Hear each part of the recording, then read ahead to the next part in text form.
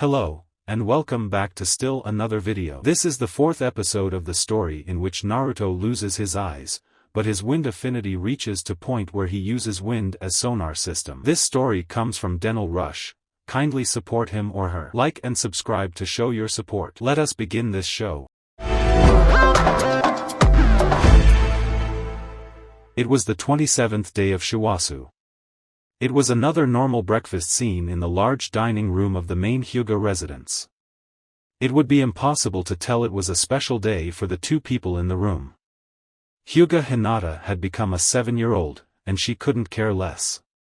As stated before, celebrations amongst the Hyugas were rather stoic. Hyugas attended these celebrations more because of a sense of duty to the clan than true interest in celebrating the occasion. Parties within the branch families were considerably better, but still far from how Hinata knew real parties were. She knew there would be a ceremony to commemorate her 7th birthday. She wasn't really looking forward to it. Her father ate calmly and quietly as if he were the only person in the room. She still couldn't gather the courage to start a conversation with him. Just a look at his stern face froze her on the spot, fearing that the slightest sound coming out of her mouth would call upon his anger. She really wished she could speak her mind. Her mind had a lot of things to say. In fact, in the past 2.5 months, her mind had become quite boisterous. While she was far from being able to speak her thoughts without her shy, nervous self striking her down, her evolution to new Hinata was progressing, somehow, she thinks. Last week, she actually obliged her tutor to give her a 15-minute break, something she would have never done before. Mayumi-sensei, your kind and dedicated work is greatly appreciated, but it seems you are unaware of your position. You are the teacher and I'm the student, yes, but you seem to have forgotten that I am Hyuga Hinata of the main family. Proceeding with the lesson would only be a waste of both your and my time.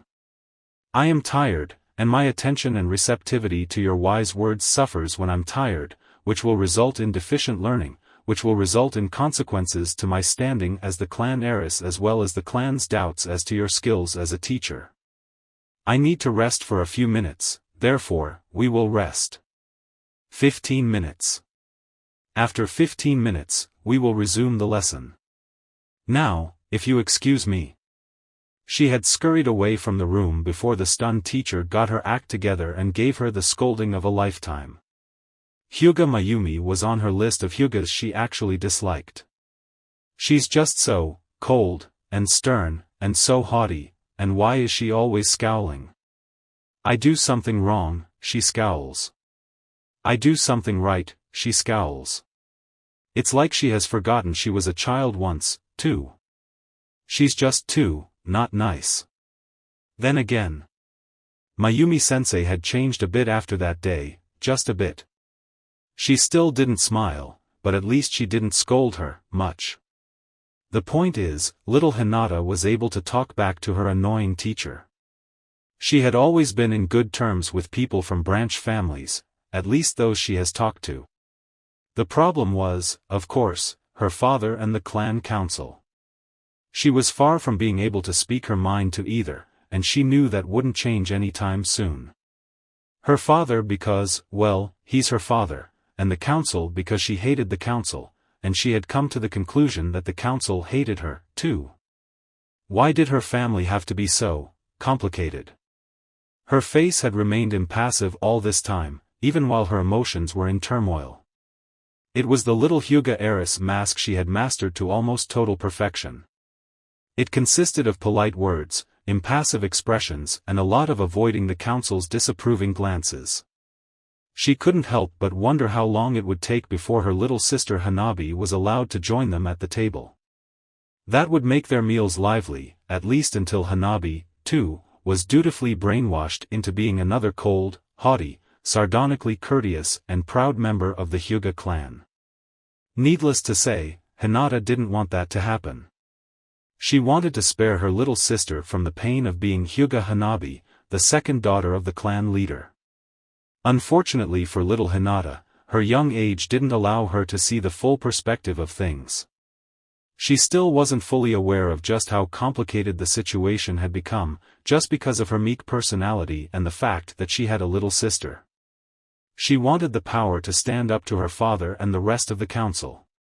It wasn't a matter of being the heiress, or her father's daughter, or a proud member of the Hyuga clan.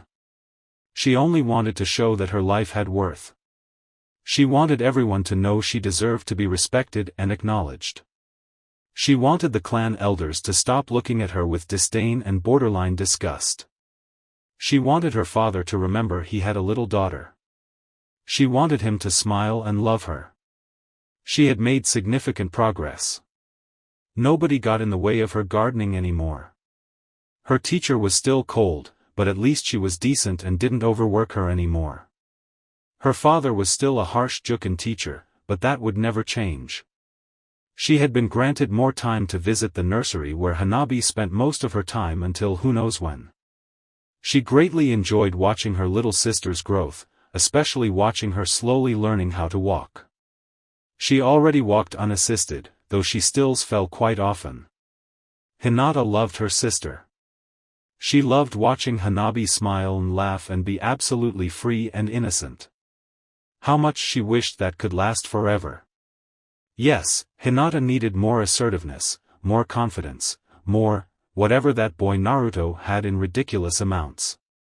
She had bettered herself as much as she could. If she wanted to go any further, she'd need help. She needed guidance. She needed him. Father. The single word was dripping with every single drop of determination she could muster. That got Hayashi's attention. He only looked up at his daughter, his face quietly signaling her to continue. I have a request. It doesn't work. Naruto yelled to nobody before slumping down on the grass with a defeated expression. 3 shadow clones poofed out of existence. That morning he had decided to train in solitude, deciding to work on his perception training someplace relatively away from the house.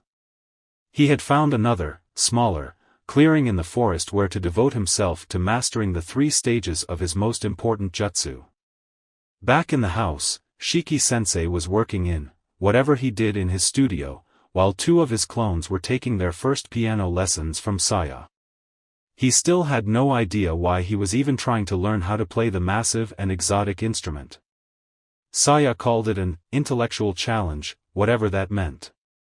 She had said she would stop by and check on his training in a while, so he knew he should get up and keep working. But he felt so frickin' frustrated. It was ridiculously ironic. The first 2 stages, flow and pressure waves, the fancy name for sounds, had proven ridiculously easy. It was basically telling the brain to do something it already knew how to do, using chakra instead of electrical signals from the skin or the ears. The problem with wave perception was that there was no information on the variables involved in the table, so he had worked from absolutely nothing, iterating hand seals often used with both futon jutsus and lesser perception jutsus and trying every single combination possible until he got a sequence of 4 hand seals that worked.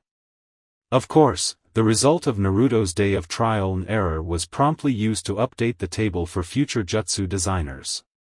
It was a lot easier to figure out the 2 linking seals that allowed simultaneous use of flow and wave perception, and Naruto had a 10-seal perception jutsu prototype. With flow perception, Naruto perceived the locations in the tridimensional space where air didn't flow, which indicated the presence of an object. His brain further analyzed the information given by his wind chakra, allowing Naruto to get a very accurate diagnosis of the object's size and shape. Wave perception was so precise and sensitive that he could even detect the sound waves created by the friction of an object as it moves. Obviously, Naruto used wave perception to track objects in motion. It was also used to confirm the position data obtained with flow perception. If the static object somehow creates pressure waves, for example, while a tree doesn't move, its branches and leaves do. The last element was, of course, the name of the jutsu. At first, he had absolutely no idea what name to use. He had made a silent agreement to keep the Fujin line. He was determined to create a whole family of wind god jutsus. They would be his trademark. So, the question was, Fujin what? His inspiration came from two sources. The first came 2 days before, during Shiki's lecture on bloodline limits, special abilities passed down genetically. Throughout the whole lesson it had been obvious by Shiki's tone that, for some reason, it was a topic his sensei didn't enjoy. When asked about it, Shiki only reprimanded Naruto for asking pointless questions, and continued his discourse. Saya had a few more things to say. Please excuse my husband, Naruto. Bloodline limits, they are a delicate topic for us.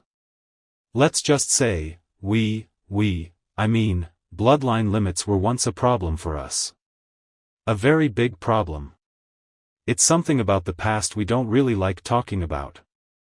I guess we'll eventually tell you about it, but it's not easy for us. Please understand. Naruto understood. He knew he wasn't the only person with painful memories. He, too, would have liked to keep the fact that some psycho attacked him and drove him to the brink of death as well as total and permanent blindness a secret from as many people as possible, but he guessed it was a truth rather hard to hide. In any case, Shiki made a point to comment on the two most notorious of Konoha's bloodlines, Byakugan and Sharingan. Naruto didn't fail to notice the snort that followed the first and the tone of sheer disgust that was used with the second. Whatever happened to Shiki that made him hate bloodline limits, it was huge. The point is that, once Naruto learned that Itachi was even more ridiculously badass than he had imagined, even if he agreed with his teacher, Sharingan's ability to copy jutsus was beyond cheap, he also noticed the simple little pattern. He concluded his new perception jutsu had to have a "gon" somewhere in its name. Which one? The desired "gon" word actually came from his memories. The day before, Saya asked Naruto if he knew how to read and write. Naruto told her about little Ichiraku Ayame, who actually was the first person who tried to teach him those two very basic skills. Of course, there was a limit to what a little girl could do. However, much to Naruto's joy, there was also Nara Shinobu, a librarian at the Konoha village library. Fortunately for Naruto, the woman in her early 20s, like most Naras, followed a very simple mindset. Being a book addict herself, her moral principle was ridiculously simple: if he's interested in books, he cannot be that bad. Of course, Naruto was only following his becoming smart to be acknowledged idea, which drew him to the library in the first place. Shinobu, who easily noticed the kid was as lost as a dolphin in Suna, pretty much took her under his wing. Naruto would only visit the library when Shinobu was around. He didn't get along nearly as well with the other librarians. That reminded him. I haven't seen Shinobu Nichan in a while, and I promised Tenchan I'd visit her again. And how long has it been since the last time I had ramen? Ugh. Naruto groaned. Truly, within the cloistered world of Training Area 69, he felt disconnected from the rest of the universe. Back on topic. On their few meetings in the library, Naruto had become very aware of Shinobu's most notorious quirk.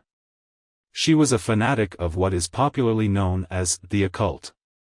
Considering they live in a shinobi village of all places, there weren't that many things they could call paranormal. Still, Shinobi always carried with her a pile of books and folders with narrations and reports of things ordinary people would deem unexplainable. Her hobby was classifying these events between doable by ninjas and mysteriously mysterious.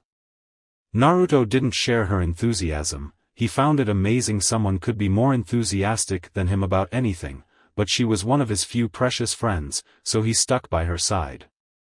And that's how Naruto learned the basics of reading, courtesy of books on the supernatural. It didn't matter much anymore, since he couldn't read without eyes.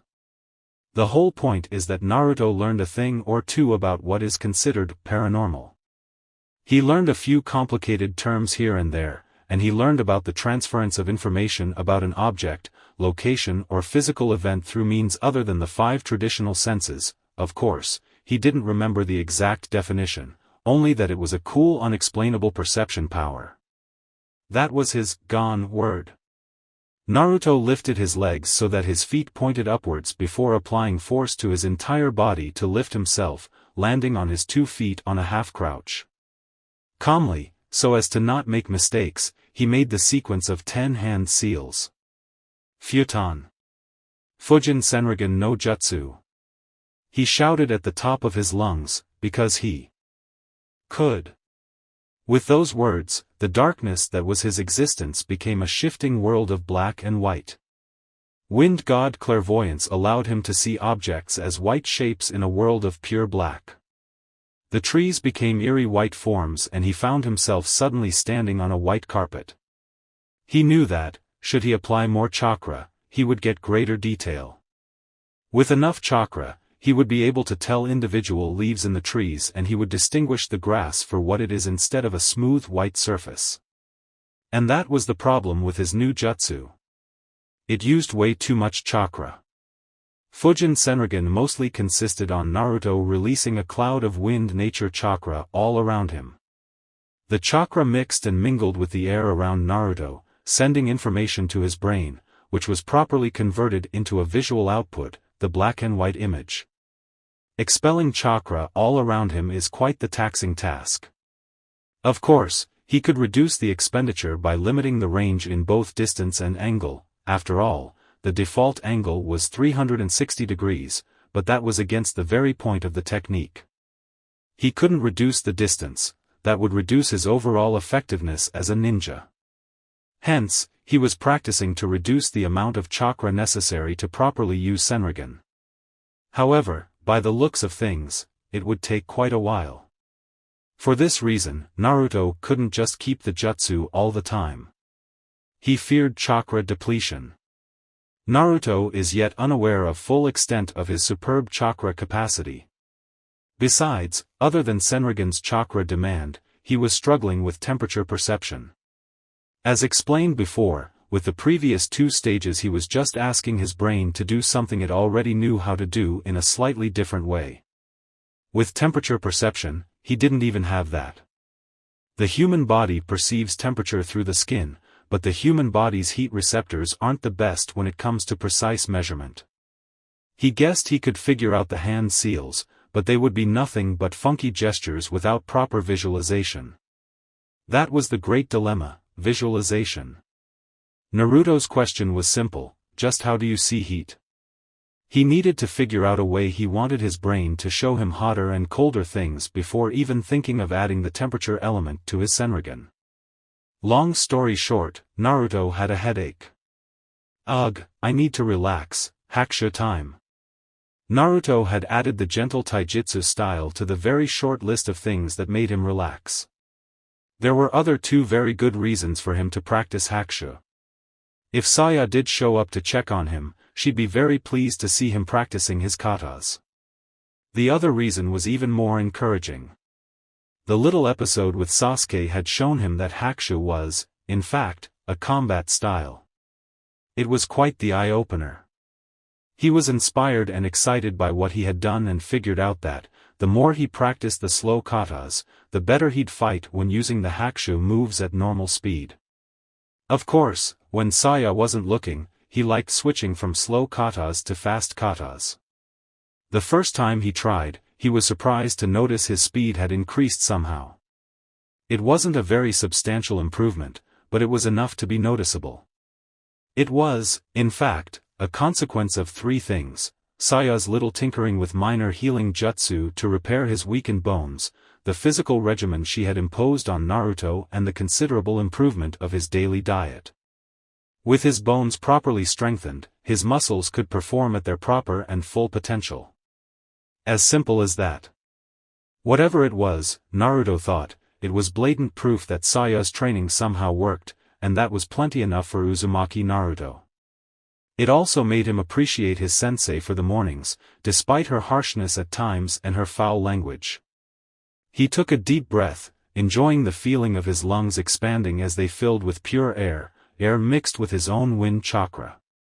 One of the unexpected and unnoticed consequences of Naruto's wind technique was that the wind nature chakra cleansed and purified his respiratory tract as it flowed through it. Naruto would never suffer from a disease related to his respiratory system, not even the mildest irritation. Despite the chakra expense it involved, Naruto used Senrigan as often as possible, for two reasons. First of all, the only way he could improve its chakra efficiency was using it and testing it. Second, it allowed him to see. True, it wasn't nearly as good as real sight, but he could see things. He tried to imagine his life without the Horizon couple and Hyuga Hayashi. Of course, he could have died if Mr. H hadn't found him, but what if he had survived somehow? Having to spend the entirety of his life looking at nothing but black didn't excite him in the slightest. But Hayashi-san found him and took him to a safe place. Sayanichan healed him and, together with her husband, gave him the push he needed to not give up on life. Even if he never figured out temperature perception, what he already had was so incredible. But it's not enough. It's not enough to be a ninja. I'll figure it out, no matter how long it takes. His self-encouraging thoughts brought a smile to his sweaty face as he performed the katas at a slightly faster pace than normal. As his body worked, he tried the one thing on which Senrigan had normal eyes completely beat, all-around perception.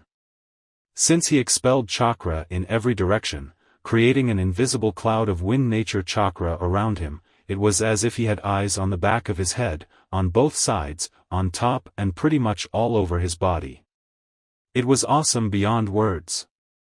He had already made plans to show up in the middle of the Hyuga clan grounds and yell, "Eat that, jerks," at the top of his lungs. Of course, he'd have to apologize to Mr. H, who, unlike most Hyugas, thanks to Shiki's lesson, he had already recognized the Hyuga clan as those white-eyed stuck-up jerks, was actually pretty cool. Like Itachi and the Uchiha bastards.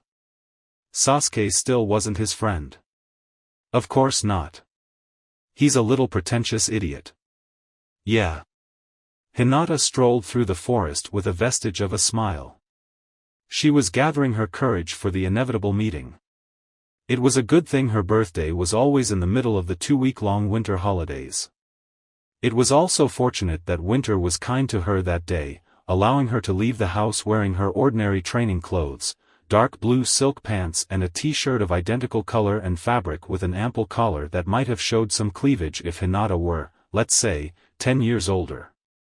In fact, her clothes, combined with her curiously shaped bowl-cut hairdo, might have made her look a bit boyish. Fortunately, or unfortunately, who knows, Hinata would be an early bloomer. 5 years later, nobody would be able to take her for a boy. She had to be grateful with her father. Not only had he given her directions to the boy's house, he had also allowed her to go unguarded. Either he was unusually lax that day or he was absolutely sure she was safe in the training area at 69. It was probably a combination of both. She was allowed to visit the Horizon grounds, but not before being reminded of the celebration in honor of her 7th birthday, which would take place at dinner time. While she was promised privacy, she was sure there were bodyguards standing guard right outside the boundary of the Horizon grounds. They would only appear before her if they considered she would be late for the family meeting if she stayed any longer. All in all, she had the whole morning and a good portion of the afternoon to meet and talk with Naruto. There was, however, a little problem. Her father gave her directions to Training Area 69. How was she supposed to find the house once within? Unfortunately for her, Training Area 69 is quite large. Of course, little Hinata ended up hopelessly lost. It hadn't been that long since she admitted to herself she had no idea where she was, but each and every second after that felt excruciatingly long. It was also the first time she was completely on her own, and her father had only allowed it because she had so eagerly requested it, on her birthday, even. So far her little forage on the outside world hadn't turned out well at all. She was scared, but her new Hinata philosophy demanded her to be strong. She needed a sign, an indication, anything to tell her where to go, but the forest, no matter in which direction she looked at, showed her nothing but the apparently endless sea of trees. Byakugan wasn't any help, her range wasn't much greater than her normal sight, and she couldn't see anything but trees everywhere. Somebody help me, anyone, anything. The heavens answered to her prayer in the form of a particularly loud blonde. Of course, considering the distance, his loud voice reached her barely louder. Then a murmur. Futon. Fujin Senrigan no Jutsu. Hinata perked up and didn't hesitate to follow the voice. While her short, uneasy steps guided her, her mind shared its conclusions. First, she recognized the voice. It was precisely the person she was looking for. Lucy Ky. Hinata was already acquainted with the significance of the word futon. It meant Naruto was using a wind jutsu. Of course, she didn't know a thing about wind jutsu, and she had absolutely no idea what a jutsu named Wind God Clairvoyance technique could possibly do. She could only hope that, if it was an offensive technique of any sort, she wouldn't end up in the receiving end of it. She was over half a decade too early from learning Kaiten. It didn't take her a minute to find Naruto. However, acting out of sheer subconscious reflex, she hid behind a nearby tree, only her head peeking out of her pathetic hideout to look at the boy. She could have just used Byakugan to see through the tree, but at this point it should be quite obvious that she's not thinking things much. First impressions are always important, no matter how many times we claim otherwise, and Hinata's first impression was quite appealing. She was aware it had been over 2.5 months since that fateful night, but it was still hard to believe she was looking at that poor boy in the brink of death. If her father hadn't assured her that Naruto was completely and permanently blind, she would not have believed it. It wasn't the first time she saw a cheongsam, but it was certainly the first time she saw a boy wearing one, even if she was aware of the existence of cheongsams for males. However, it simply wasn't the kind of clothes commonly used, not even by females. She had always thought they were a very elegant and feminine attire, and it was obvious the same applied to Naruto's new look. Well, the elegant part. In fact, Naruto looked anything but feminine.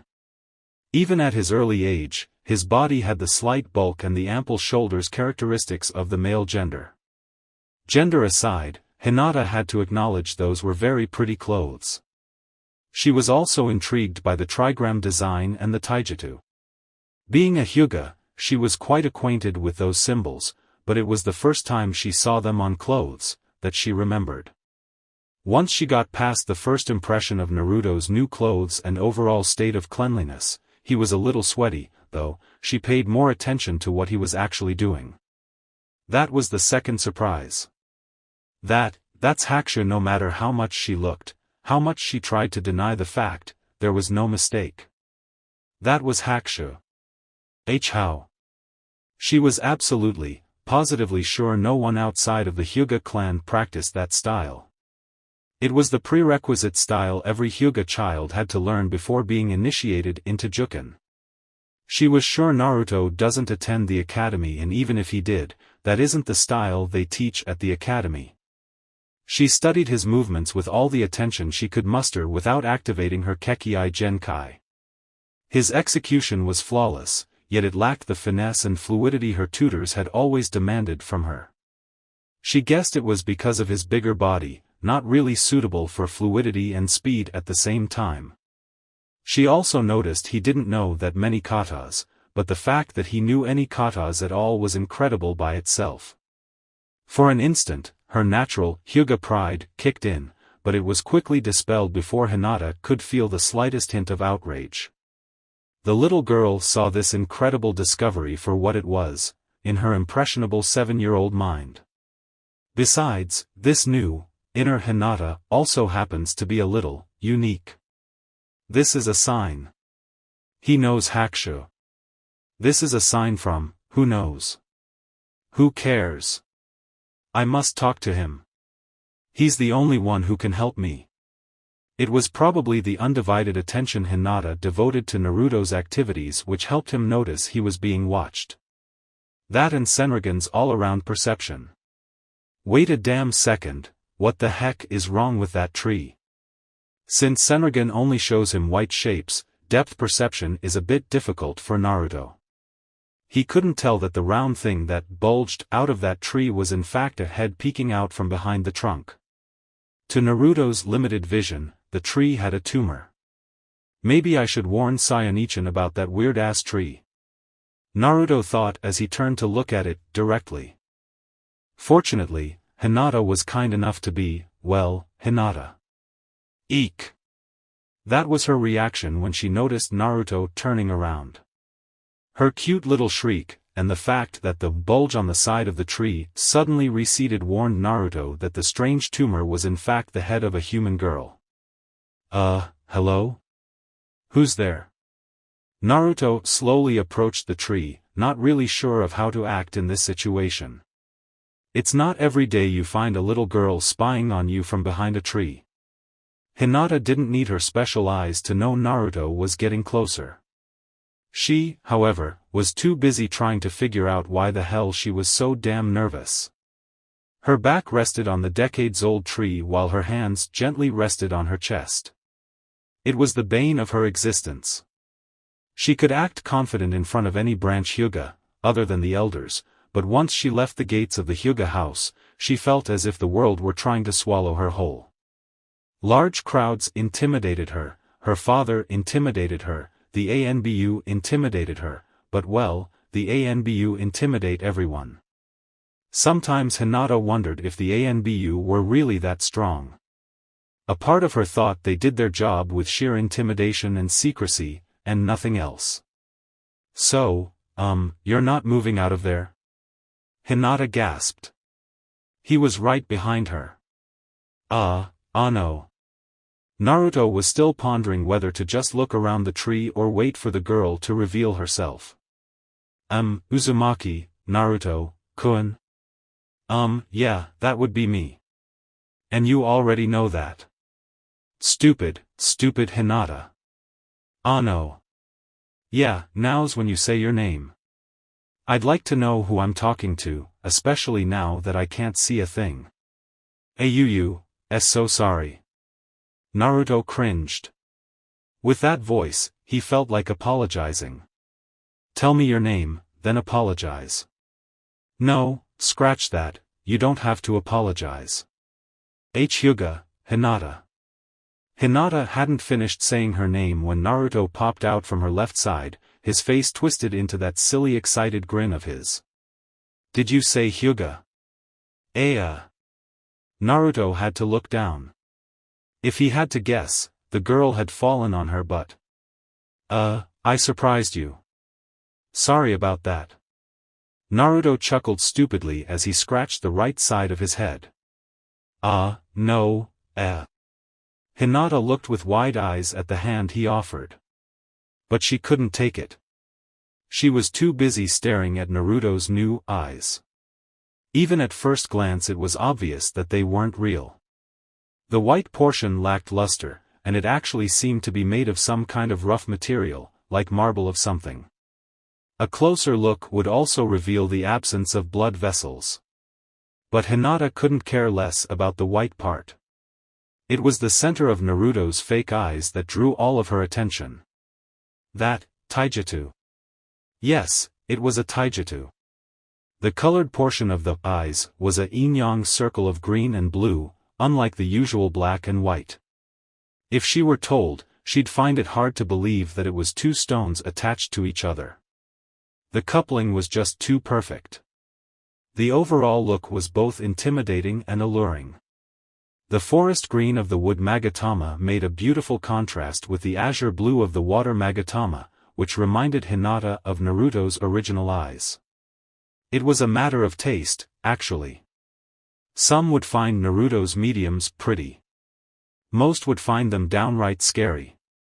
But the looks of the Magatama weren't what attracted Hinata, actually. Naruto's eyes were glowing. Shiki would eventually explain that the faint glow that sometimes could be seen from within the Magatama was in fact Naruto's chakra as it flowed through the body circuit. Hinata had no way to know this, unless she used Byakugan. She only knew there was a faint glow within Naruto's false eyes. It was eerie, but the young Hyuga also found it very pretty. It reminded her of fireflies. I don't think my face is that interesting. Hinata shook her head very slowly. It is, eek. Her face felt like it was about to burst, after she was caught staring. She covered her face in shame, completely forgetting about the fact that Naruto couldn't really see her blushing. In the girl's mind, the whole thing had ended in utter failure. Stupid, stupid, stupid Hinata. Strangely enough, Hinata argued with her own mind, quickly coming up with a valid excuse to justify her, Hinata-ness. But I wasn't ready for those, pretty, Hinata, you idiot. What is he doing now, Jaya? Tired of waiting for Hinata to take his hand, Naruto grabbed her by her left arm and lifted her like a feather. Strong.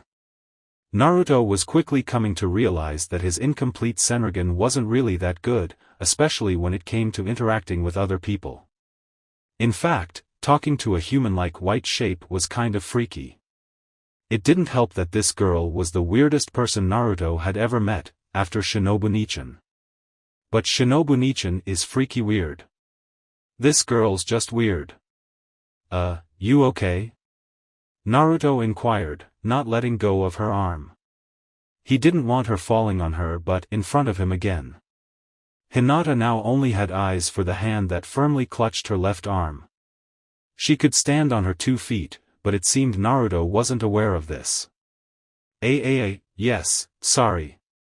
Naruto frowned, closing his eyes to make his famous vulpine face. You apologize too much. Hinata didn't know whether to feel ashamed or angry about that comment. No, your hand. Sorry, I can let go now, I guess. An uneasy silence ensued, neither of the two knowing what to do or say. It took Naruto remembering what the girl had said before the whole falling episode occurred for the conversation to be resumed. Did you really say Hyuga? Do you know Hayashi? In an unbelievable bout of insight, Naruto managed to correct himself in time.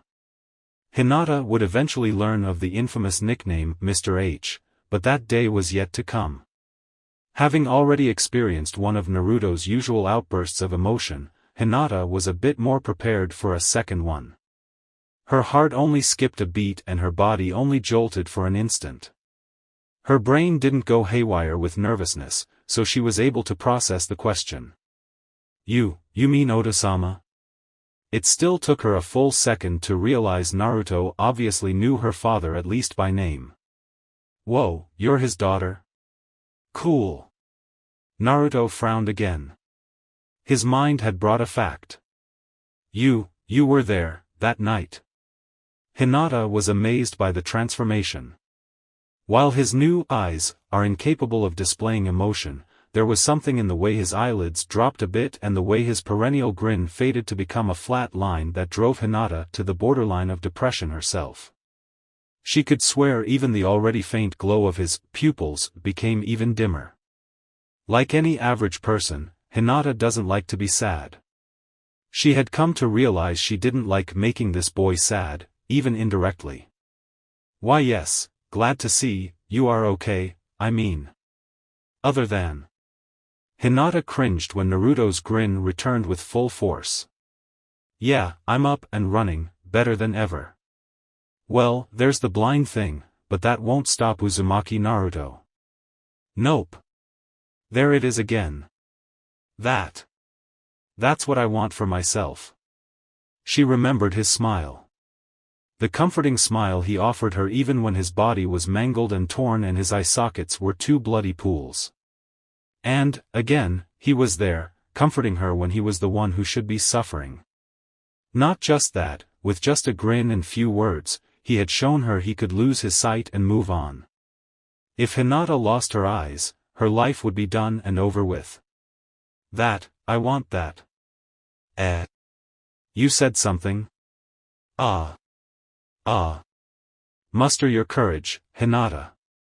En na Naruto-kun, can we talk for a while? Naruto shrugged. Well, should be practicing my hakushu, and find a way to make that stupid heat perception work, but it's not every day Hayashi's daughter comes for a visit. Come here. Naruto walked back to sit on the same place where he had slumped down a while before. Leaning his back the nearest tree, he waited for Hinata to sit down in front of him. So, you're Hyuga Hinata? Why yes. Naruto grinned widely. Hinata thought it reminded her of her little sister. Hina-chan. And me? Hanabi also called her Hina. But that's because she still cannot say her older sister's name right. Yep. Well, I don't see anyone else around here. Yep, definitely like Hanabi-chan. Hinata thought at the sight of Naruto's silly grin. Hinata didn't know if comparing Naruto with a 2-year-old was a good thing or a bad thing. It was interesting that Naruto seemed to have absolutely no trouble addressing her with such familiarity. It was also interesting to realize she didn't mind in the slightest. Nah, Hina-chan, why are you here anyway?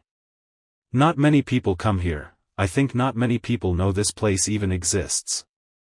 Ah, Oto-sama told me about this place. Ah, of course, but why hasn't he come to visit? I guess I'll have to look for him myself. Ugh, that will be troublesome. Wait, did he send you or something? And no, I came on my own. This is kinda embarrassing.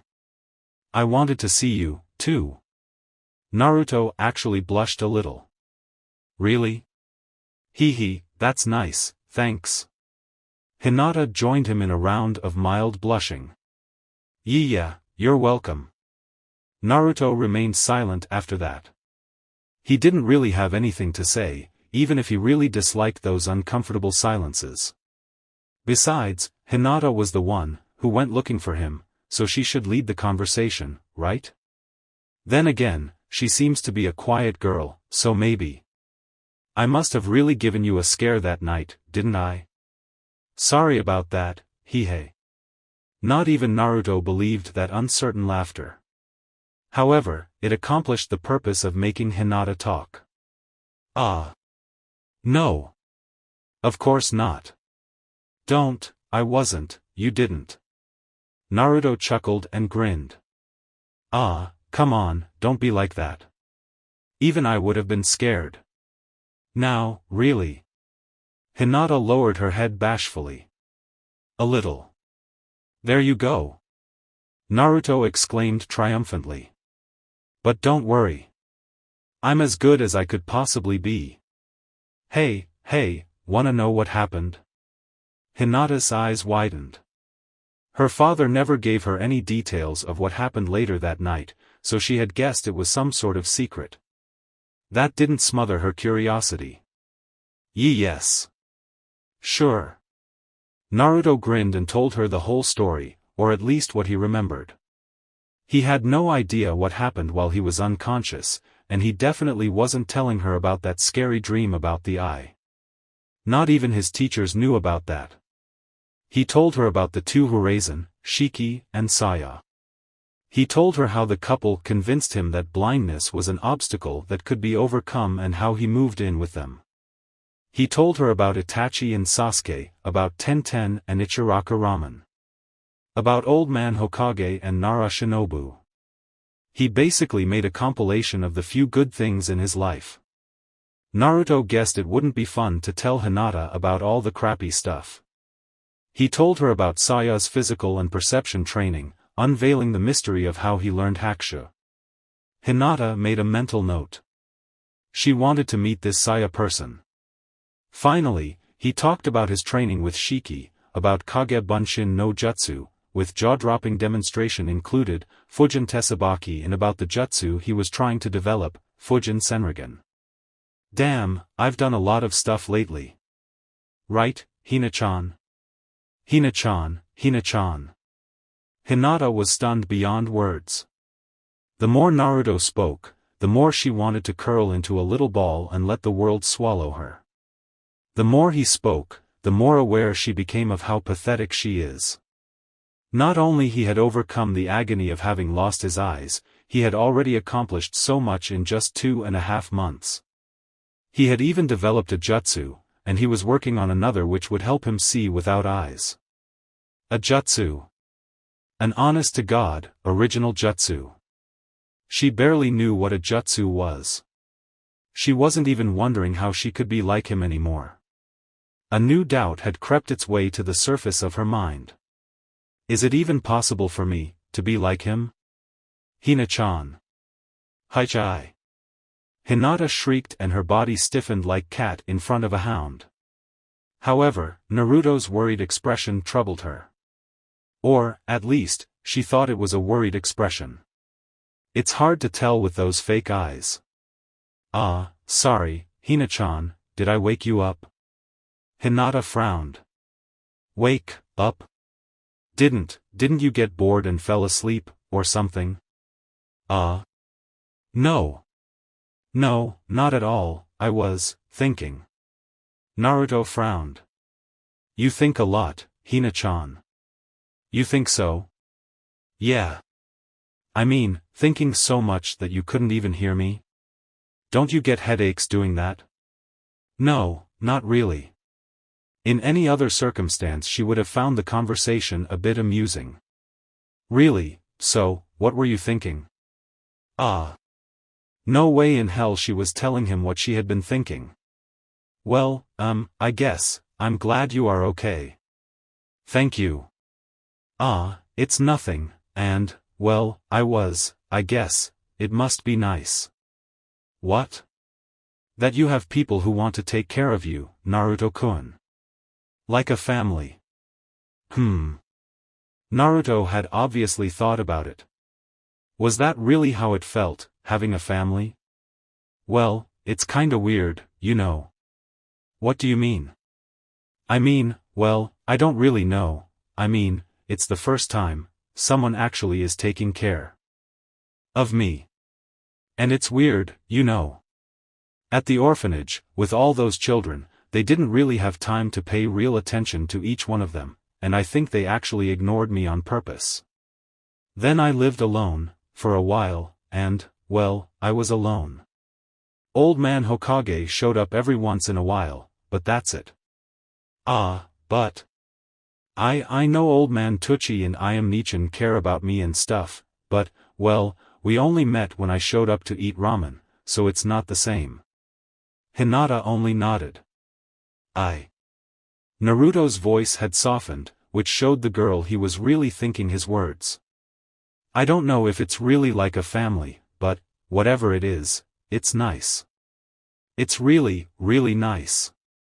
I mean, Sayonichin's really cool and nice. She hugs me a lot, but I don't really mind. She also taught me hakushu, and it's really cool. I'm really becoming stronger. Oh, and her meals are great. She doesn't like making ramen, but I guess life isn't perfect. Naruto pouted after that last part. Hinata giggled.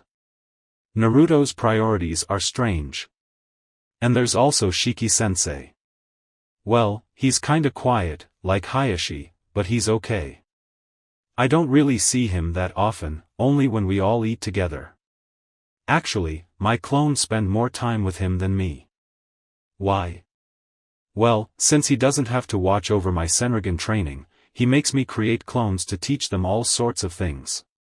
Anyway, Shiki-sensei is really serious and stuff, and sometimes he uses difficult words and I don't get a thing he says, but he teaches me lots of cool things. He promised he'll teach me how to make exploding tags. That will be awesome. But he didn't tell me when. Oh, I'll just bug him until he teaches me. Naruto's grin was contagious.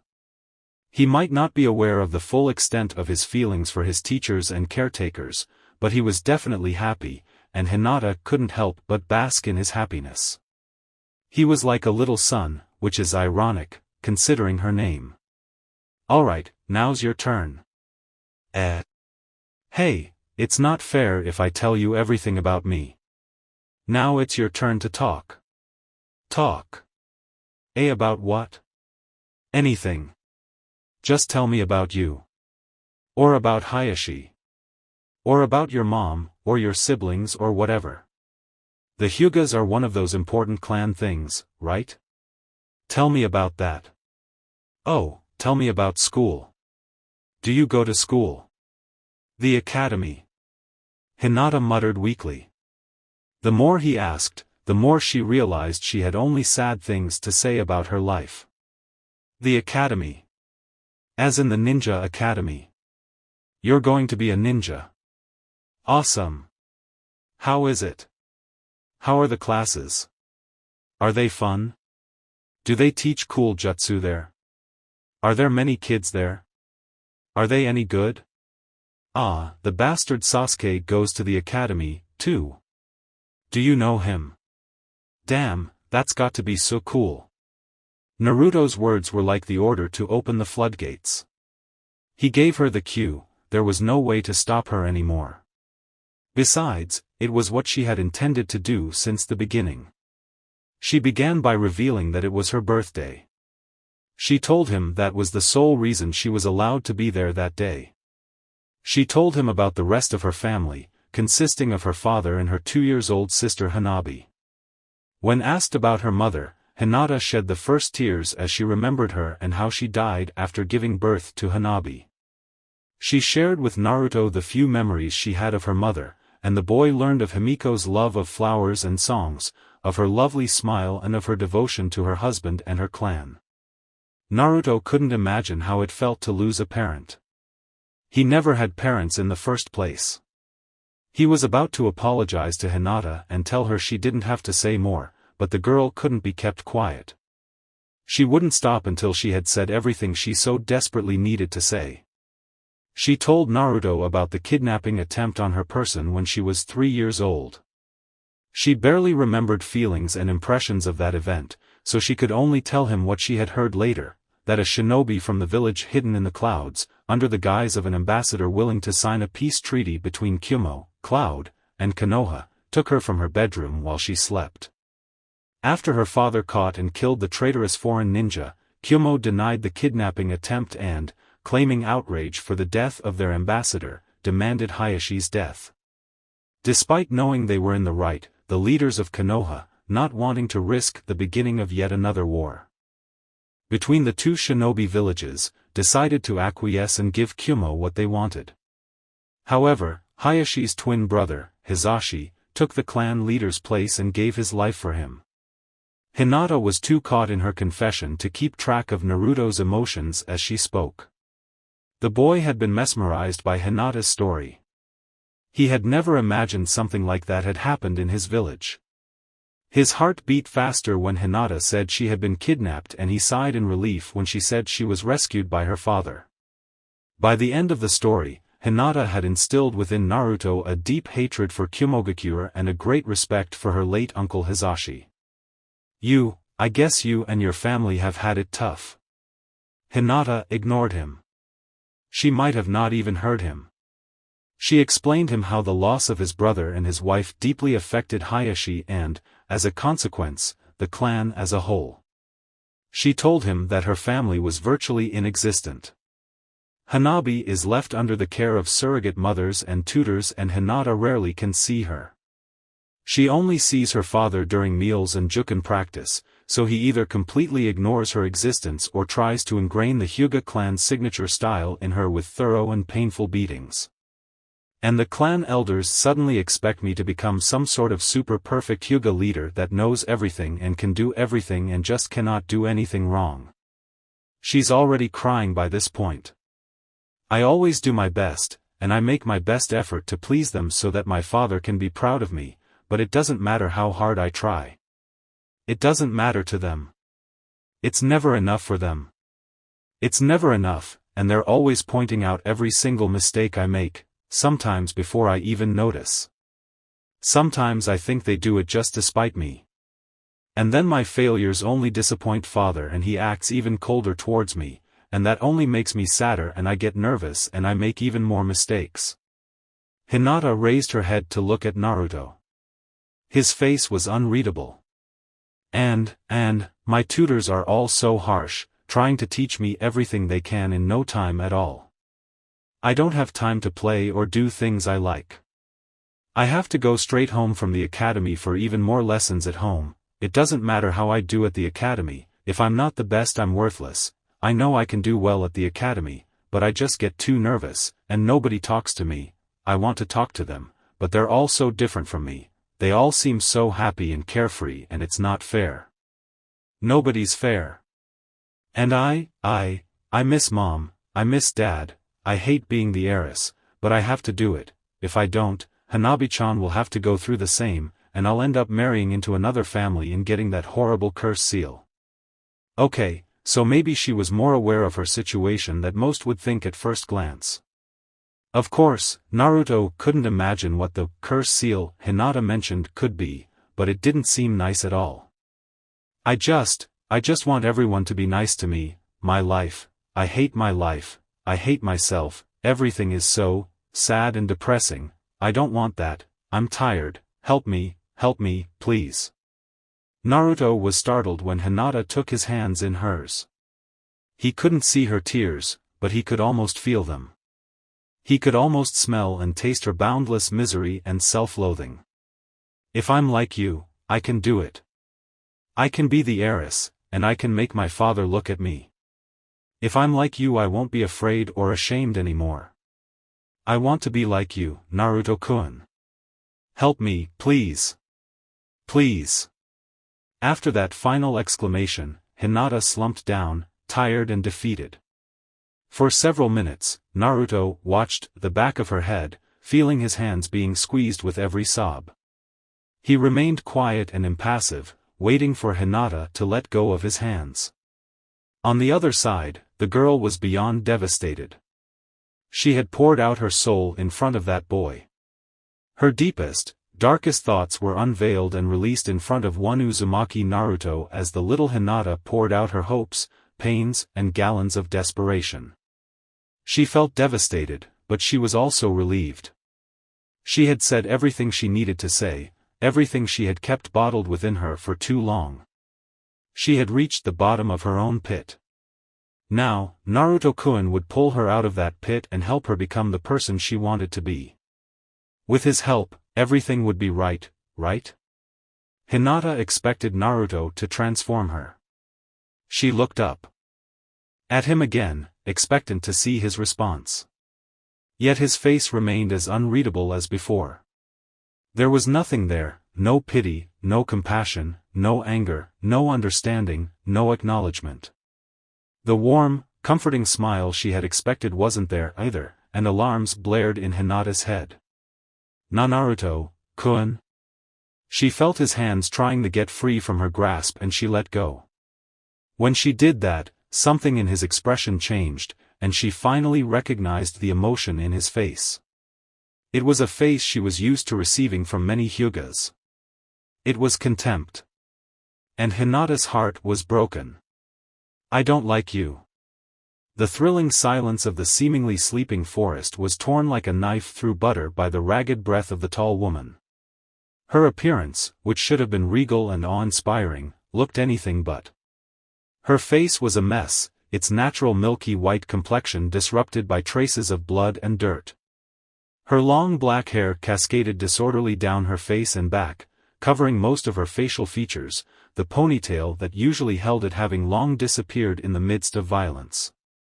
Her pupil-less lavender eyes, normally calm, warm and tender, glowed with uncontrollable fury and frustration.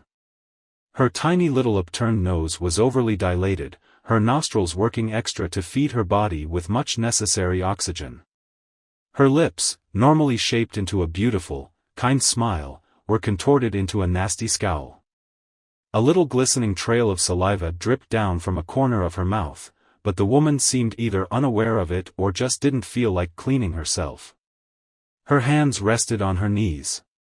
Her body was arched forwards. The dark blue jumpsuit she wore, unlike a certain other taijutsu artist, actually looked decent on her, following the shapely curves of her small but perky breasts, her slim waist, her wide hips and her slender, athletic legs built for melee combat. 12 yards away stood the object of the woman's frustrations.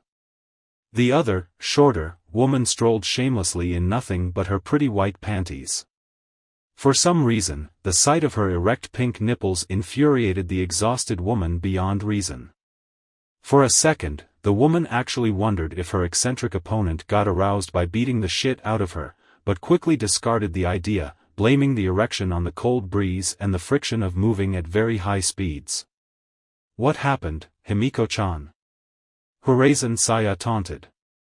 "Wasn't today supposed to be the day you defeated me?" The taijutsu master kept her muscles warm by jumping stupidly on one foot and then the other, and Himiko found herself following the hypnotic little bounce of Saya's B-cups. Himiko had always been a bit too conscious of the size of her breasts. She found it unfair that a midget like Saya could have a bigger chest than hers, even if the difference was minimal. Shut up. Himiko growled, a very unsightly behavior coming from a hyuga. She had sworn that morning when she woke up that she would challenge and defeat her sensei that day. She had never felt so ready in her life. Himiko was a woman of little ambition. She actually looked forward to living as nothing but a devoted housewife. She was being courted by her childhood friend and sparkling new clan leader, of all people, and, surprise, she found herself actually falling in love. She loved Hayashi and she couldn't wait for the day her silly sweetheart actually gathered his guts and asked her to marry him. She was 25 years old, for Kami's sake. She wasn't getting any younger. And the elders would get a piece of her if they got in the way. So, yes, Hyuga Himiko is a simple woman with simple wants. In that moment, her only ambition was to remove that smug smirk off her damned sensei's little prepubescent face. Why couldn't she defeat her? Why was it that, no matter how many years she trained, how many styles she mastered, the difference between them was still so abysmal? Didn't you have enough already, Himiko? Stop this idiocy and let's train properly. No.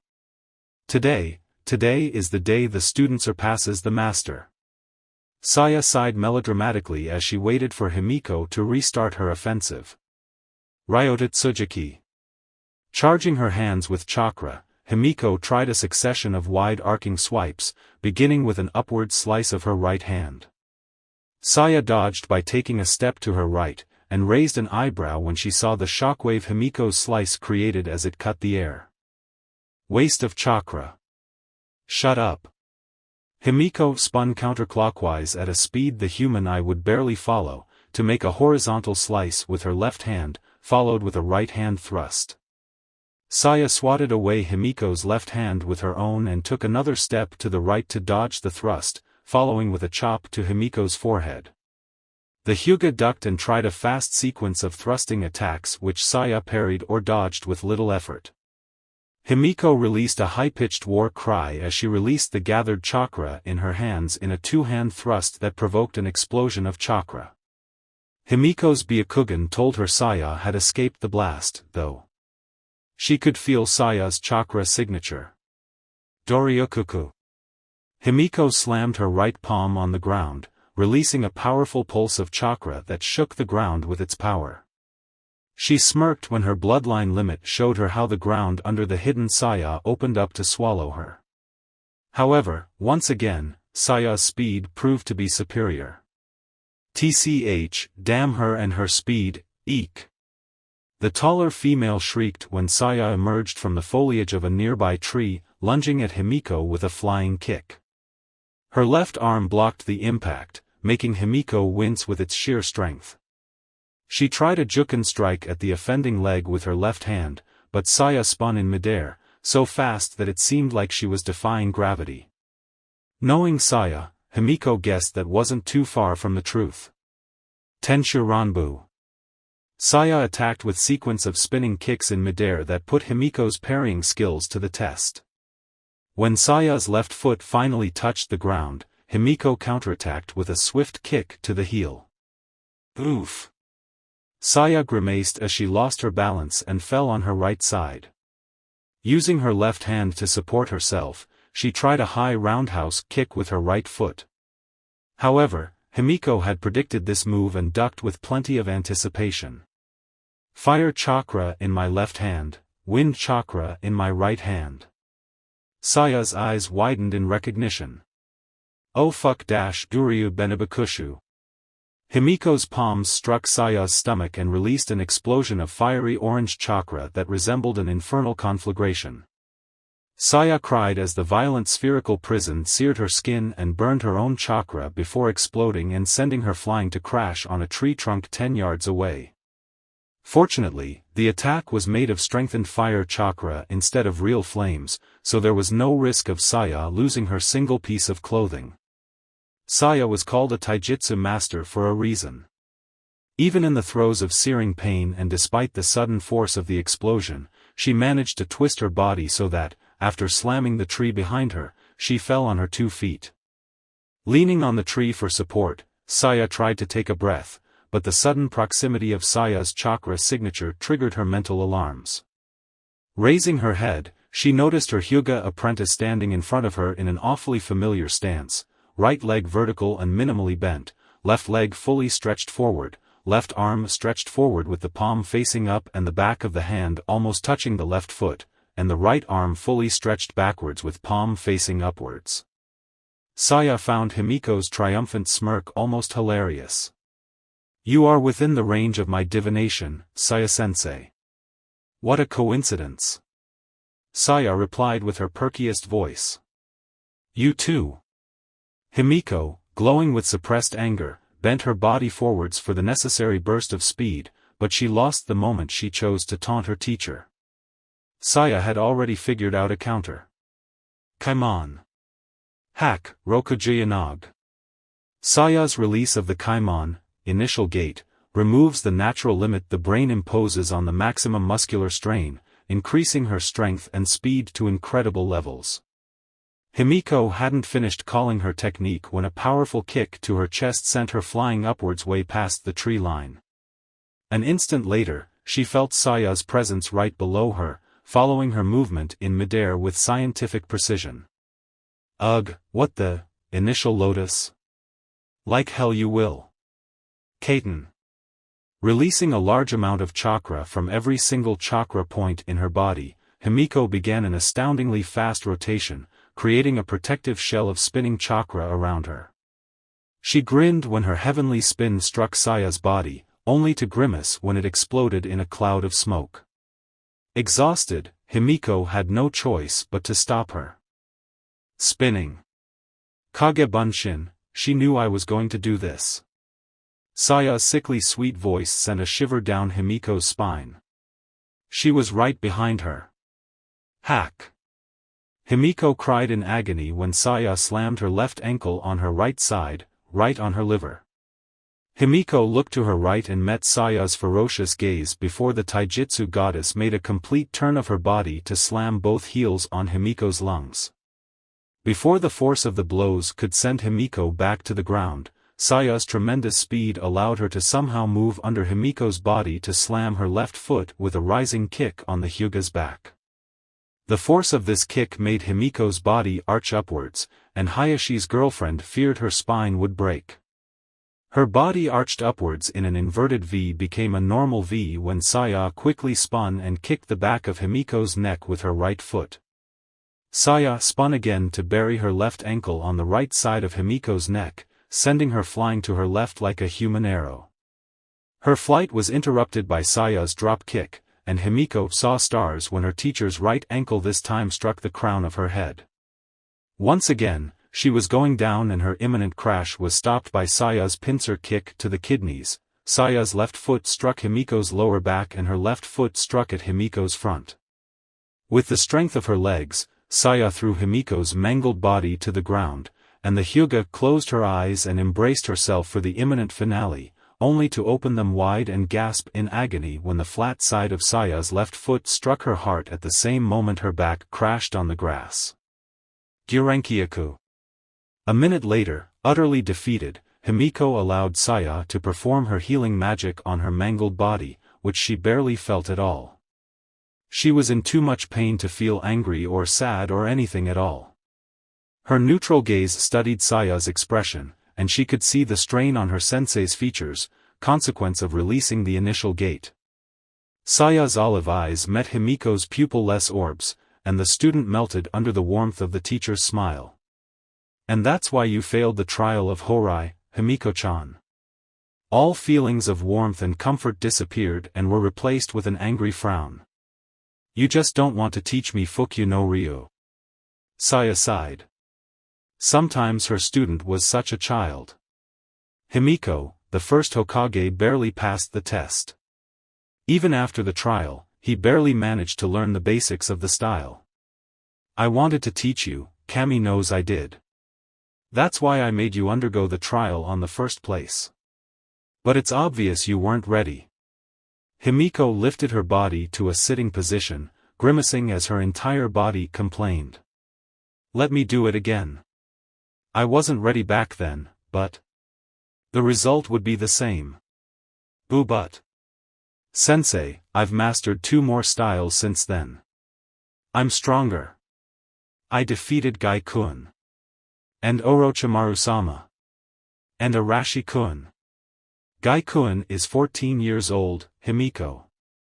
He's just a genin. A very talented genin, but a genin nonetheless. Your fight with Orochimaru was taijutsu only, of course you won. And Arashi-kun didn't use hiration. Himiko pouted. Sure, ruin my little victories. Saya smirked evilly. Tsunade beat you. Only because she managed to catch me. Those bitch slaps of hers hurt. Saya chuckled and helped Himiko get back up. However, it proved to be impossible. Her body simply wasn't responding. Saya knelt by Himiko's right, offering an apologetic look. Himiko, it's never been about how strong you are or how good at taijutsu you've become.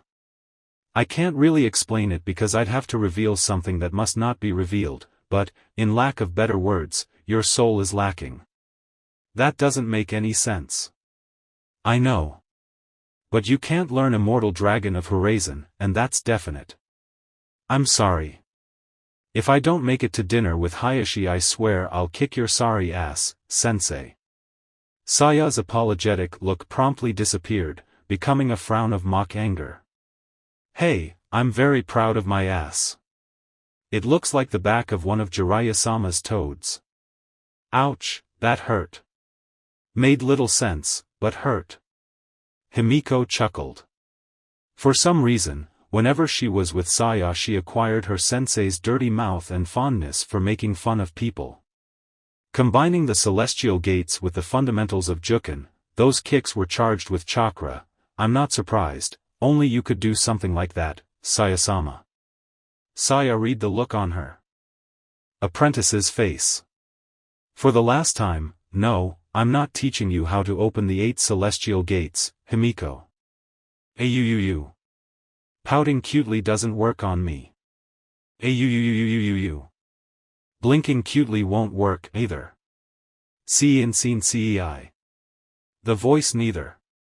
Damn it, Himiko, I don't swing that way. And people say I'm the pervert. Himiko's face straightened. Well, sensei, you are a pervert.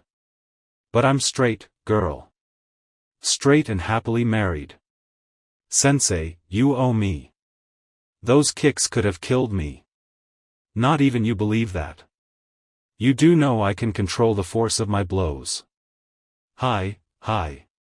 They remained silent for a few minutes, while Saya fully recovered from the strain of the initial gate and Himiko gained enough strength to stand up. Sensei. My children, will you train them too? Saya frowned, and then smirked. My children, you say? So you've already gone that far on your plans with Hayashi-kun? Saya lowered her face until it was mere inches away from Himiko's. The proximity plus the almost total nudity made Himiko feel very uncomfortable. Hey, you too, have you done it? Blood flooded Himiko's normally pale face, becoming a very noticeable crimson. Do-done it. Saya laughed heartily while Himiko shyly lowered her head and fiddled with her fingers as she muttered who knows what. I love that flustered face of yours, Himiko-chan. Saya woke up with a frown. That's happening more often these years. By that, Saya meant dreams involving past memories. She guessed it was yet another sign of age and decay finally catching up to her. She was surprised she could still dream at all. She guessed that, as long as she had enough chakra, her body could work like any ordinary human body, to the point of manifesting dreams while she sleeps. She did wonder why she saw that one amongst all her memories. Are you trying to tell me something from the afterlife, Himiko? Saya knew every day that passed without an apprentice was a day wasted and completely lost. Even if Shiki wouldn't say it out loud, Saya knew it was pretty much definite that Naruto would become the heir of Shiki's Fuinjutsu. The kid was pretty much made to be a mid to long range heavy ninjutsu specialist. The combined offensive-defensive capabilities of Shiki's seals were perfect for the kid. Even better, Naruto would have lots more chakra than Shiki, which meant he could use the seals again and again and again. Saya shuddered. Naruto wielding Shiki's seals would a sight to behold. Just like hordes of Naruto shadow clones spamming shuriken shadow clones or Naruto using Juken with the Kyuubi's demonic chakra. Where do I get those insane ideas from? Her musings was interrupted by the sounds coming from the piano. Two shadow clones of Naruto were still going at it, repeating the exercises Saya had appointed for them, basically keying all the 8 octaves from first to last consecutively and then backwards. Both Naruto and Saya knew the piano lessons were more of a game between the two. While not impossible, learning how to play the piano would be extremely difficult for the blind Naruto, unless he figured out Senrigan. The clones told her they had to pull out even more chakra to Senrigan for them to be able to tell the black keys from the white keys by the difference in height. Shiki and Saya knew that Senrigan was far from a usable jutsu.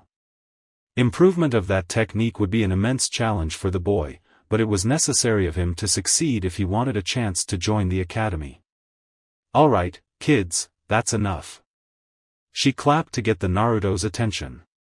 Ah, Sayane-chan, you woke up. How did you even know I was asleep? Well, you went awfully quiet.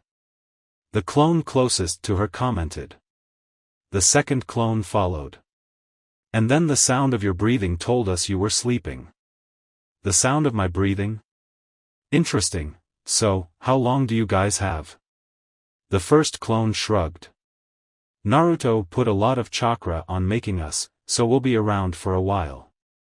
What should we do, Sayane-chan? We tried calling out Shiki-sensei to teach us something, but he won't answer. Saya snorted. He never answers once he locks himself in that room. Well, why don't you try the laundry? Ayuyuyu. Since the week before, Naruto had started to help with the house chores, as his perception skills had improved considerably. You two sweethearts do that and I might consider teaching you something after you're done. Alright. Laundry it is. Saya watched the two eager clones as they went to Naruto's bedroom to get the dirty clothes. There was an evil grin on her face. By the time you're done, you'll be out of chakra, little idiots. Now, I guess I should check on the real Naruto. I hope he didn't go too far. What? That wasn't supposed to happen. That wasn't the way Hinata had pictured it. Naruto was supposed to understand her. Comfort her. Acknowledge her. Support her and guide her. He knows her pain, the pain of being belittled, ignored and disrespected. Then, why? I don't like you, Hyuga Hinata. What? Why? She could feel even more tears pouring out of her eyes. Naruto was supposed to be her last and strongest support, her beacon to lead her to a bright new life. With his disapproval, Hinata felt the last vestiges of hope crumbling down. At this rate, her sanity would follow. Because you're weak, and the only thing you do is whine about it. Hinata cringed by the intensity of Naruto's words. But nothing. Your clan thinks you are a loser. Prove them otherwise. But how? They think you're not working hard enough? Work twice harder than any of them. That. You think they're being mean to you. Tell them to stop. Hinata gasped. I could any dash, you just can't sit down and cry and hope for someone to show up and be nice to you. Believe me, I know. You clan sucks. Try to change it. If anyone has a chance to do that, it's you. You're the frickin' heiress. It won't be easy, but nothing is. You just want an easy way out of your sucky life, and that's why you're a loser. Life doesn't work that way, Hinata. Get real. Naruto had stood up at this point, barking down words at the shivering, crying Hyuga princess. He couldn't see her face, which was probably for the best, and she had long ago lowered her head to avoid looking at his. I need. You can't even talk back to me. That's just sad. Anything she might have wanted to say was interrupted by a trail of sobs. You say you are sad. You say your life is horrible. You have done absolutely nothing to change that. Wah. You and I both know your father is a good person. Have you tried standing in front of him and telling him, Father, you frickin' daughter is here? But, Father. Those stupid elders look down on you because you are weak. Show them you are strong where it matters. Show them you won't let them treat you like worthless trash. Show them you're better than them. I can't. You want victory without a fight. That makes you both selfish and stupid. I don't. You complain about others and you only let them do as they wish with you. I don't. Hinata's shaking had reached its physical maximum. She clenched her fists, grabbing the cloth of her dark blue pants in an attempt to control herself. You want to overcome your problems but you freeze in the face of a challenge. You're a coward. I don't want. She bit her lower lip until it got dangerously close to bleeding. You expect someone to tell you how to solve your own problems. I can tell you expected me of all people to somehow solve all of your problems for you. Seriously, how fucking ridiculous and selfish is that? I don't want. Hinata's bloodline limit triggered without her command, the veins around her eyes popping out as her perception increased to supernatural levels. No one can't help you. If you want to succeed, you have to do it yourself, but you are so afraid of failure you're not even willing to try. You're cowardly, weak, you're just plain pathetic. Hinata cringed at the way Naruto almost hissed the word pathetic. I don't want to be that person. She finally finished a sentence, but it seemed to have taken everything she had. Naruto smirked and went for the kill. Your mother. He said, his voice barely above a whisper as he leaned closer to Hinata. She would be ashamed of you. The next thing Naruto knew, he was sprawled on the ground several yards away from Hinata, clutching his chest tightly as he groaned in pain and coughed up blood. Hinata looked at Naruto's prone form, stunned. Then she looked at her right hand, then back at Naruto. It didn't take a genius to figure it out. She had used Juken on Naruto. Oh God. And Naruto-kun. She was by his side in an instant. Are you alright? I could have killed him. It was obvious that Naruto was anything but okay. His coughing hadn't receded, even if no more blood seemed to be pouring out of his mouth. What the hell was that? His voice was hoarse and it was obvious he struggled to speak. Hinata's rightful anger had pretty much disappeared. Oh God, I'm so sorry. I hit you with Juken. I don't know what kya. Hinata flinched when Naruto grabbed her left hand. She tried to pull away, afraid of Naruto's possible response to her aggression, but the look of amazement on his face stunned her. That was Juken? Yes. Naruto was up in an instant, startling Hinata one more time. She had done that a lot that day. That was dash, he was interrupted by one last round of coughing. Hinata grimaced. She felt horrible. How could she have used Juken? Then again, she had never been so angry in her entire life. And what happened to the boy who had been insulting her just a minute ago? That was awesome. Seriously, what's wrong with you? You have such a kick-ass technique and you say you're weak. The amount of emotion in his words intimidated her. She found it better to just fidget with her fingers. Ah no, I'm not really very good at it. What? It gets better. Damn. Naruto sat down again. He really wished he could at least see the eyes of the person he was talking to. After a minute or two of absolute silence, Hinata dared look up at Naruto. Ayano. What? Naruto's voice was full of mirth. Not what Hinata expected in the slightest.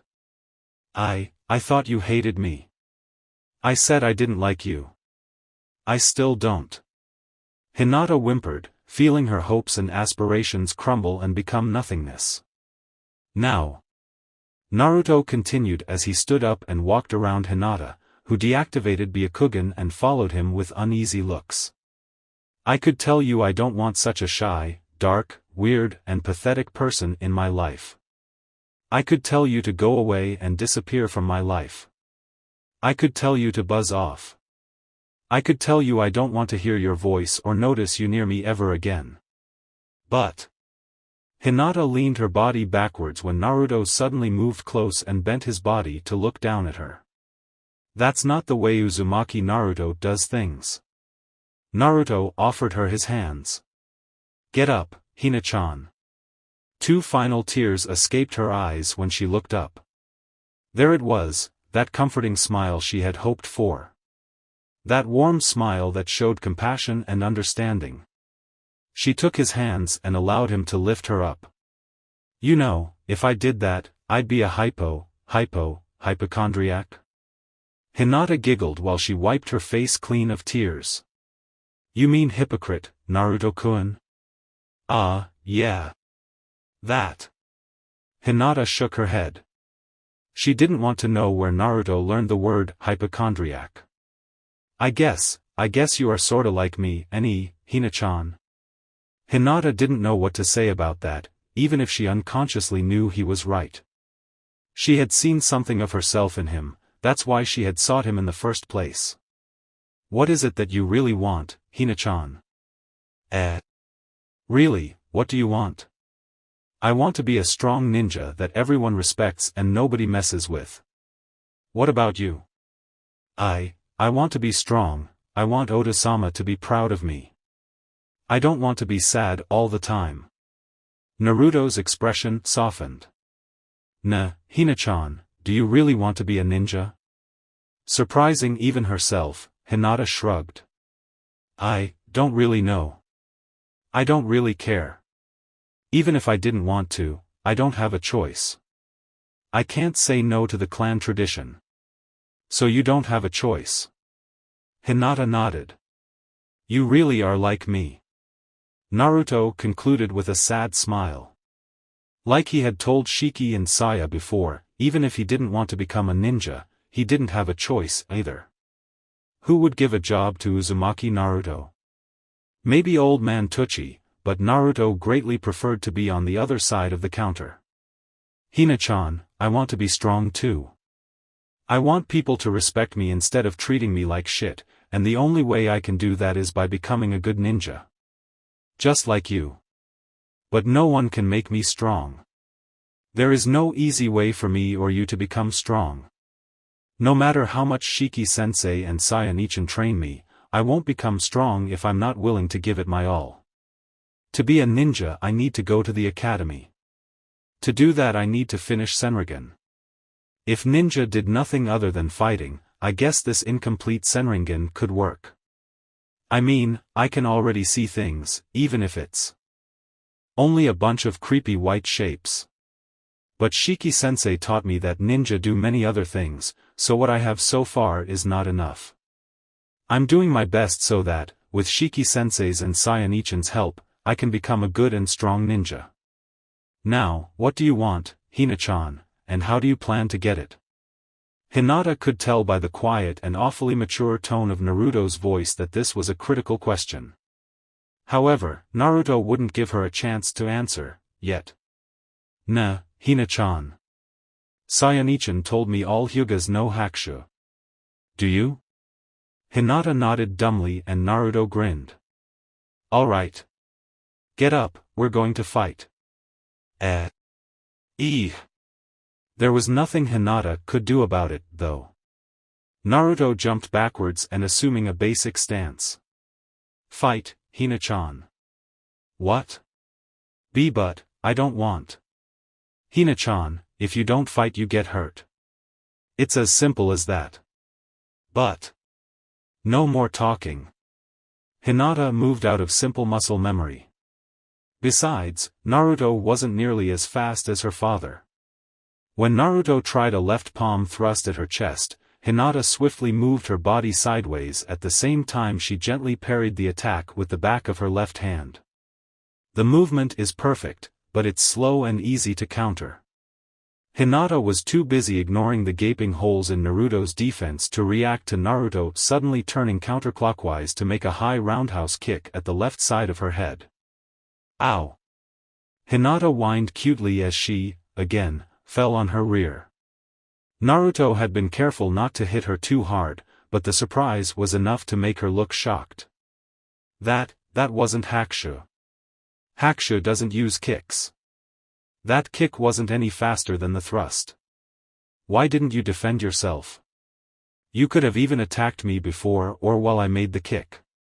Why didn't you? But I don't want to hurt you, Naruto-kun. Idiot. Hinata gasped. Was he going to yell at her again? You think I enjoy hurting you, Hina-chan? Hinata hurriedly shook her head, if only to keep him calm and happy. And no. Naruto fell on his knees and moved closer to Hinata. Fighting is wrong, even I know that. Why do you think I didn't fight any of the jerks who bullied me? Well, they would have probably kicked my ass, but, he. Naruto scratched his head while he grinned. But, you know, Hina-chan, I still want to learn how to fight, because I think sometimes there's no other way. If I had known how to fight I might have been able to stop the bastard who took my eyes. So, when the time comes, I'll fight. Because, if fighting weren't necessary, there wouldn't be any ninjas, right? As expected from Naruto, the simplest logic. Hinata had absolutely no response against that. Naruto had said it several times in different ways, she was afraid of hurting and being hurt, and she wouldn't get to anywhere before she dealt with that problem. Hina-chan. Well, I'm, a child, and I'm not smart like Shiki-sensei, so I really can't help others, I mean, I can barely help myself. But I'm trying, I'm trying to become stronger so I can help people if they need me, because, well, I think that's part of being a ninja. Ugh, I forgot what I wanted to say. Yes. Hinata blushed when she noticed Naruto was blushing. He moved as close to Hinata as it was possible without feeling uncomfortable. Unfortunately for Hinata, that was a bit too close for her. I don't know many things, but there's something I know, so I'll tell you. What is it? Naruto's face had displayed a kaleidoscope of emotions that morning. The last face he used for Hinata was a face she would come to see many more times after that day, but in entirely different situations. It was the face he wore when he fought for his life, the face he wore when he challenged all odds. It was an expression that reeked willpower, determination, confidence and a mild dose of resignation, a face of total abandon. The face of someone who gave it his all. If you don't believe in yourself, if you don't really believe you can be really strong, then hard work will not help you, Hina-chan. If you are not ready to give it everything you've got, then it's like you already lost. Hinata felt a sudden ache in her chest. She knew exactly what it was, the weight of her failure as a person. However, in the presence of Naruto's calm smile, the ache wasn't so terrible. If anything, it only encouraged her to be more and more like him, determinate, confident. Strong-willed, ready to stand up despite failure. She knew her father would approve of her if she were a bit more like that. The elders, who cares about them? Naruto couldn't react in time, so he only felt the weight of Hinata's body pushing against his. He couldn't have seen her face even if he had real eyes, for it was buried in his chest as she cried a river. "You cry too much, Hina-chan," he muttered after a long sigh. 20 yards away, concealed behind a tree, Saya watched the scene with warm eyes and a proud smile. She had arrived in time to wonder just where in the world Naruto learned the word hypochondriac. "Your girl is quite the case, Himiko, but I guess I am partially at fault, too." "Sorry." Saya sighed. Might as well get started, I swear, the things I do for a friend." She was looking at Naruto's back, but that didn't stop the boy from noticing her as soon as she got within range of Senrigan. "Sayane-chan." He welcomed her without even looking at her. He could already recognize her familiar shape, and her scent confirmed her identity. Perfect all-around perception, he even has Byakugan beaten on that. Hinata was, of course, startled by the new presence. At first glance, her first impression of Saya was that of a pretty and elegant young woman. But, while Saya's shapely legs barely covered by the loose ends of her cheongsam were the only real eye-catching feature of her body, the incredible purple cheongsam with images of multicolored butterflies had to be the most beautiful thing Hinata had ever seen. "It's been such a long time since I last saw you, Hyuga Hinata-chan." Hinata slowly let go of Naruto. The surprise of Saya's appearance got rid of the immediate urge to cry. She was actually quite embarrassed. Excuse me, do I know you?"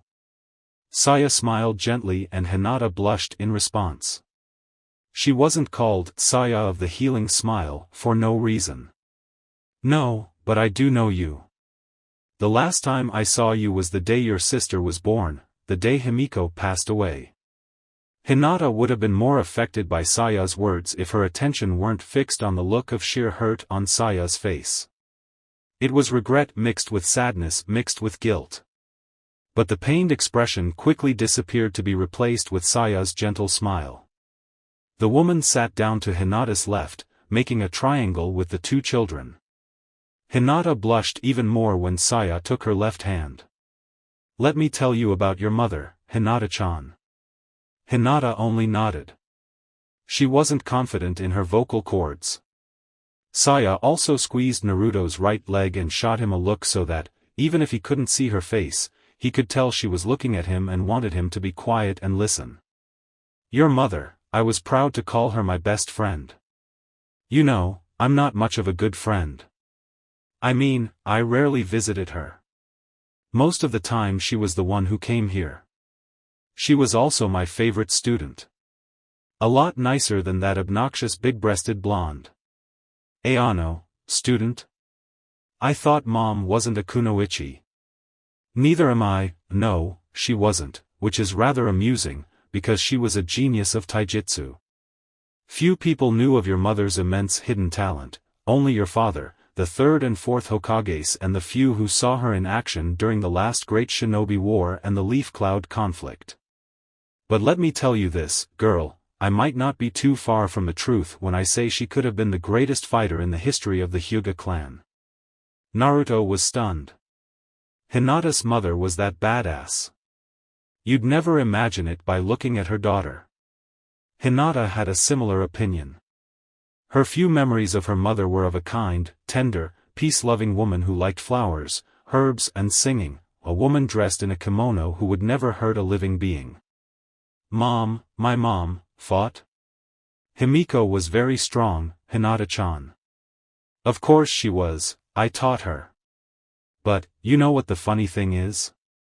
Hinata and Naruto shook their heads. Her juken wasn't anything out of the ordinary. In fact, most Hyugas would say it was lacking. That's one of the reasons she kept her abilities hidden from most people. The clan wouldn't have liked to know that one of their peers was using taijutsu styles other than their prized juken. Saya held the urge to laugh at the look on Hinata's face. Yes, girl, Himiko was like that. She was amazing. She absorbed every single style I taught her. She mastered hakushu, including the unorthodox katas beyond the canon 448. Then she learned 4 other taijutsu styles and mastered them in record time.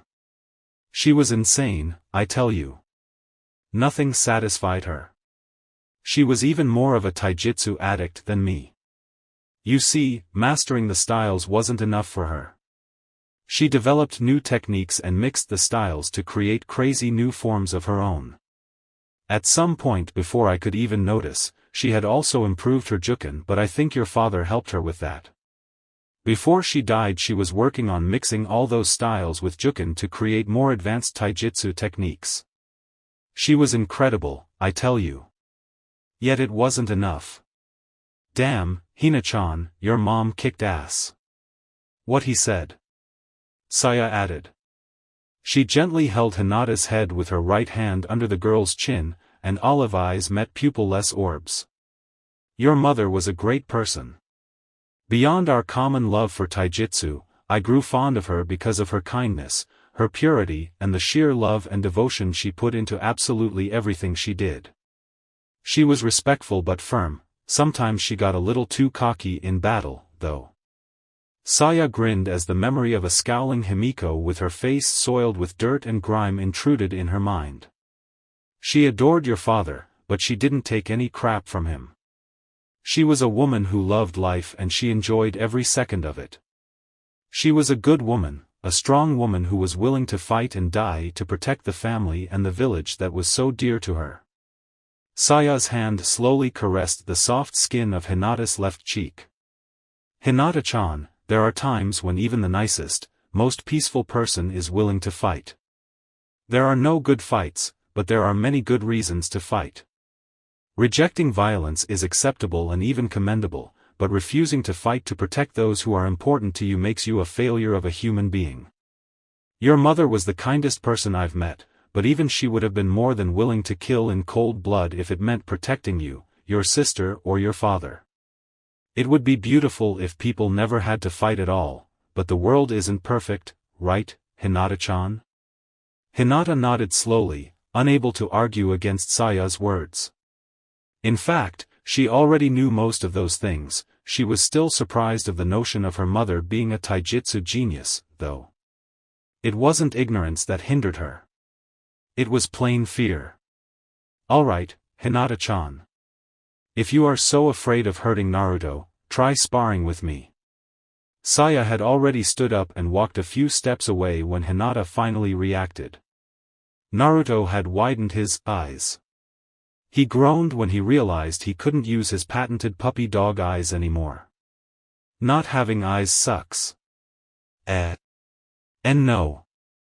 Why not? You practice juken with Hayashi-kun, don't you? Hinata blinked. That was the first time she heard someone addressing her father as Hayashi-kun. Yes, but... Have you ever hurt your father during practice? Of course not. There you go. I'm better than your father.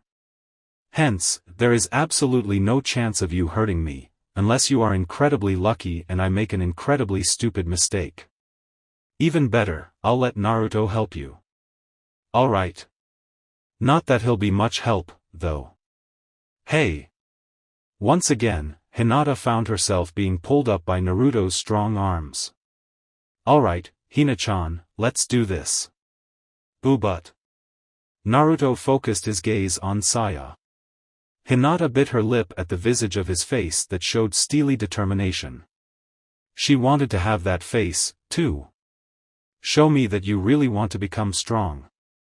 Hinata blinked and her eyes widened a little. Was that it? Was that what he wanted?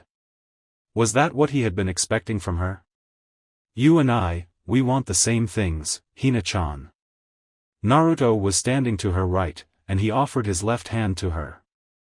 Let's work together and get those things together. Let's become strong. Together. Together. She wasn't alone anymore. She understood. He would be what she wanted him to be, her support. In exchange, she would help him accomplish whatever he wanted. She didn't want to be the selfish girl Naruto had claimed she was. He was offering her so much, it was only fair she did the same. For the first time, Hinata didn't hesitate. She took his hand and repeated his exact words. "Let's become strong, together." Naruto offered her his best smile. "Nice to meet you, Hina-chan." "The pleasure is mine, Naruto-kun." And a new legend of Horai began. Byakugan. Making a hand. Seal, Hinata activated her bloodline limit. Senrigan, don't fail me now. Making 4 hand seals, Naruto decreased the range of his limited vision, using the spare chakra to increase the definition. He still saw nothing but white shapes, but they were more detailed. At the right angles, Naruto could distinguish the shape of Saya's and Hinata's noses, as well as their individual fingers. As one, they shifted to identical combat stances. When it comes to stances, katas and strike forms, Juken and Hakusho are virtually identical. Juken used the fingers a lot more, instead of Hakusho's obsession with palm strikes.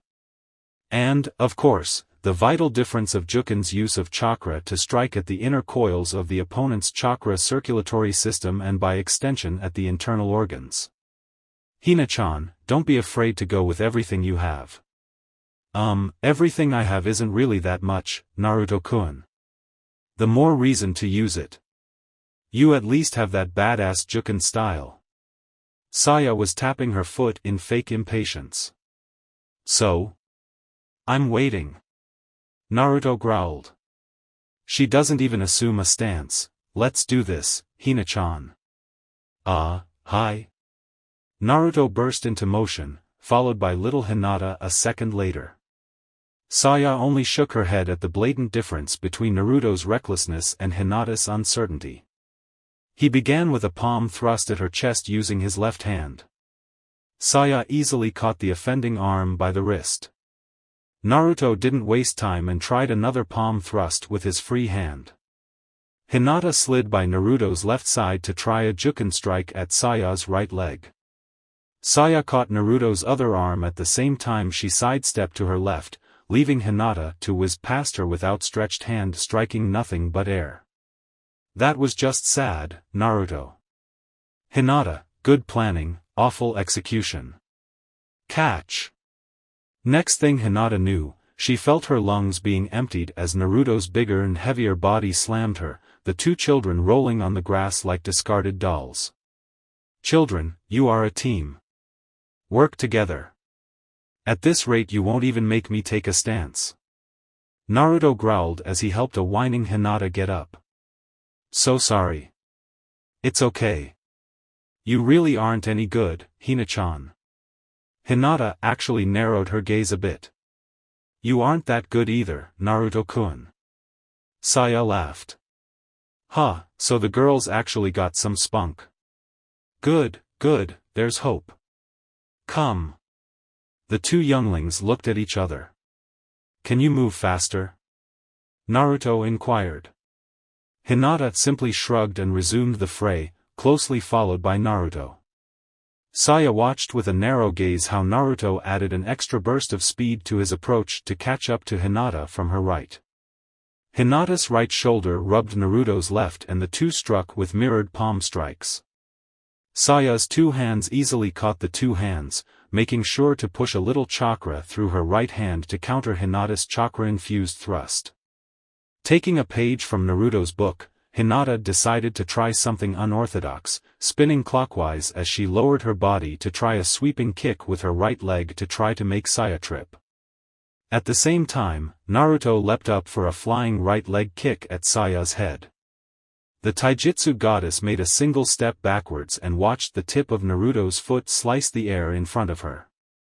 Aware of her miss, Hinata quickly stomped the ground with the same foot she had used to strike, using it as well as her arms to make a partial mule kick with her left foot.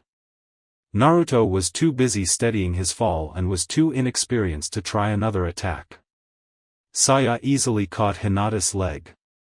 Better, But not good. Hinata surprised the older lady by making a very swift and wide chop with her left hand infused with chakra. Saya leapt backwards to make some distance, allowing Hinata to regain her footing. Her surprise soon changed to great pleasure. Good, good. Adaptability, flexibility, variation. Show me more. She didn't have to say anything else. Naruto was already going at her with almost animalistic abandon. He tried a right palm thrust at her stomach, but Saya again caught it with ridiculous ease. Naruto spun counterclockwise, standing with his back to Saya as he tried an elbow thrust, only to cry pathetically when Saya slammed her right knee on his lower back. Showing your back to the opponent? Terrible idea. You're still too slow to do such a thing. Shut up. Naruto tried reaching for Saya's head with his free arm, but Saya only leaned her head back and pushed Naruto away from her. Hinata didn't even slow her approach, dashing past Naruto as she, too, went at Saya, who welcomed her with a devilish grin. Hinata, too, tried a right palm thrust. Saya easily parried with her left hand. Hinata sidestepped to her right and slid her left arm under Saya's outstretched left arm to try a low thrust at Saya's abdomen. Saya parried again with her other hand and attacked with a roundhouse kick. Hinata ducked and tried an upwards thrust to get the offending leg, but Saya proved to be a lot faster. Hinata pushed forward with the fingers of her right hand. Saya was still standing on one foot, the left.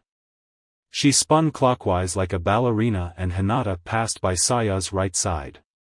The taller female went with a karate chop at the right side of Hinata's neck, but the small girl in blue showed decent reflexes by retracting her striking right arm and using it to parry the blow.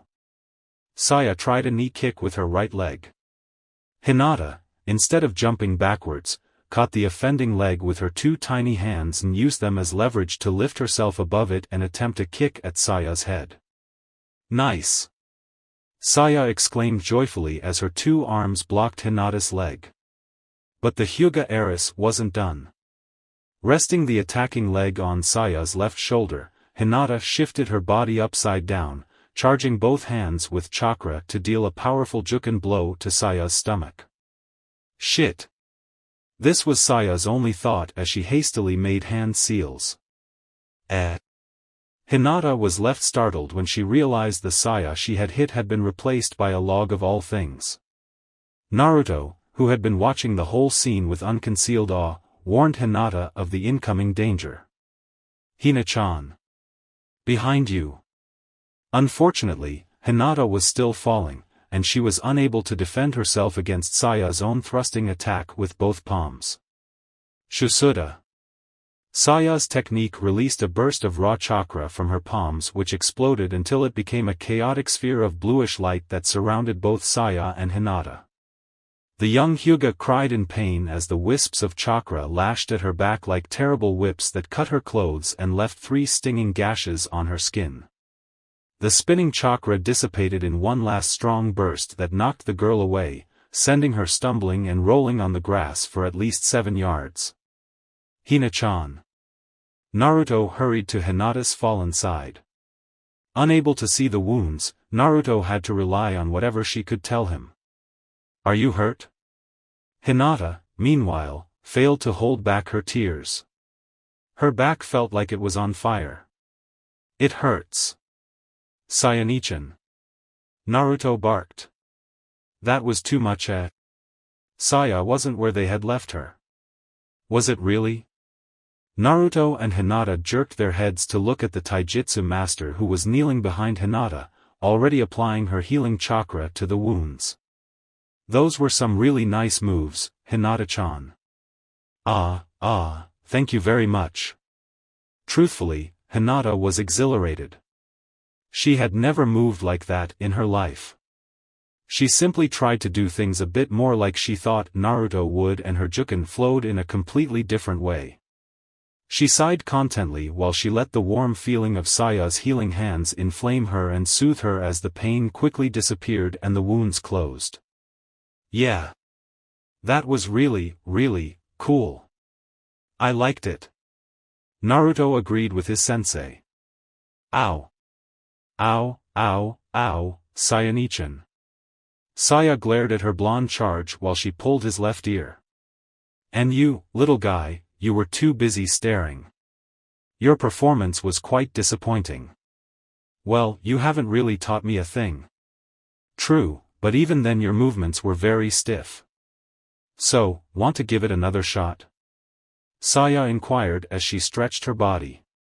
Naruto looked at Hinata, and she knew it was up to her. My chest hurts a bit, my heart beats so fast, I feel so weird, but it's a good weird. I want to feel this a while longer. Shall we, Naruto-kun? Naruto's smirk pleased her and scared her at the same time. Let's go, Hina-chan. Saya was ecstatic and she showed it by smashing her fists together. Alright, bring it on, kids. Shinaro. Complete silence ensued. A soft, cool breeze toyed with the hairs of the three. Hinata looked at Naruto with a face that would made Naruto melt had he been able to see it. Naruto-kun, I'm scared. Me too. Hold me. Really, what the hell was that? Oh, shut up, you idiots. Saya yelled with mock anger. Amused at Hinata's blushing response to Naruto's words. It brought back fun memories. It was the beginning of a new day at the Hyuga household. Once again, Hayashi and his eldest daughter ate breakfast in silence. However, Hayashi's relaxed demeanor as he ate and read the reports on recent village events concealed a secondary purpose. Hayashi was paying more attention to his daughter than to the report on the rise of prices of produce hailing from vegetable country. As expected, the clan gathering the night before occurred flawlessly. Hinata, well, she was the usual Hinata, well, not really. She'll grow up to look just like her mother. Yes, Hayashi couldn't look at her without summoning memories both beautiful and tragic of the woman he loved. It was one of the reasons he reluctantly kept his distance from Hinata after Himiko died. The worst part of him hated Hinata for reminding him of his two immense losses, his brother and his wife. The other part of him wanted to apologize for not being a proper father. The worst part of him excused itself claiming that he would treat her better if she didn't disappoint him. The rest of him wanted to encourage her to keep doing her best and assure her that success would eventually reach her. There was also Hinata's request. She had returned from the Hurazen house in a hurry, rushing to get dressed and ready for the gathering, so she didn't have time to stop by his studio to comment on her day. During the gathering itself, Hayashi closely watched her, trying to see if a day with the Hurazen clan had affected her in any way. Holding the hand of an obviously bored Hanabi, Hinata calmly and gently engaged in conversation with whoever approached her, wearing that soft, gentle smile that reminded him of Himiko so very much. His daughter never initiated a conversation, preferring to make idle chat with her little sister in an attempt to keep her awake. Hayashi was pleased to see that Hinata didn't falter in the face of questioning, as long as he was dealing with a single individual. She still couldn't handle the combined pressure of a group who made her the center of attention. Unfortunately, he didn't have enough time to even share a few words with her or talk about her day at the Hurazen residence. As expected, the elders were clearly dissatisfied by Hinata's behavior. But Hayashi could see underneath the underneath better than any other Hyuga.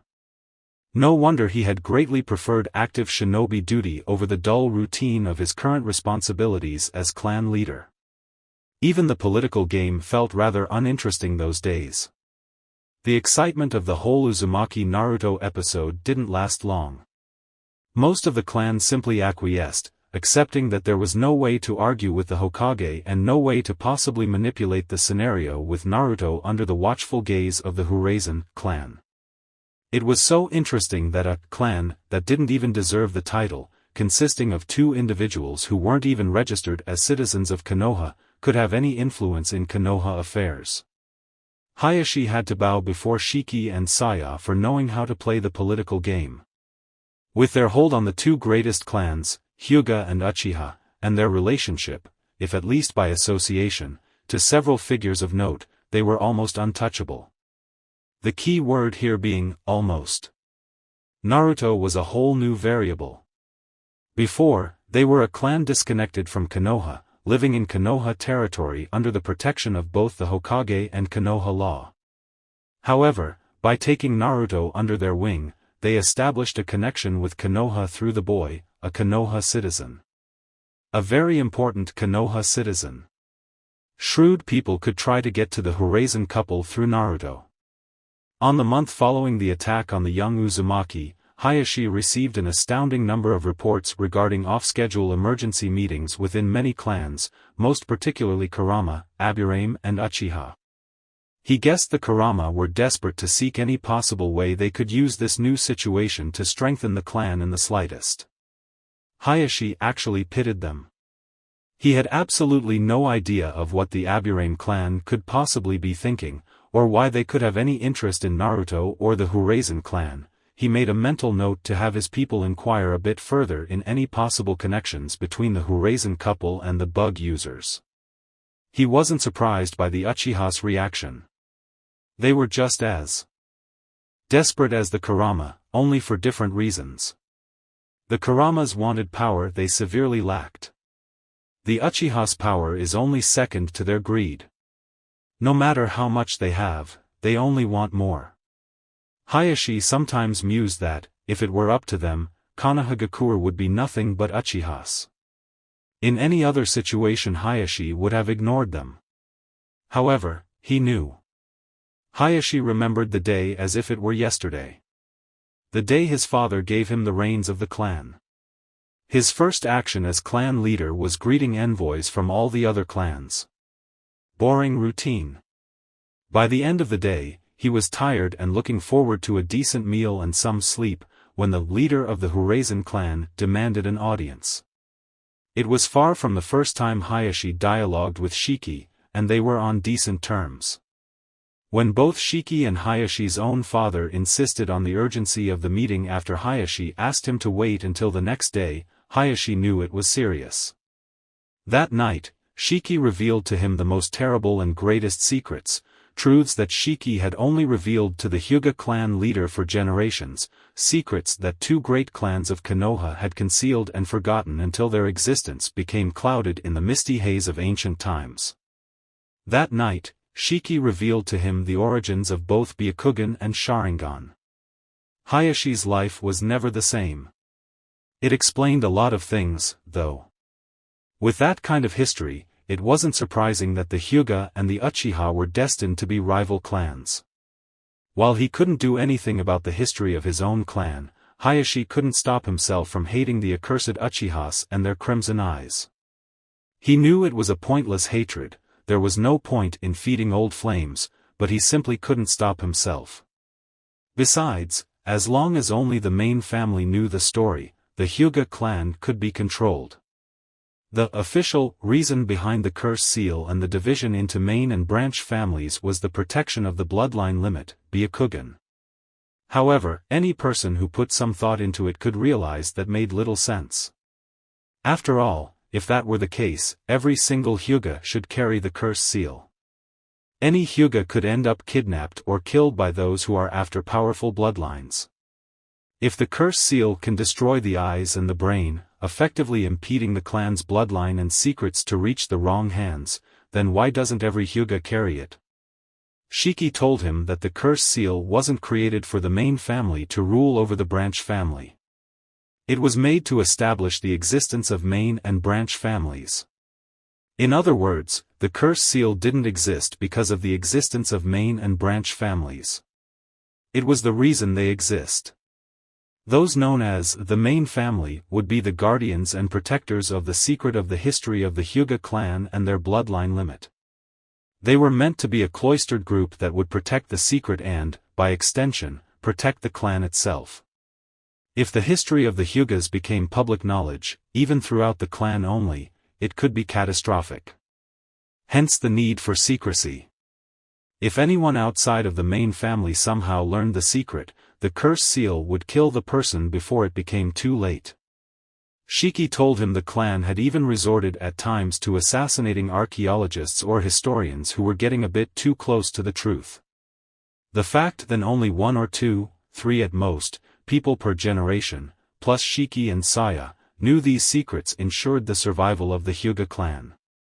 Unfortunately, the curse seal slowly degraded into a tool to control and manipulate those branded with it, which led to the current history of the clan. The only good thing that came from this was that it reinforced the position of a clan leader, even above that of the Council of Elders, better ensuring the safety of the clan's secrets. Hayashi could understand that Shiki knew everything about the birth of Byakugan. After all, he was one of the main characters in that story. A greater shock hit him when he asked Shiki how he knew so many secrets about the inner workings of the Hyuga clan. "Isn't it obvious, Hayashi?" The sad, cold smile Shiki showed him in that moment chilled Hayashi to the very core of his soul. "I invented the curse seal, Hayashi. I came up with the idea of main and branch families. At that time, your ancestors were divided and in constant strife, with those who wanted to use Byakugan as a means to gain even more power, clashing against those who disagreed with the very existence of Byakugan but accepted it with resignation and preferred to act with moderation. The way things were going, the Hyugas were about to erase themselves from the face of this world with their inner war. It wasn't the best idea and I regret it to this day, but it allowed your clan to live and thrive." Shiki even apologized for the existence of the horrible curse seal. "As much as I'd like the curse seal to disappear, it is necessary. Before the curse seal can go, the clan as a whole must change. Do you understand now, Hayashi, why Saya and I live in Konoha of all places? It's to keep an eye on you Hyugas, and on the Uchihas too, I guess. To make sure your powers, and your secrets, do not go out of hand." Hayashi definitely understood. It was a very subtle form of blackmail. The main family was one of the Horizon clan's sources of income, after all. After a long night of secrets and explanations, Hayashi accepted his responsibilities as clan leader, protector of history, enemy of Uchiha and ally of Horizon. He could control the Hyuga clan, he was sure of it. Unfortunately, he couldn't do the same with the Uchiha. When he told this to Shiki, the elder man simply shrugged and sighed. The Uchiha clan was, is and will always be a problem, until the end of their days. Knowing my luck, they'll cause trouble even after disappearing. We still don't know what happened to Uchiha Madara. The guy simply vanished, and that's just bad news. In any case, as long as they don't even think of trying to return to their old ways as a means to gain more power, we're relatively safe. And that was precisely the problem. With a demon vessel in Konoha, Hayashi found it hard to believe the Uchiha clan hadn't considered using him in some way to at the very least strengthen their bloodline limit. If they had known of the fourth Hokage's plans, Hayashi wouldn't have been surprised if they had eagerly offered one of their newborns to become the vessel of the Nine Tails. He didn't really think the Uchiha clan was a den of evil or something. However, they were ambitious, and sometimes ambition can go too far. Their very existence was proof of it. In a way, it would have been a better idea to let Naruto die, if only to keep the Uchihas from getting their hands on him. However, the risk of Naruto's death releasing the demon was too big to ignore, as well as the intrinsic opportunity Naruto represented. Hayashi had considered the idea of the Uchihas actually staging the attack on Naruto only to save him and gain his favor, but he quickly discarded that idea. Fugaku had seemed honestly surprised during the Konoha Council meeting with the third Hokage, and no amount of good acting could escape Hayashi's eyes. It wasn't the Uchihas. Besides, it was a very risky plan, and Fugaku wasn't the kind of person that takes such risks. He was bothered by a report that claimed that Fugaku's children had apparently befriended the Jinchuriki since the attack. He didn't think the youngest one, Sasuke, could harbor any hidden intentions, but Itachi was a wholly different matter. Maybe the Uchiha clan had devised a course of action in those off-schedule reunions of theirs. Maybe they were already on the move and Hayashi didn't know. Maybe Itachi had some hidden agenda. What to do, maybe, if I use Hinata. Father. At some point, Hayashi had stopped paying attention to his daughter to lose himself in the convoluted web of power games that revolved around one Uzumaki Naruto. She had already finished her meal. Hayashi glanced at her entwined hands resting on the low table, her perfect posture and the surprisingly serious expression on her lovely young face. Yes? Hinata's eyes scanned around the room nervously. Are we alone? Hayashi's eyes widened a bit. He knew exactly what Hinata meant. The way she had expressed those words couldn't mean anything else. The surprising thing was that Hinata knew. She wasn't supposed to know that until her 12th birthday. Hayashi was thinking about the complex network of privacy seals that protected the Hyuga household, so complete and so effective that not even the Hokage tower could hope to match it. The privacy seals protected each and every single room to a level according to the room's relevance. With a short sequence of hand seals, Hayashi protected the dining room from unwanted ears and eyes. Not even Byakugan could see past a warded area. In addition, the sliding doors stuck to their frames with a thin layer of chakra. This explains why the Hyugas don't have locks. Why wait until Hinata's 12th birthday to reveal this to her? Because that's the approximate age at which she would start to demand some privacy. As simple as that. Now we are. Hayashi declared before taking a sip of his morning tea. Hinata nodded. Did Shiki tell you? Hayashi only used the sama honorific when in front of the couple. Yes, father. Hayashi considered a horrendous possibility. Did he tell you anything else? Not really. I didn't have the opportunity to talk with him for long. I did join Naruto-ku, Uzumaki Naruto-san's afternoon lesson with Hurazen-sama. What were the contents of his lesson? Hayashi ignored, but acknowledged, Hinata's slip of her tongue. Take that, Fugaku. He spoke of the importance of deception for a ninja. Hayashi didn't need his special eyes. He read Hinata's posture, expression and voice. He saw underneath the underneath and he understood the meaning hidden behind his daughter's words. This discovery pleased him immensely. Anything else you wanted to tell me? Hayashi took a sip of his tea. Father, Hurazen Sayasama has offered me to study taijutsu under her tutelage. Hinata could have told him she had mastered all the advanced juken techniques and developed 4 new ones and she would have accomplished a similar effect. Hinata had to resist the urge to react in any way to the sight of her father choking on his tea. She decided against asking about his well-being and Hayashi silently thanked her for it. He had a reputation to protect. He was also thankful for the privacy seals. Hayashi wondered if Hinata was even aware of the true weight of her words. Every single person with renowned taijutsu skills in Konoha, no, in all the elemental countries, was directly or indirectly associated in some way to Hurazen Saya, the heavenly goddess of taijutsu. Everyone knows that the first Hokage was the only person Saya taught the basics of her signature, Immortal Dragon of Hurazen, style. Everyone knows Tsunade learned the basics of her medical arts and her super-strength taijutsu from Saya. Everyone knows Saya taught Mato Gai how to open the initial gate. Only he and his father know that Saya was the one who taught Hakusho to the first generations of Hyuga and cemented the basics that would lead to the birth and development of Juken. Only he knows that Saya was the person who discovered one Hyuga Himiko and turned her into the greatest exponent of taijutsu in recent times. Saya wasn't just a taijutsu master. She was the living embodiment of the history of taijutsu. And she wanted to teach Hinata. His Hinata.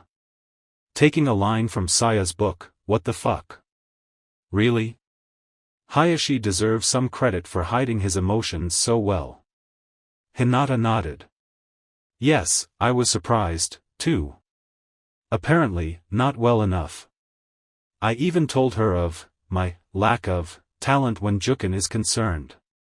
For a moment, Hayashi had a mental image of himself strangling his little daughter and screaming, "You don't tell Saya-sama you have no talent. You shut up and let her teach you." She said that was of no importance. She said that, if I am no good at juken, there are many other styles I could learn. After we sparred, she said I do have talent. Hinata lowered her face in Hinata-ish fashion and blushed. She said I reminded her of mother. It took a while for Hayashi to react. He was sure he had an aneurysm or something. That was too much shocking information, even for him. One thing at a time, Hayashi. Did you say you sparred? You sparred with Saya? Hinata nodded. Yes. For a good portion of the morning. Naruto-san participated, too. It was very enlightening. Saya-sama is incredibly skilled. The way she moves, I don't have words to describe it. Yes, she's quite skilled. Hayashi had seen Saya fight before. He had a very good idea of what Hinata was trying to say. And she said. Hinata blushed again. Saya-sama said I move like mother. Hayashi tried not to frown. He had practiced plenty of times with Hinata and his little girl had never moved in any way close to the way Himiko fought. Himiko was elegant but unpredictable, fluid but wild, gracious but violent, all at the same time. It was basically a lesser version of Saya. It was understandable, Himiko didn't have nearly as much combat experience as the taijutsu goddess. Besides, Himiko leaned closer to the elegant, fluid and gracious side, while Saya was closer to unpredictable, wild and violent. That could only mean one of two things, either Saya was exaggerating Hinata's abilities to help her self-esteem, or Saya had in one morning unveiled a hidden talent Hayashi couldn't find in his daughter. As her father, he honestly hoped it was the second. Well, Saya is definitely a better teacher than I, so it's not impossible. At the same time, Hinata was thinking among the same lines. She had been considering Saya's proposal since the moment she left the Horizon grounds.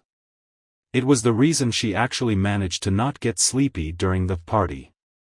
Her mind was in turmoil. She had left the house elated. A taijutsu master had said she had talent and she even offered to teach her. Also, she had made a new wonderful friend in Naruto-kun. Even Shiki's lesson triggered something within her and gave her an amazing idea. It was as if he had made that lecture on purpose. But, as expected, her insecurities kicked in and made her doubt the veracity of their words.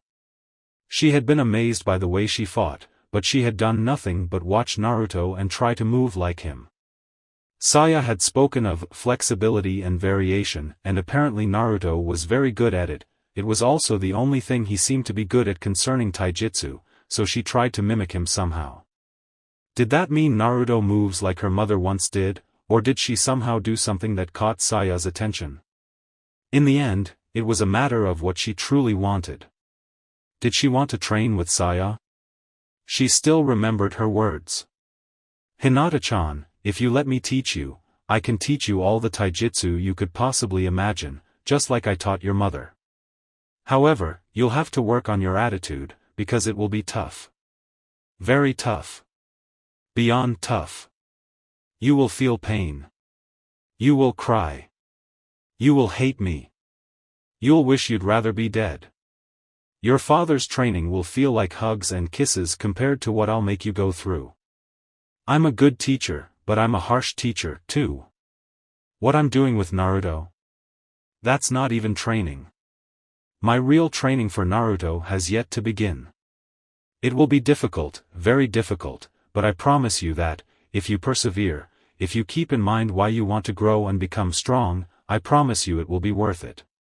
Because there are few feelings better than the realization that you have become a strong, confident person. After those words, Hinata almost felt her resolve waver. Fortunately, just like she had expected, Naruto was her salvation, her panacea. Let's become strong. Together. They had talked a lot more about this. Hinata was amused and touched by Naruto's extensive, and childish, thinking. Apparently, they were going to watch each other's backs and become badass ninja so that they would kick ass together. And, for some reason, it would be fun as hell. While Naruto's wording made little sense to her, she found her imagination running wild, and she realized she wanted to be a part of that dream. She wanted to see Naruto become strong, for she knew she would grow alongside him. Then he would do whatever he wanted to do and she would take over the Hyuga clan. Hence, I wanted to request permission to go to the Horizon compound for training every afternoon once classes are over at the academy. Hayashi nodded. And your lessons here? While Hinata would have preferred to cancel the Juken training altogether, she knew her father would never approve of it. I was considering moving the Juken training to the early mornings, before I leave to class. That is, if father does not mind. As for my private lessons, I am willing to study intensively on the weekends. If she was willing to go through hell with Saya, she might as well go all the way. It's worth it. Her mind repeated as a mantra. Hayashi nodded approvingly, even going as far as to acknowledge his daughter's initiative with a subtle smile. There was no doubt in his mind that he would allow Hinata to undergo this training. Even if she didn't succeed and Saya eventually dropped it, he hoped it would have an effect on Hinata's personality and growth as a potential future clan leader. Of course, if Hinata actually succeeded and became Saya's fully fledged taijutsu apprentice, he would be more than proud. Not only that, Hinata would be able to watch Naruto for him, and by befriending him she might keep him away from any possible Uchiha influence. He had Naruto's favor. Hinata had Saya's favor. He had gained an advantage over the rest of the clans in front of the Hokage. All in all, after 2 terrible and heart-wrenching personal losses, things were finally turning quite good for Hyuga Hayashi. His thoughts couldn't be clearer. I win at life. Horizon Shiki stared at the backs of his wife and his student. Training Area 69 was located on the northeastern corner of Konohagakure. If a person stood on the roof of the Horizon house and looked past the tree line, they would see the right side of the Hokage mountain. The only clans further away from the village itself are the Inuzuka clan and the Nara clan, in that order. The main door of the Horizon residence points westward, towards the Sarutobi family grounds. To the northwest, they share borders with the Inuzuka clan. An immense expanse of forest protected from civilization by Konoha law and the Nara clan separates the Horizon grounds from the northernmost boundary of Konohagakure, which leads to the Valley of the End and the border with the young nation of Tano Kuni, rice field country. The Horizon house is the easternmost structure in Konoha's map. To the east of the house there is nothing but untamed land until Port City and the coast. To the south, the Horizon grounds crashed with the immense property of the Hyuga clan. Due to the quasi-symbiotic relationship between Horizon and Hyuga, there's a small gate connecting both territories. Outside of the 2 clans, only the 3rd Hokage and Mitarashi Enko know of its existence, and only because Enko followed Saya one day almost 3 years before. Even within the Hyuga, most of them know of the gate but ignore its purpose. Only the clan leader and the council of elders use it when they need to visit the Horizon couple for any reason. It was this gate that Hinata had used to reach Naruto a few days before, and it was this gate the one Shiki could see in the distance a good 100 or so yards away. Hyuga Hayashi had requested a meeting.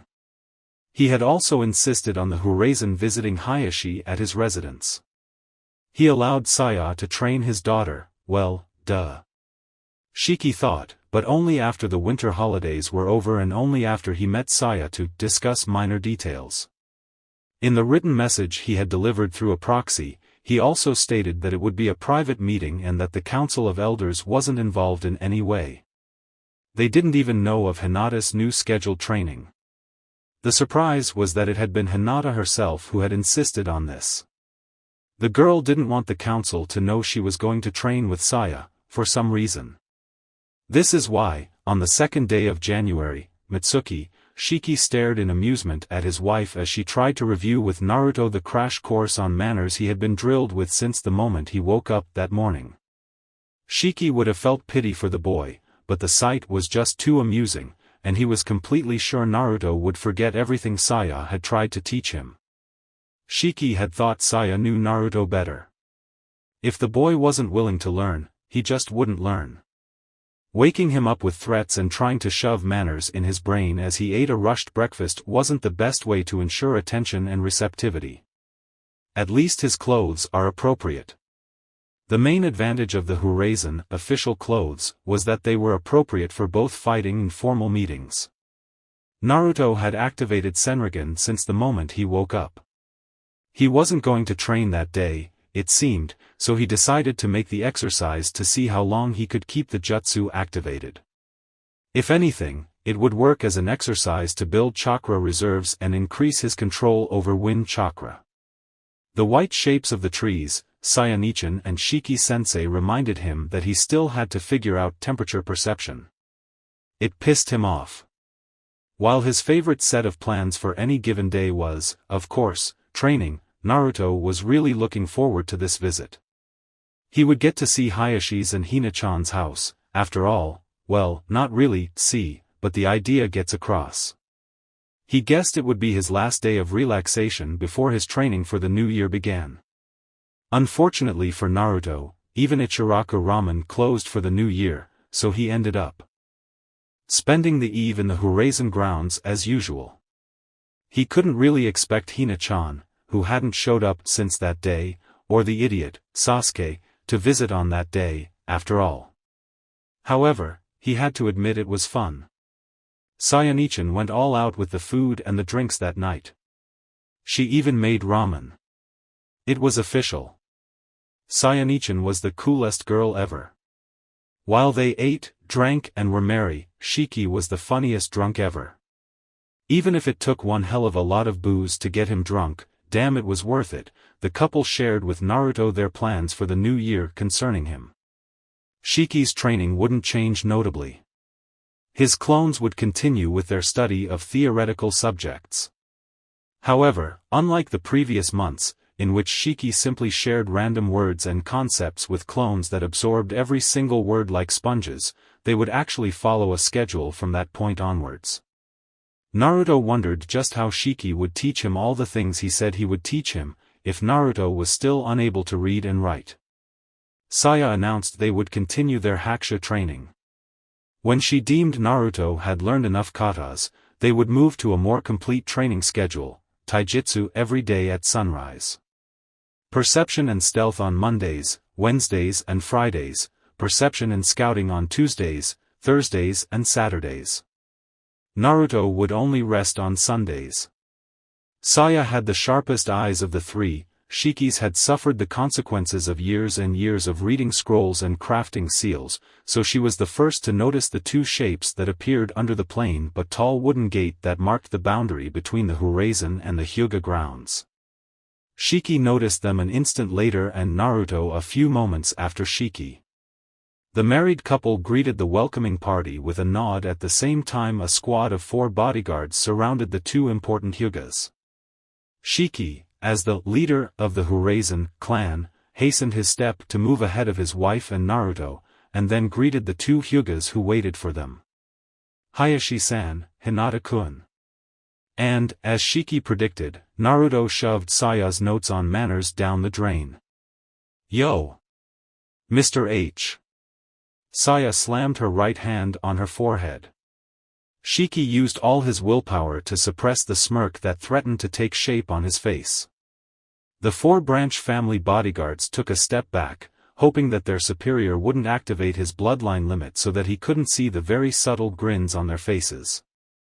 Hinata was brave enough to look up at her father and the very thick vein popping out of his forehead.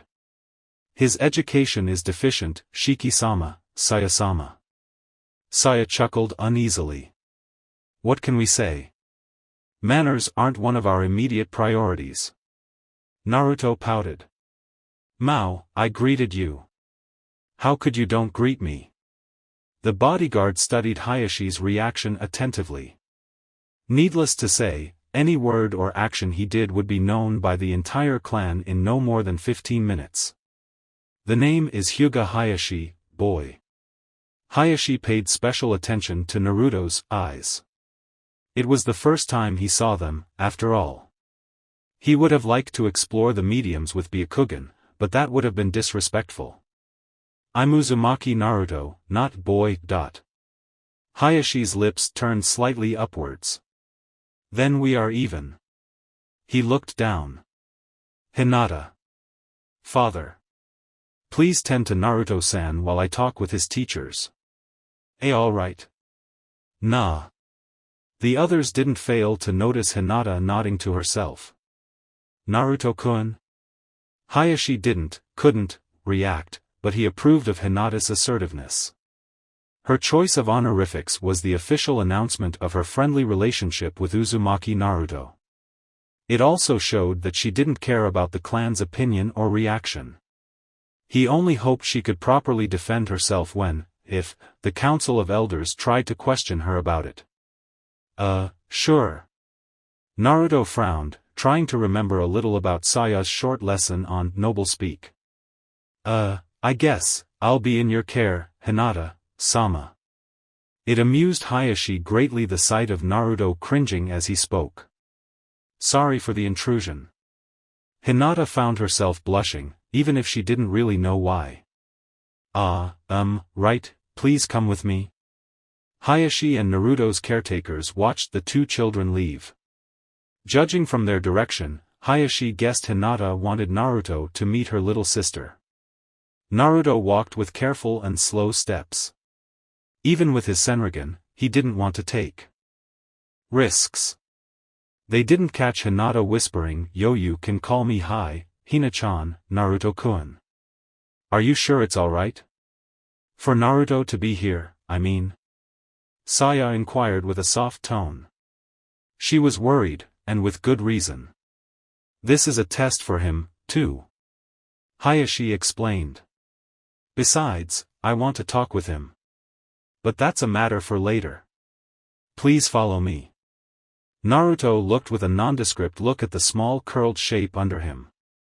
Even without the ability to see specific features, he could make a few assumptions about the small girl's appearance. Unlike Hinata, this girl had her hair long and her face wasn't nearly as round. Her nose wasn't as upturned as Hinata's, but it was big enough for Senrigan to notice it at the right angle. Her overall frame was thinner and lither than Hinata's, taking into account the age difference, of course. So, what does she do? I do not think I understand, Naruto-kun. Yeah. I mean, does she do any tricks? She's not a pet, Naruto-kun, she's my sister. Right. I don't really know about babies. She's 2 years old, Naruto-kun. She's not a baby anymore. Hinata was half amused, half annoyed at this point. Really? Sorry. Naruto was actually pretty embarrassed by now. The last thing he wanted was to look like an idiot in front of the Hyuga clan. Fortunately, or unfortunately, depending on how you look at it, they were alone in Hanabi's room, watching the youngest of Hayashi's daughters sleep. Hinata studied Naruto's face while Naruto tried to make something out of the featureless shape of Hanabi his limited form of vision gave him. She had paid close attention to the reaction Naruto's presence within clan grounds evoked. Hyugas are renowned for their ability to conceal their emotions, and it showed even that day, but the difference had been quite noticeable, even to the unskilled Hinata. Hinata had been aware of the unjustifiable hatred, she couldn't come up with a better word, aimed at Naruto since the very first time she saw him. She didn't know what to make of it, but she knew she wouldn't forgive herself if her clan acted the same way. How could she expect to be Naruto-kun's best friend if the rest of her family acted so horribly? She should have known better. Putting aside the initial surprise at the sight of Uzumaki Naruto walking on Hyuga grounds accompanied by the heiress, every single person they met on the way acted with their usual "I'm better than you" attitude, even most from branch families. A very select few couldn't hide their curiosity and followed the little couple with their eyes for a while. A cute whine and a grunt claimed Hinata's attention. Hyuga Hanabi opened her pupil-less eyes. The first thing they saw was a pair of strange green and blue orbs. Naruto could tell that the girl was now facing him, but it was impossible for him to know she was looking at him, deathly still as she was. Hinata, too, remained silent, waiting for a reaction from either Naruto or Hanabi. The youngest Hyuga stared mesmerized at those eyes of the likes of nothing she had ever seen in her short and secluded life. The rest of the face soon caught her attention. His spiky blonde hair, the darker tone of his skin and the whisker-like marks on his cheeks, all of them combined made for quite the unusual sight to the little Hyuga girl. Naruto realized the girl was awake when she lifted her tiny left hand closer to his face. He crunched up his nose and closed his eyes in that foxy pensive look of his. What's going on? Hanabi's hand stopped when Naruto spoke. Hinata watched as her little sister tilted her head in response to Naruto's words, as if her brain tried to make something of them.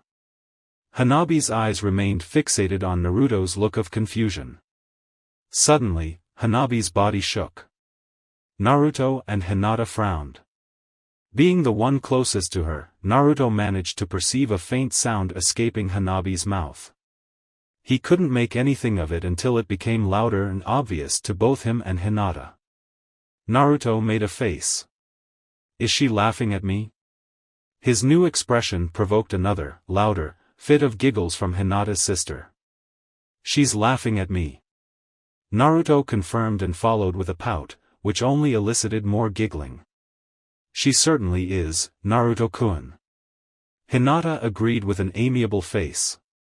It wasn't every day she could hear Hanabi laughing like that.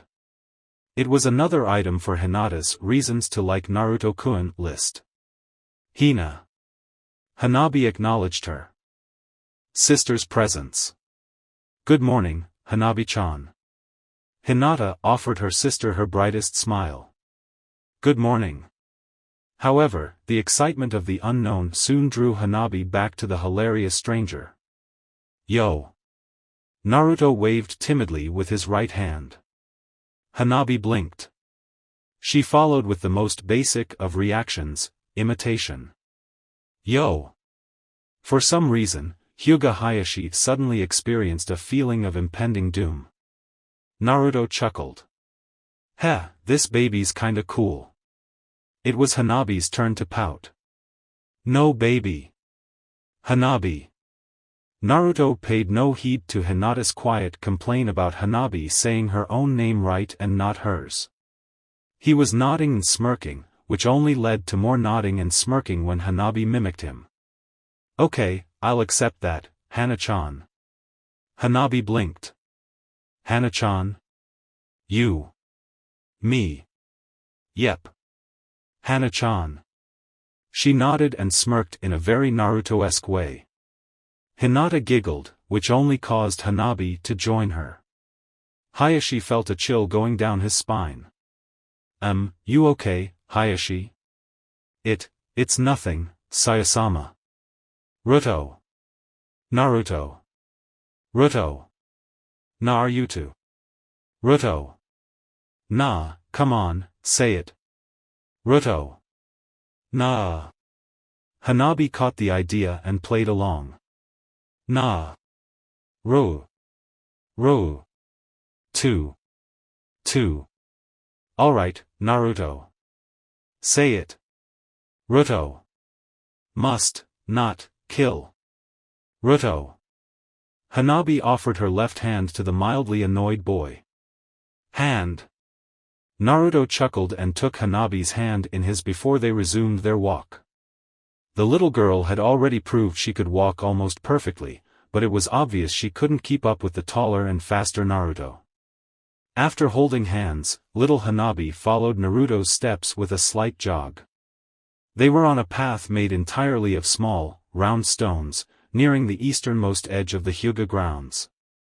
They were walking southwards and they had a pretty and clear current of clear water to their left.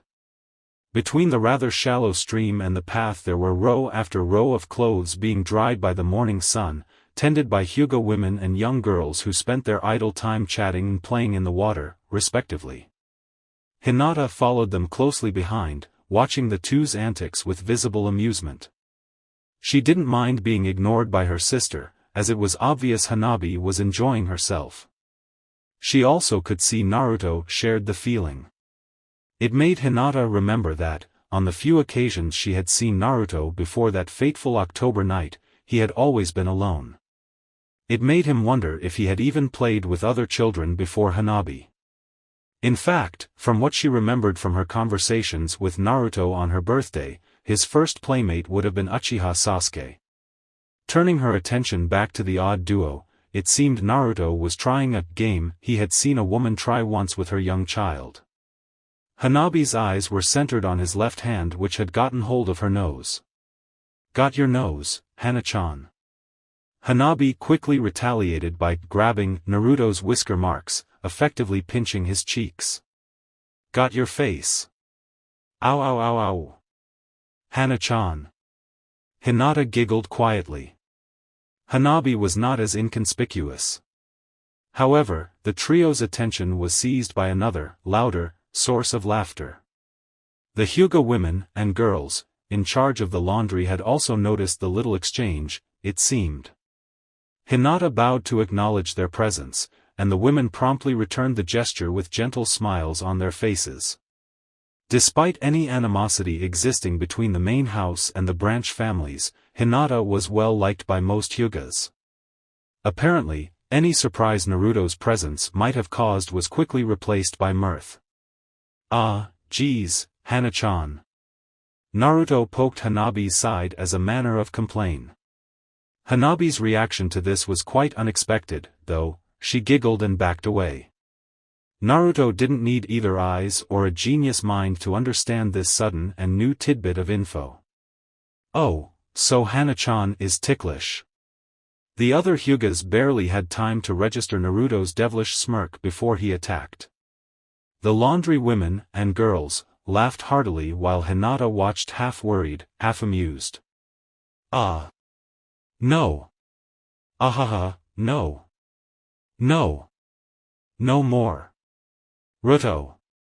Ahahaha. Say my name right. No ha. Ruto. Stop. Ahahaha." Naruto grinned with his best and most sincere grin. For some reason he couldn't fully fathom, Hanabi's laughter made him feel extremely happy. It reminded him of when he and Hinata sparred with Saya, without the adrenaline. Regardless of the reason, he wanted more. He wanted to hear her laugh more. Hinata and Hanabi gasped when Naruto picked the younger Hyuga up and made her sit on his shoulders. The older Hyuga girls and women were more surprised by the fact that Naruto could lift Hanabi with so little effort. Naruto held Hanabi by her thin arms. "Hold tight, Hana-chan." "Ow, ow, don't pull my hair." Naruto leapt off the marked path and ran straight to the stream, focusing his chakra into Senrigan so that he would be able to see the largest rocks that peeked out of the running water. Laughing and jumping from rock to rock, Naruto enjoyed the music that was Hanabi's gleeful shouts.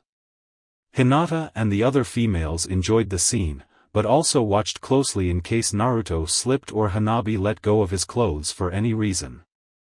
"Ah no, Naruto-kun." "What?" Naruto exclaimed between leaps.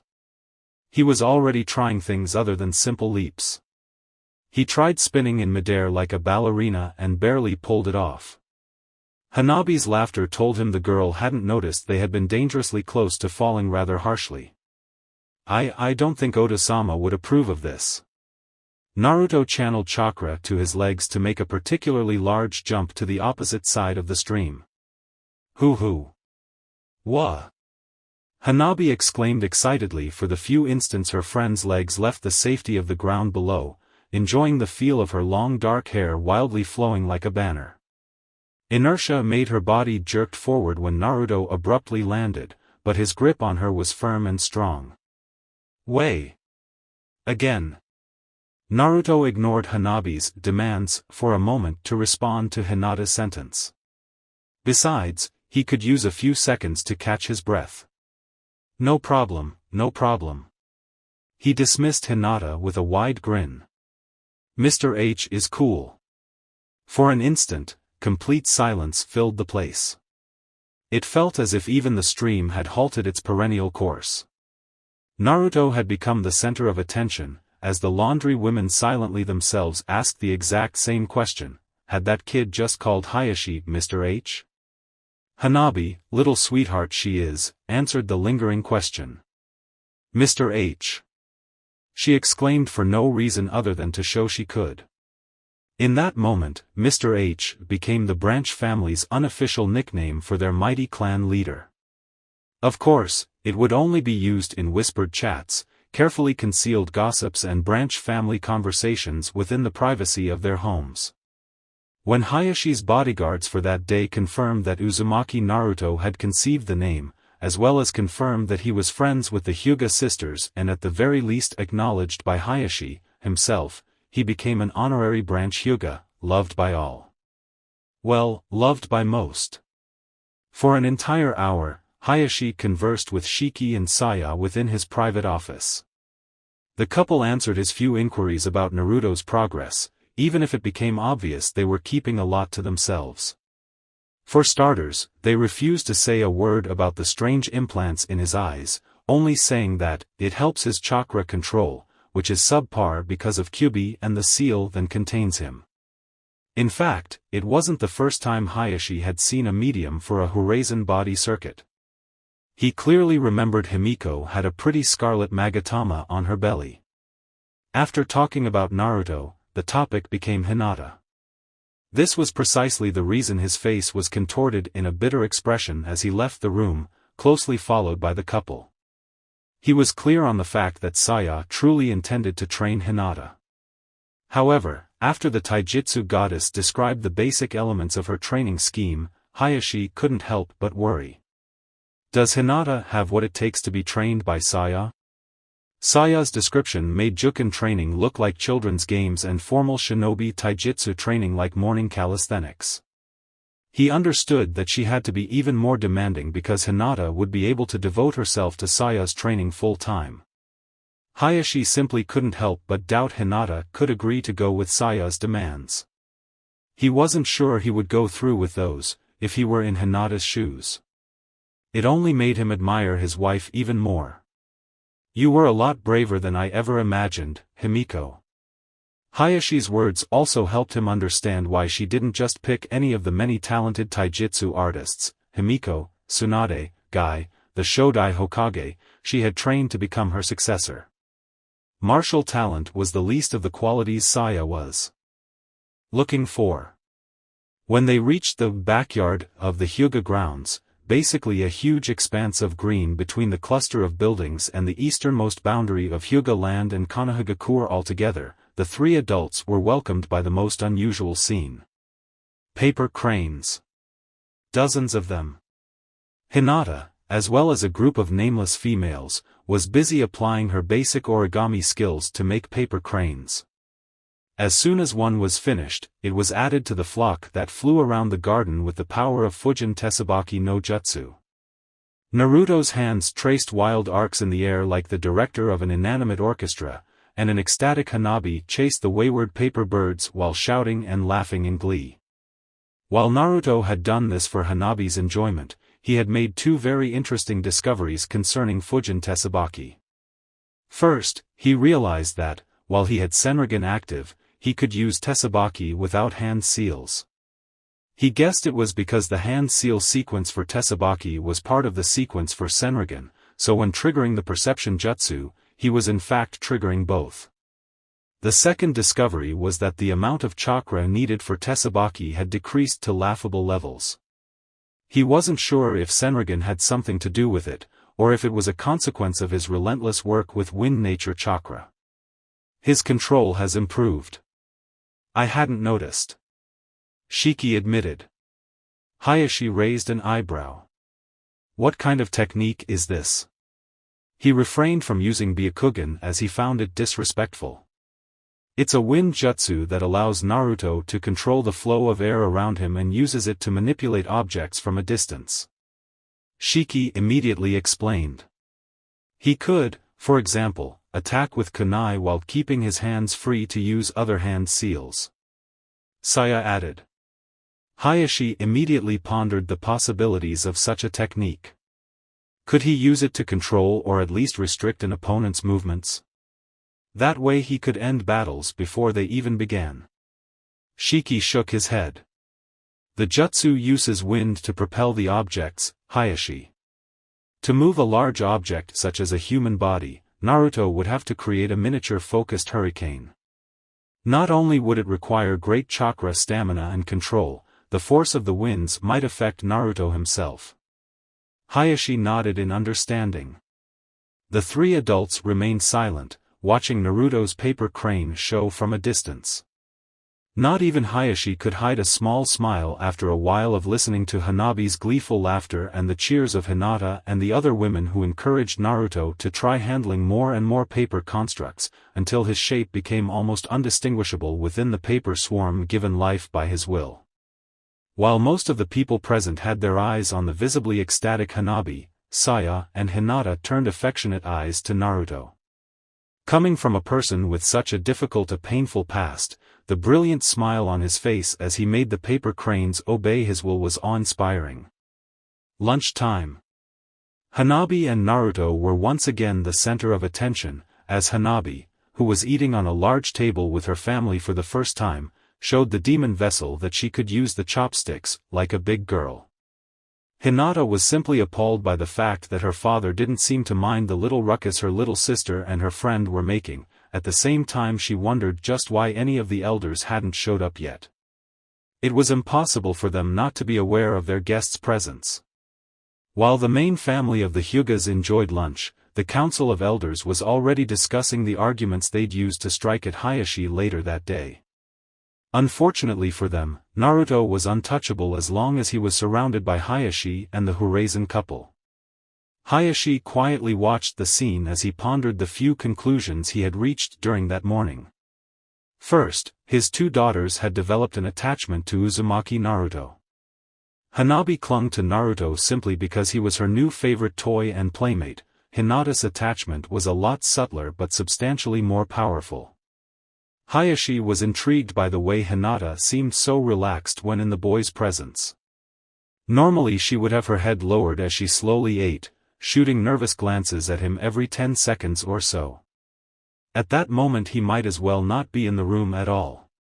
She only had eyes for Naruto and Hanabi, who seemed to be in some sort of competition over who wasn't the clumsiest on the dining table. While Naruto had the age advantage, he was clearly disfavored by the handicap of his lack of sight. Senrigan doesn't really help much as it only shows one big white blob of food on the circular white shape of the dishes. Second, Naruto had apparently made his way to the hearts of the Hyuga, or at least the branch families. Only a few hours after his arrival he was being greeted by men and women alike, and the boy was more than eager to return the formalities. Hayashi still wasn't sure why this had happened, but he guessed it had to do with the little paper crane display. However, he could swear people were shooting odd looks and giggling at him for some reason. As for the third and beyond. Saya-san.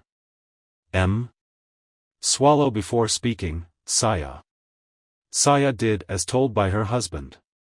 Yes? Hayashi ignored the utmost urge to sweat drop. About Hinata's training. This got Hinata's and Naruto's attention, to the point that Naruto forgot to swallow a loose slice of lettuce that was left hanging from a corner of his mouth. Hanabi looked around uncertain of why was everybody suddenly looking at her father. I believe we discussed that plenty enough earlier, Hayashi-kun. Saya declared coldly. I believe my daughter deserves to know. Even those simple words made Hinata feel surprisingly elated. Her father was considering her. She was in his mind. If she weren't a particularly shy Hyuga she would have pondered the idea of hugging Naruto right there in that moment, manners be damned. Saya shrugged. In that house, Hayashi's word was law. She turned to face Hinata, as the little girl would be the one receiving this information for the first time. First thing of all, I need to perform a physical checkup as well as ascertain your elemental nature. That will help me decide which taijutsu styles are more appropriate for you according to your chakra and body build. If you end up being a wind type like Naruto, we would have to change his schedule, too. Why? Naruto whined before Hinata could think of asking the same question. Hanabi was poking Naruto's side, trying to claim his attention once more. Because we would be teaching you two the same style and it would be more practical to teach the two of you together. Since Hinata can only train with us during the afternoons, that would mean we would have to move your taijutsu lessons to the afternoons and Shiki's lessons to the mornings. Naruto frowned for an instant, and then nodded. He could understand that. Hanabi giggled for a moment. Naruto's frowning face was the funniest thing ever. However, her amusement soon changed to frustration when it became obvious that Naruto wasn't paying attention to her. She tried poking harder. She knew better than to interrupt the adult's speaking by calling his name, but Naruto pushed her hands away without even sparing a glance. That was it. Hyuga Hanabi wouldn't tolerate being ignored like that. For example. Saya continued. If Hinata turned out to be an earth. She couldn't finish her sentence. When it became obvious that she wasn't saying another word, Hayashi, Shiki and Hinata turned their eyes in the same direction. Naruto didn't need to, as he was the center of attention and he was quite aware of the reason Saya had abruptly interrupted her speech. Naruto became awfully conscious of the feeling of lips caressing a corner of his mouth. Hanabi had claimed the rogue piece of lettuce with her own lips. For an instant which, for many eyes, lasted too long, the youngest Hyuga's lips lingered a tenth of an inch from Naruto's before she slumped back down on her seat next to the blonde. 2 seconds later she had chewed and swallowed. She was looking at Naruto with the loveliest grin she could muster, which, given her age, was very lovely. Lettuce. All the others in the dining room blinked as one and Hanabi seemed to revel in the attention. Hana-chan. Hanabi tilted her head, trying to interpret Naruto's blatantly befuddled expression. She had a sudden spark of insight. Of course. It was so obvious. Everyone blinked again when Hanabi took a piece of lettuce and held it with her lips. They blinked again when she lifted her head a bit, obviously offering the treat to an even more confused Naruto. Hui. She urged Naruto to imitate her, making sure she wouldn't drop the offering as she spoke. Naruto repeated. Shiki decided to put something in his mouth to hide his smirk. Hinata struggled between looking at the awkward scene or at her father, who looked awfully still. Oh my. Saya only comment resumed everyone's feelings quite accurately. It's burning. Hinata let go of the piece of paper before the flames reached her fingers. Saya watched the small square of paper become ashes before it even touched the ground. Burning? Naruto, who unfortunately couldn't see fire clearly, repeated. That means you are a fire type, just like your mother. Saya declared. They were a few yards behind the rightmost building of the Horizon grounds, where they'd have plenty of space for Hinata's taijutsu training. Shiki had allowed Naruto to stick around that first day, as they would begin their formal lessons the following day. Shiki had even explained him the schedule for that first day of studies, 90 minutes of mathematics followed by an hour of military tactics. Naruto then would have a break of 45 minutes before an hour of law and politics and one final hour devoted to chemistry, whatever that was. Just like, Mom. Hinata felt a surge of confidence. It was her first day as Saya's apprentice, and she was nervous as hell. However, the feeling that she was following her mother's footsteps inspired her and elated her. Besides, she had Naruto by her side. Fire? Like the idiot? Boring. I am sorry. Hinata felt her confidence deflate like a balloon. After several conversations with Naruto, she was quite aware that the idiot Naruto referred to was none other than Uchiha Sasuke, the top student in her class. Don't listen to this little brat, Hinata-chan, he doesn't know what he's talking about. Naruto grumbled something undecipherable and turned away from the two females. Hinata didn't know whether to apologize or giggle at Naruto's childish antics. Alright, you two. Saya clapped to get their attention. Hinata, practice some hakusha katas to warm up your body. Naruto, join her or get the hell out of here. What? Hell no. I'm staying. You're going to teach Hina-chan some cool taijutsu. Saya narrowed her gaze. You already had your taijutsu training this morning. We only do hakusha. I'm sick of that. Teach me something else.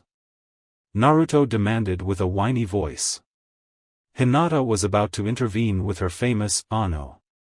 But a sharp glance from Saya made her back away like a scared rabbit. I've already said this, Naruto, when you've mastered enough hakusha katas I'll teach you another style. Now join Hinata-chan or get lost. Naruto frowned. Saya already knew it meant Naruto was pondering his next words. Saya-nichan, what are you going to teach Hina-chan? Since she's a fire type, I'm going to teach her the Karyu taijutsu style. Of course, Naruto exploded. What? No way. You're teaching her cool taijutsu already. I've been doing nothing but hakusha for months. That's not FAOWOW, Ne-chan. Saya only twisted Naruto's right ear even harder.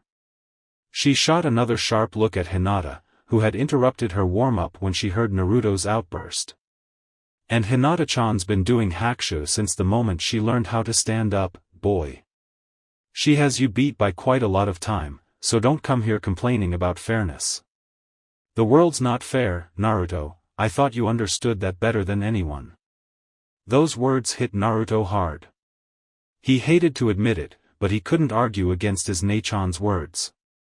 Saya mentally hit herself when she saw the downcast look on Naruto's face. She knew she was being a bit unfair. After all, the boy progression with the 8 trigrams palm was astounding. He already had almost 70 katas memorized and pretty much mastered. At that rate, it wouldn't take him 2 more months to fulfill Saya's requirement of 112 mastered katas. She wouldn't call Naruto a genius, he was just that devoted to learning and improving himself. A shining genius of hard work, oh my god, I'm thinking like GAI. She decided to channel her thoughts into another direction. Turning to Naruto, she offered him a conciliating smile he could not see. If you want, you can stay and watch, Naruto, but I really think you could use your time on more important things. Naruto might be able to see Saya's face, but he was already able to interpret the tone of her voice to a level only Shiki could equal. He, too, smiled gently at the woman he loved and admired. Alright. Saya followed Naruto with her eyes as he ran. Over to Hinata's side, Hina-chan. Let's do it together. Her thoughts drifted to her new apprentice, the girl she was depositing her hope into, her potential heiress. She has a small, lithe body appropriate for speed. Of course, I have no idea how she'll grow up, but I hope that by then she'll have a good grasp of the style. Hinata had interrupted her sequence of katas to show Naruto a new group of stances for him to memorize. Hinata was probably the reason Naruto was getting the hang of 8 trigrams palm so astoundingly quickly. Fire, from a perspective, it's quite appropriate. Fire cannot exist by itself, it must be ignited. Once ignited, it feeds from the air and the wind fans it and makes it stronger. The wind is the engine that helps the flame reach untold heights. How far will you be able to make it, Hinata-chan? Will you be able to face the trial of fire? 3.5 hours later, Hinata was exhausted. Her arms hurt and her legs felt like 2 logs. Karyu didn't have slow katas. Even the most basic move demanded a speed Hinata simply did not have. After hours of repeating the same left-hand horizontal chop dozens and dozens of times, Saya declared Hinata would begin speed training the next day before leaving her alone with Naruto. The blonde desisted on trying his luck with Karyu the moment Saya explained the basics. He thought he was pretty fast, but Hinata had him completely beat on speed. If she couldn't do it, he didn't have the slightest chance. Hinata fell unceremoniously on the grass next to Naruto, stretching both arms and legs. Her chest heaved up and down as she claimed the much necessary oxygen for her tired lungs. "The academy, and this, it's too much," she said between breaths. She expected an answer from Naruto, but none came. "Nah, Naruto-kun?" No answer. Naruto was seated to her left, his back hunched in a very inappropriate way from an ergonomic point of view. Hinata winced as she lifted her upper body to get a better look of her friend's face. "Naruto-kun?" Naruto opened his eyes, startling the little girl. Hina-chan?" Hinata blinked a few times. "I am so sorry." Ignoring the complaints of her sore body, she stood on her knees to bow apologetically. Hinata stopped her frantic bowing to check Naruto's confused expression, or at least what looked like a confused expression. Sometimes it was hard to tell with those lifeless mediums of his. No, didn't I wake you up, Naruto-kun?" Wake up." Naruto's eyes widened. No. You thought I was asleep?" "No. I was just thinking a lot." Hinata let go a sigh of relief. She could stand the idea of being a bother to her Naruto-kun in any way. "Thinking, a lot?" "Yep. About Senrigan. I just can't figure out the whole see heat thing. How am I supposed to see heat anyway?" Hinata nodded. Naruto had already explained her everything about his wind god clairvoyance technique and the steps he was supposed to figure out. She also understood the capabilities of Naruto's jutsu after finishing the first 2 steps. She knew Naruto saw her as nothing but a white outline in a world of pure black. She would never admit it to him, but she pitied him very, very much. And there was also the part of her that wants him to look at her so badly it almost hurts. At the main temple of the Nakano Shrine, on the far right side, under the 7th tatami mat is the Uchiha clan's secret meeting place. On a stone altar permanently lit by torches lies a scroll. The contents of this scroll are supposed to be known only by the higher-ups of the great clan of Konoha. For this reason, the area around this altar is heavily trapped against intruders, and the location of the altar itself is the second greatest secret of the Uchihas, the greatest secret being the contents of the scroll itself. And it is precisely this scroll that Uchiha Itachi is reading that night, while the rest of the clan, no, the rest of Konoha, sleeps. Besides the ANBU patrols watching from the roofs, an elderly Hokage who futilely tries to catch up with a pile of paperwork, a rowdy Saya that is sexing up her husband to dehydration, and a determinate Uzumaki Naruto who sneaked out of the house for some late-night training. Itachi is the only active soul in the village hidden in the leaves. "So that's how it is," Itachi mutters to himself. Everything is explained there, the connection between Hyugas and Uchihas. The first true Uchiha and the birth of the Sharingan. While most of the contents of the scroll are as ancient as the clan itself, being the secret records of the original Uchihas, there are lines of an obviously more recent origin. As if the tale of the birth of Sharingan weren't shocking enough, some of the lines Itachi reads near the end, some of them obviously coming from his own father's hand, actually make Itachi's stomach turn. Sealing jutsu, demonic properties, body alteration, failed attempts at making body circuits and body seals, records on Bijou and Jinchuriki, Horazen Shiki, Naruto-kun, Mother. Sasuke. The scroll made a low clattering sound as it fell to the hard stone ground. It would remain unheard by all but Itachi, who struggled to protect his mind from the incredible truth. Horrible beyond his wildest imagination, but incredible nonetheless. If Itachi hadn't lost his sanity before that moment, it was as good as gone after reading that. He uses all his willpower and training to refocus and get his act together. Taking deep breaths, he urges his body to relax and his mind to calm down. He needed to think. He needed to plan. He needed to act. He still was unsure of what to do, but there was one thing Itachi was completely sure of. He had given up on the Uchiha clan. Only 3 people mattered. His brother, who didn't deserve the curse of carrying that last name. His mother, whose only sin was being in love with his father, and Naruto, who couldn't be allowed to fall in the hands of the Uchiha. If anyone was going to kill Naruto, it was going to be Itachi himself, at the end of the titanic battle in which he would finally measure his full capacity against an opponent worthy of Uchiha Itachi. He guessed he didn't have anything against the rest of Konoha. He admired the 3rd Hokage. The latest events concerning Naruto showed him that Hyuga Hayashi was, at the very least, a decent person. His fellow ANBU were loyal and effective at what they did. Everyone else was pretty much a name in his short-term memory, nothing more. Making sure everything was left exactly the way he found it, Itachi disappeared into the night. He needed to think. A lot. It was the afternoon of the 6th day of the week. Hinata only trained with Saya on weekdays, so she hadn't showed up at training area 69. Academy lessons only took place during the morning that day. Naruto could hear the sounds of a busy afternoon with both children and adults roaming the streets below. He looked down from the top of a lamppost. He got there by jumping from a nearby roof. He was enjoying his hour of free time between his military training and military intelligence lessons. So far his favorite classes were definitely military tactics and military intelligence. Math was, well, bleh, especially when they couldn't use a blackboard.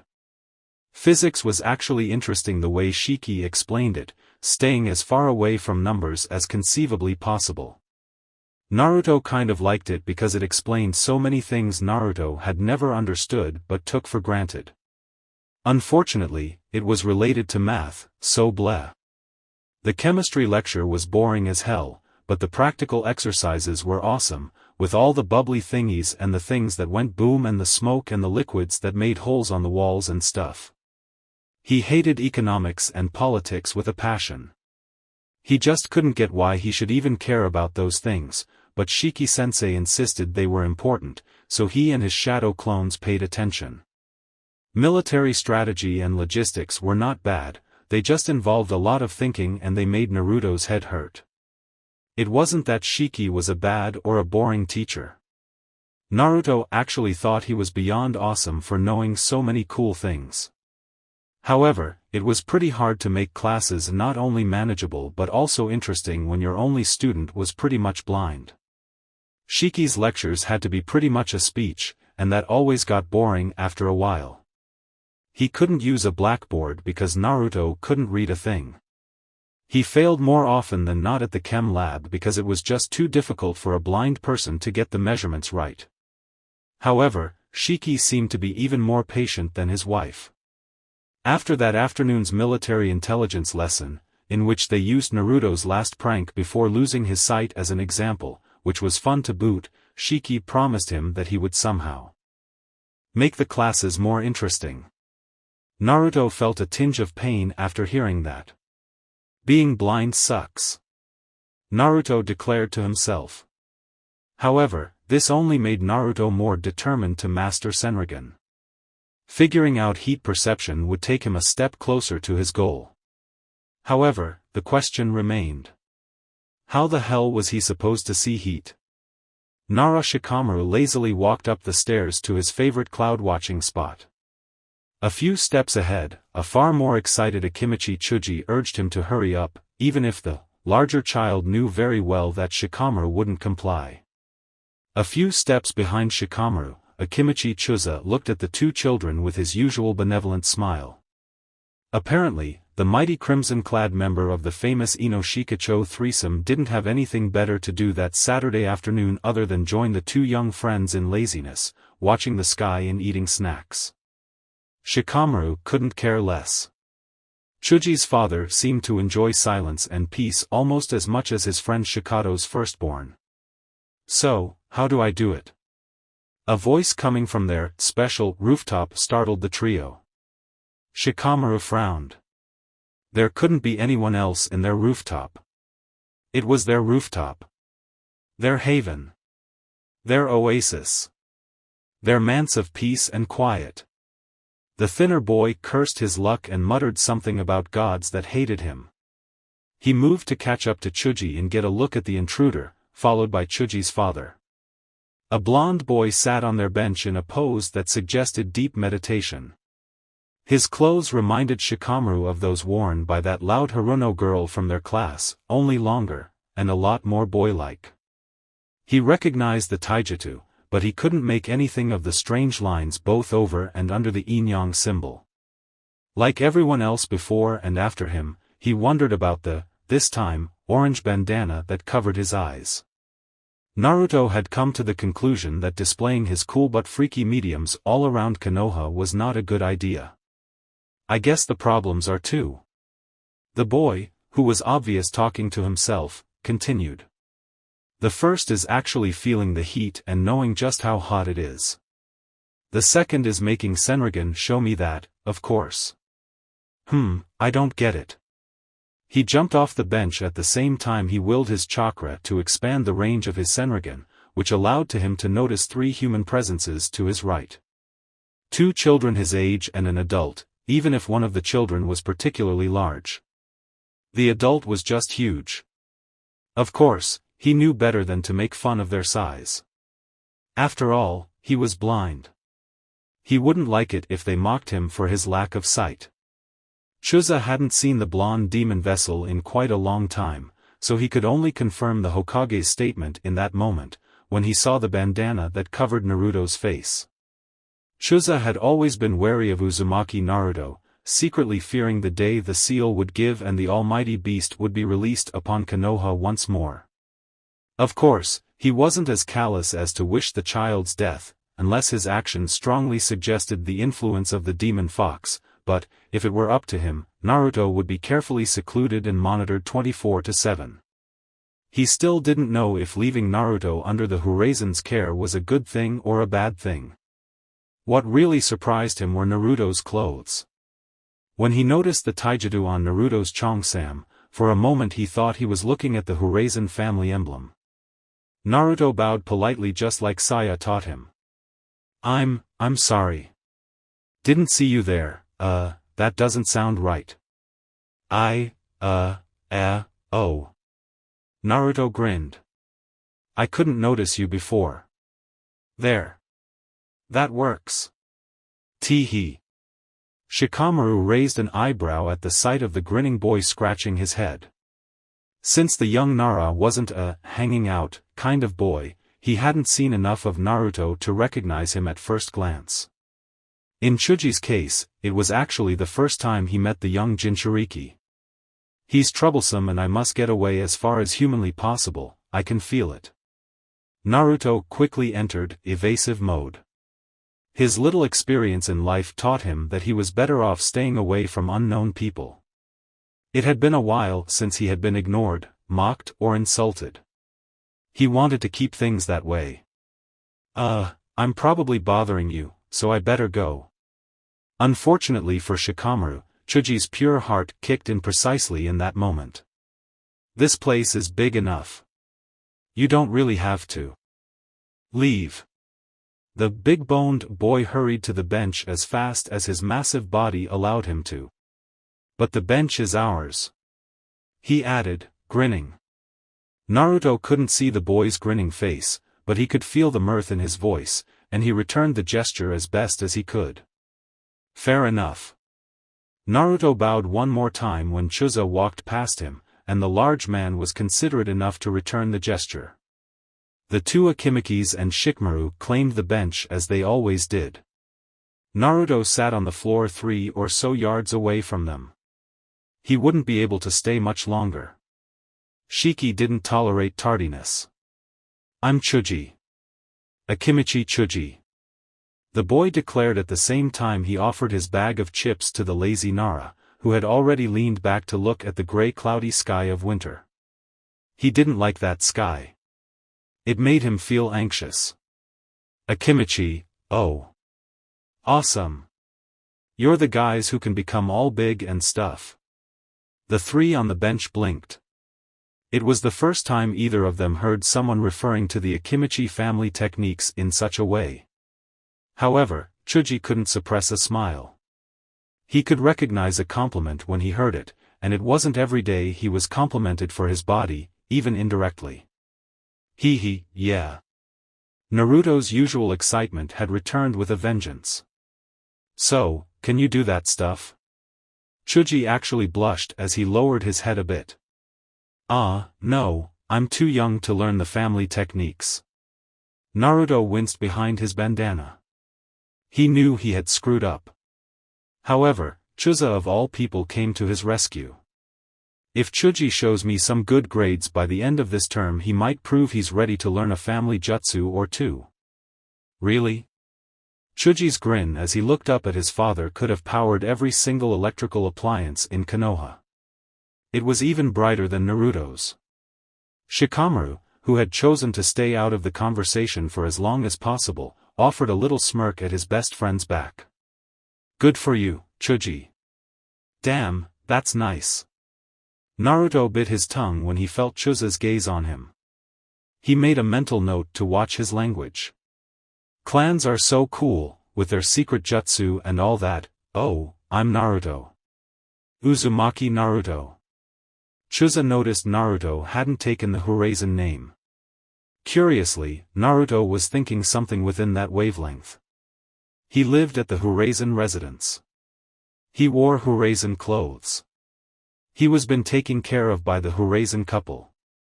He was been trained by the Horizon couple. He possessed a Horizon body circuit. Did that make him Horizon Naruto? On a similar note, where the hell did the Uzumaki last name come from? He knew nothing about his parents, yet he had carried the Uzumaki name since he had memory. Was that really her father's, or mother's, name? He could only hope he still remembered those questions by the name he returned home. He really could use one or two answers. Naruto, Shika, I felt like having some ramen. Chuji just had to say the magic word. Ramen. An instant later, he was standing in front of Chuji, startling both Chuza and Shikamaru. Yeah. Ramen is the best. Old man Tucci makes the best ramen. Chuji's eyes lit up. Oh, you know Ichiraku's. Naruto's grin went from ear to ear. Shikamaru was scared by this point. Well, of course. And so, the Uzumaki and the Akimichi indulged in a long and loud conversation on ramen and its many blessings, flavors, toppings, preparation, the whole deal. Shikamaru whined a bit, but he was not heard. His peace and quiet had been brutally shattered. Why do I get the feeling my life will never be the same again? 20 or so minutes later, the two ramen files halted their voices long enough for Naruto to remember he had a lesson to attend.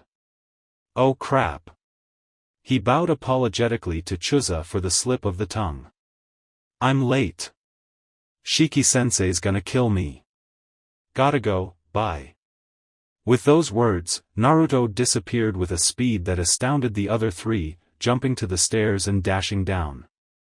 They looked at the empty stairs for a while after they couldn't hear Naruto's footsteps anymore. Troublesome guy. Shikamaru stated. And what's the deal with that bandana anyway? And how the hell can he run like that while blindfolded? He's blind.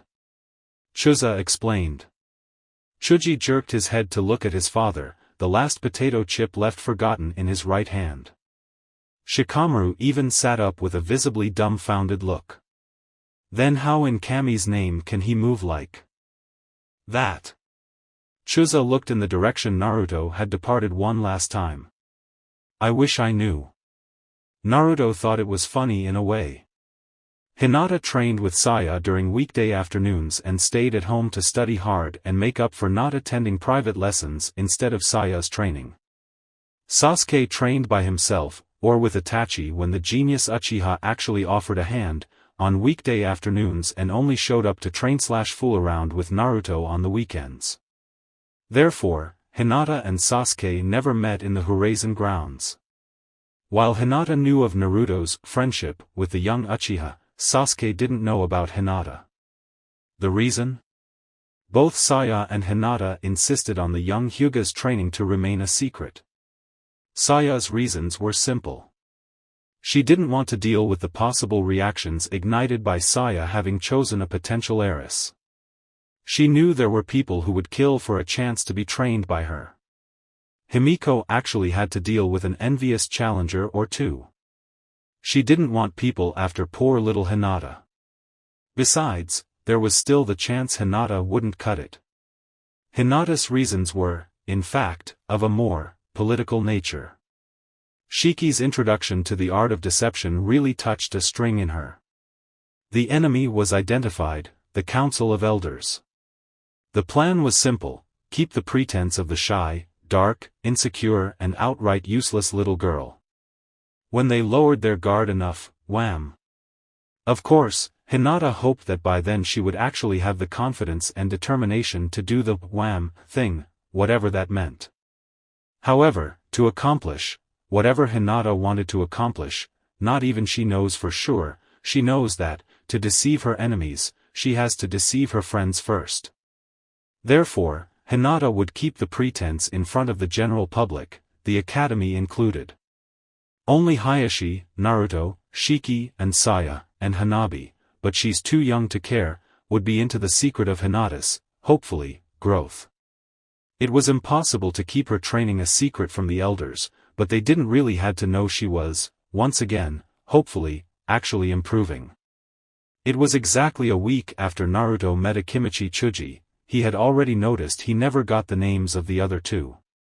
Sunset steadily approached, so Naruto was enjoying the last minutes of natural light to stroll around Konoha ninja style, as in by jumping from roof to roof. Not like he really cared about measly details such as day and night. The world looked exactly the same to him no matter the time of day. Last week, Sasuke showed up in time to join the military intelligence lesson, and he seemed to like it as much as Naruto. On their first lesson Shiki had introduced the elementary concepts of military intelligence. On the next lesson, when Sasuke joined, Shiki made his lecture on the first of these elements, the collection of information. Shiki declared, much to the boys' chagrin, that they were too young and immature to learn about espionage. However, there was more to data gathering than espionage, as Shiki's practical exercise showed. Shiki proposed the hypothetical situation of Naruto and Sasuke being ordered to recover a stolen object being kept in the house of a particularly important and politically powerful noble of a city in a foreign country. The exercise was making a list of the information Naruto and Sasuke considered they needed to acquire for the purpose of planning an incursion inside the noble's mansion. Shiki said they had done well, for a pair of brats, but not good enough. Of course, there was no way in hell Naruto could have possibly thought the moon's position and its phases could be of any help when planning an invasion. It did make sense once he thought about it for a while, though. Besides, it wasn't like he could see the moon. Naruto had to admit, it had been interesting, and, according to Sasuke, way better than the academy. That day's lesson had been simple: useful information can come from almost any source, and often the best and most useful information is well known or easily acquired. However, Sasuke hadn't showed up that day. Considering how excited he was a week before, Naruto couldn't help but worry. Just a little. Not like he cared for the ramen-hating jerk. Of course not. Fortunately for Naruto, it didn't take him too long to find the Uchiha idiot that makes me look for him. Horse. Tiger. A pause. Damn it. Naruto rolled his eyes before shrugging and walking quietly towards the young Uchiha. Naruto noticed a variation in the texture of the ground his wind caressed when past a particular boundary. That, combined with the narrow passage-like structure on which edge Sasuke stood, helped Naruto realize that the structure was in fact a small pier and the boundary was in fact the shore of a body of water of some sort. Sasuke kept shouting the same sequence of hand seal names and cursing, completely unaware of Naruto's presence just a few feet behind him. Of course, Naruto's more mischievous side kicked in. Clearing his throat, he leaned his head closer to Sasuke's left ear. "Foolish little brother," he pronounced softly, with his best Itachi impersonation. "Wah." While the soaking Sasuke spat water and struggled to stay above the surface of the lake, Naruto's more scientific side wondered if he could make a jutsu that altered his voice. After all, wasn't sound nothing but pressure waves? Adding that idea to his ever-growing list, he focused his attention on Sasuke, channeling more chakra to his Senrigan. "I can't believe it actually worked. Shut up and help me, Dobe. Don't tell me the great Uchiha Sasuke can't swim. Then again, you're a fire type, so it kinda makes sense, huh? I found the Uchiha clan's weakness." The blonde made a smug smirk and a pose. "I'm way too badass. Of course I can swim, you immense idiot. I can't reach the stupid pier. You could always swim back to shore, you know. Or you could just help me up." "No way. You're too fat, I'd end up in the water and I don't want to get my cool clothes wet. I'm so killing you. You'll have to catch me first." Naruto teased with a sing-song tone. "I hate you. Whatever you say, duck hair, hehe, now you really look like a duck. Help me up already." Sasuke tried a threat again, but it sounded more like a whine. "Say please help me, oh so great Naruto-sama, whose badassery is second only to my mega's cool big brother Itachi." Sasuke didn't respond to that. Naruto noticed the other boy had stopped moving, only his head peeking out of the water surface, confirming that yes, he could swim. However, Naruto couldn't see the forlorn look on Sasuke's face. Unable to interpret Sasuke's feelings, Naruto made the only conclusion his mind could conceive. "Okay, I went overboard there. Here, take my hand." Naruto cursed his blindness for the 1000th time for being unable to see the evil smirk on Sasuke's face. A second later, another splash disrupted the peaceful stillness of the lake. "Drrblbbllb." Sasuke's sweat dropped. "Yell at me after getting out of the water, idiot." Naruto's head emerged with a gasp. "Tiami. Figures pft." Sasuke tried to wipe the little water gun that splashed his face, without success. "What the hell pft?" Once the offending water relented, Sasuke was able to notice Naruto's hands joined into a familiar hand seal. "Futon, Fujin Tesabaki no Jutsu," Naruto declared with a tone that gave Sasuke the chills. "Oh, you have got to be kidding me pfffftt." And that's how Sasuke learned that Naruto didn't need his hands to splash him with cold water. Half an hour later, Sasuke and Naruto rested on the soft grass by the shore. Naruto was the clear winner of their water war, having the advantage of his original Futon Jutsu, but Sasuke obviously would never admit it. Besides, they were both completely soaked, so, in a way, they were both losers. "We're so catching a cold after this," Sasuke grumbled darkly. Naruto wisely chose not to comment on his insane immune system, which Saya had promptly explained to him ages ago. "My clothes are all wet. It's all your fault, team." "My fault? You're the reason I ended up in the lake on the first place." Naruto blinked. "Oh, yeah, the Itachi thing. That was fun." Sasuke held back the immense urge to take Naruto's little neck and snap it. "So, why didn't you show up for intelligence?"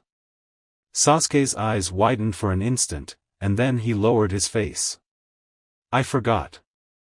Naruto raised an eyebrow. "You forgot? You forgot?" His wet cheongsam made an odd sound when he stood up to point at Sasuke accusingly. That's, you are, unsightly." Yeah.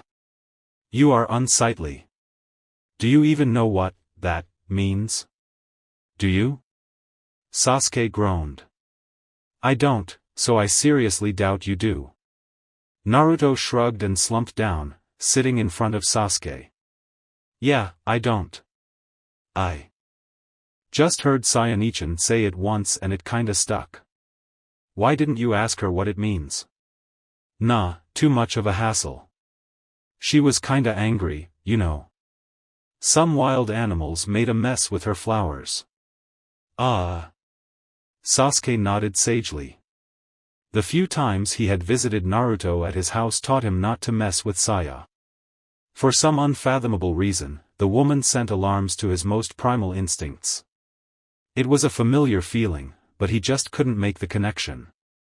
On two different places in Konoha, Horazen Saya and Haruno Sakura sneezed simultaneously. So, really, why didn't you show up? Sasuke took his time to answer. Father showed me a new fire jutsu. I have to get it right. Naruto nodded and offered his friend a supportive smile. He could understand the feeling of wanting to get a jutsu to work. Tell me more. It's called Gakakyu no Jutsu. I'm supposed to gather chakra in my mouth, swallow it and add the fire element in my chest and then exhale it. When father did it he made this incredible giant ball of fire. It cannot be shot like Hinotama no Jutsu but it's so much more powerful, but I only make a pitiful little flame. I don't get what I'm doing wrong. Show me. I don't know a thing about Katan Jutsu, but who knows? Show me.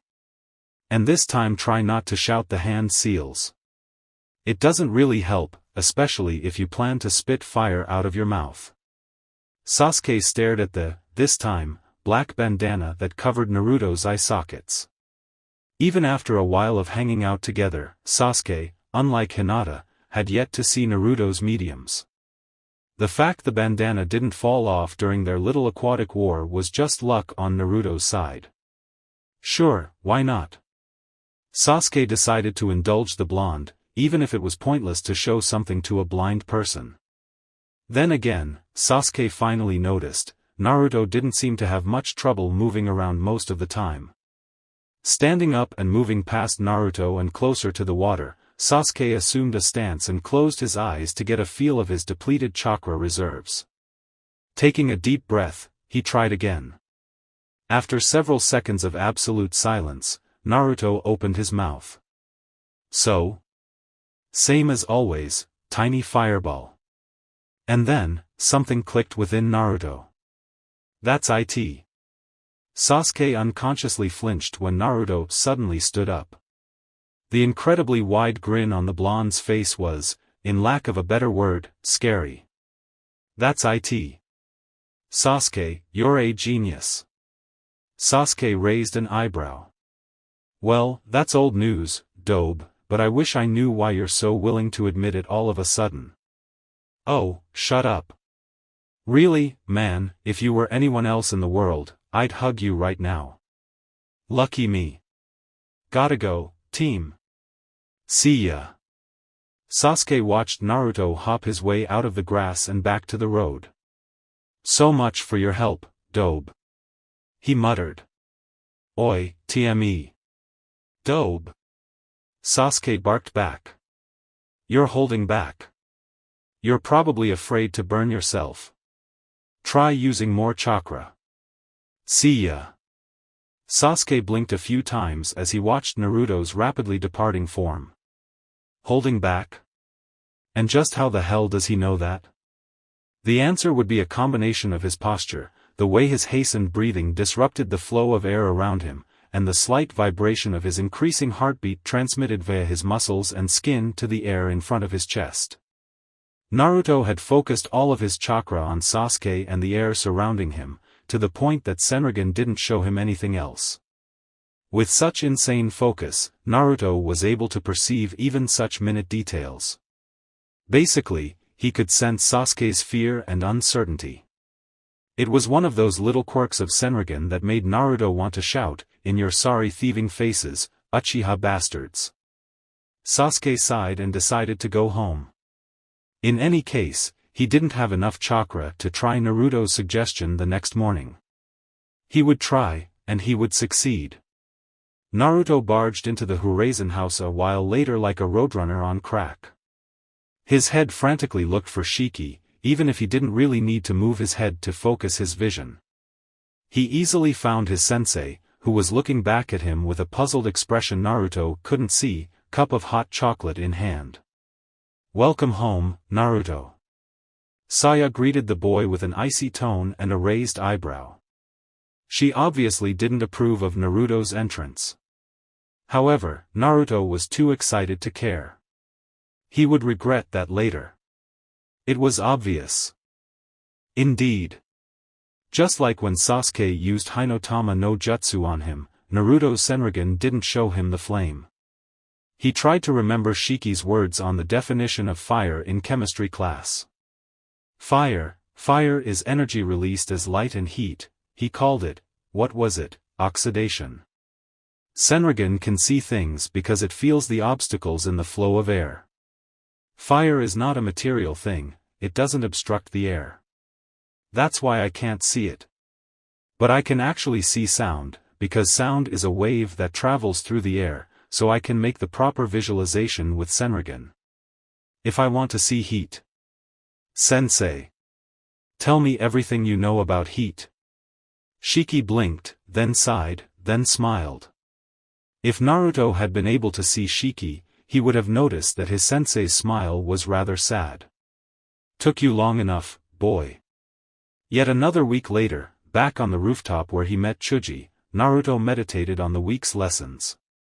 That was supposed to be his free day, but he had spent most of it with Shiki-sensei lecturing him on a branch of physics his sensei called thermodynamics. His head hurt. Badly. Fortunately, Shiki was aware that he was teaching thermodynamics to a 7-year-old, so he stuck to the basics.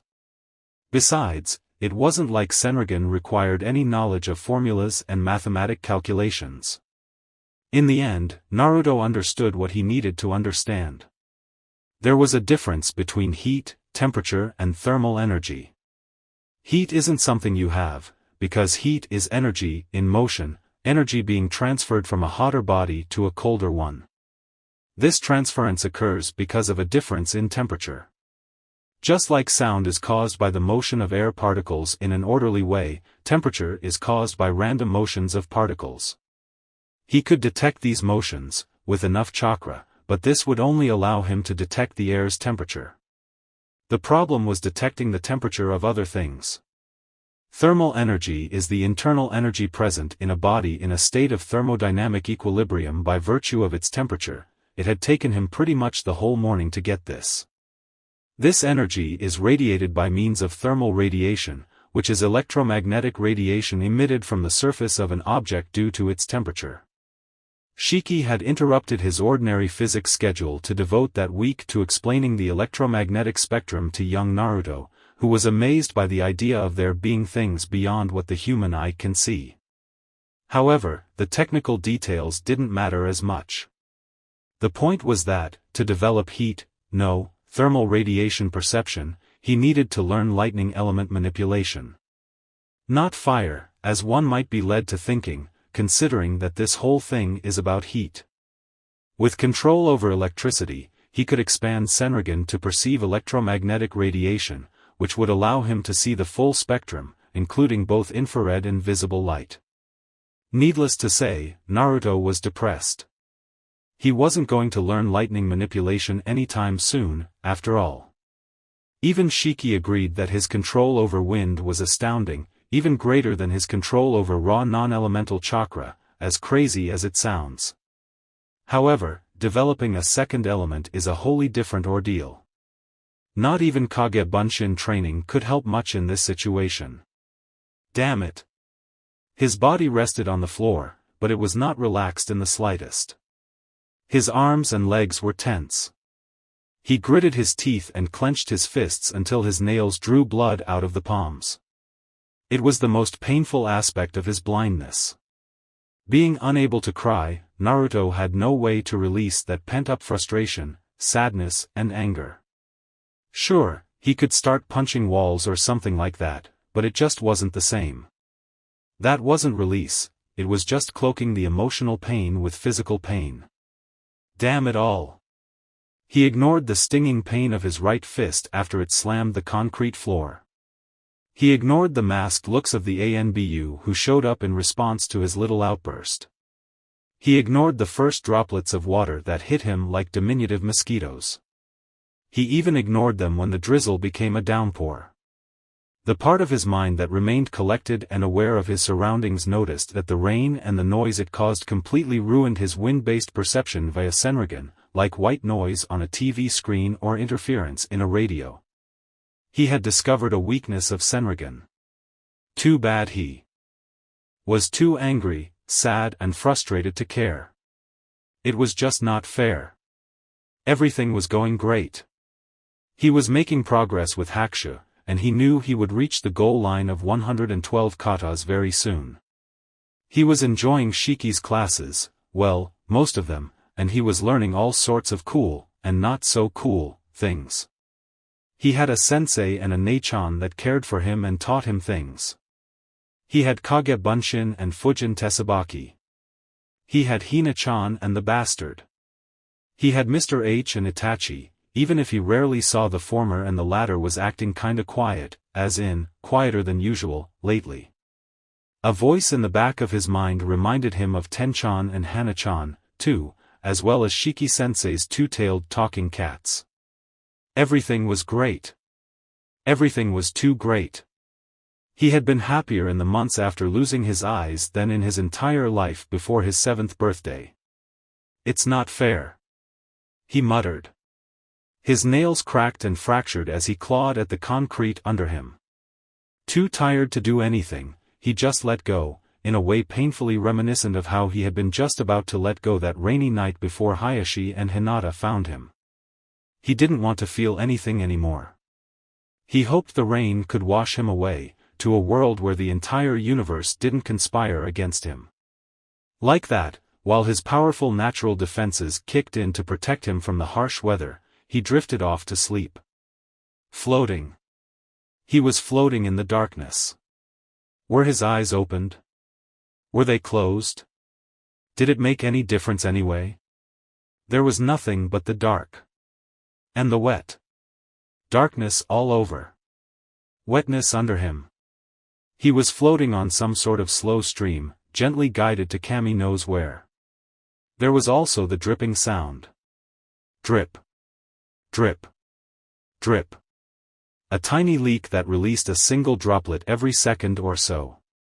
The faint sound of the droplet falling on the endless stream was the only source of sound in this realm of absolute darkness. Then came the warmth. The further he was dragged by the stream, the warmer the air around him became.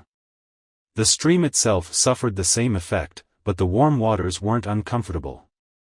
The air itself was more of a bother to him. It was like being in a hot spring, but worse. He felt as if the heat had a mind of its own and it wanted him to sweat to death. It was an oppressive feeling, like he was not wanted there. Surprisingly enough, it wasn't a familiar feeling. This sense of rejection was of a wholly different nature. It wasn't outright hatred, he couldn't really put it into words. At some point, he felt his body stop moving. Perfectly still on the surface of the calm water, he let the heat ravage his skin and the indescribable feeling drill his soul. So, my cage has come once more. The eye. Naruto could only look upwards and meet the terrifyingly powerful stare of the eye, its bloody crimson like a flame that would consume his body and obliterate his very existence. His body? Paralyzed in absolute terror, which caused him to sink immediately, helping him realize that the stream was in fact quite shallow, enough for him not to fear drowning, even paralyzed as he was. The eye closed in on him, allowing Naruto to see a bit more of the being the eye belonged to. However, he saw nothing but reddish-orange. The eye remained as incorporeal as always, as if its owner mocked him by not revealing itself. "You are so small, so weak, so pathetically weak, I wish you didn't even exist on the first place, boy," but I'm not letting you throw yourself away so stupidly. Be thankful, for today is not the day you die. Rest and recover, human. Your presence here is an annoyance. And everything went completely dark. He wouldn't remember a thing. A quiet moan warned the three people in the room of Naruto's awakening. Following a natural instinct rather than a real necessity, Naruto blinked a few times, even if there was no light to get adjusted to or real eyes that needed to be cleaned. He was already used to absolute blindness, so he immediately focused on his other senses to gain as much awareness of his surroundings as possible. His hands told him he was on a soft surface, most likely a bed. The scents were very familiar, so it was very likely that he wasn't alone in his room. He quickly caught the three scents. He might not be an Inuzuka, but these three scents were too close and too familiar for him not to recognize them. Sayanichoa. Hinata gasped quite loudly, but her voice wasn't nearly as loud as the resonant echo of the terrible slap Saya's right hand inflicted on Naruto's round face. Ugh. Naruto moaned in pain as he clutched the reddened cheek with both hands and fell on his right side. Once again, his inability to cry proved to be a curse. Hinata was crying for the two of them, but there was no way for him to know that yet. She did try to move closer to console her friend, but Shiki's firm hand on her shoulder prevented it. Let her do this, he said quietly enough for only Hinata to hear it. What the fuck were you thinking? Saya inquired. Naruto discovered he actually preferred Saya's loud outbursts of anger. The hissing voice she was using in that moment for some reason made his chest really hurt. In the future, when he thought about it, he realized it made him think of a wounded animal. Even worse, a wounded mother who is ready to die to protect her offspring. Do you know how long you were out there? Any other person would be in the hospital. I was worried when it began to rain, but I never thought you would be so fucking stupid, for Kami's sake, Naruto, if Hinata-chan hadn't found you. What's the problem? Naruto defended himself with a weak voice. That slap had really hurt. It's not like a little rain is going to kill me. Hinata shrieked and covered her eyes with her hands. Naruto cried in pain after the second slap. Don't you dare talk to me like that, you little moronic prick. Saya's tone became a bit louder, but it still wasn't the usual angry Saya tone. Naruto couldn't understand why it felt so different from every other time he had witnessed her wrath. Do you really think you can ignore your health like that? Do you really think I will let you ignore your health like that?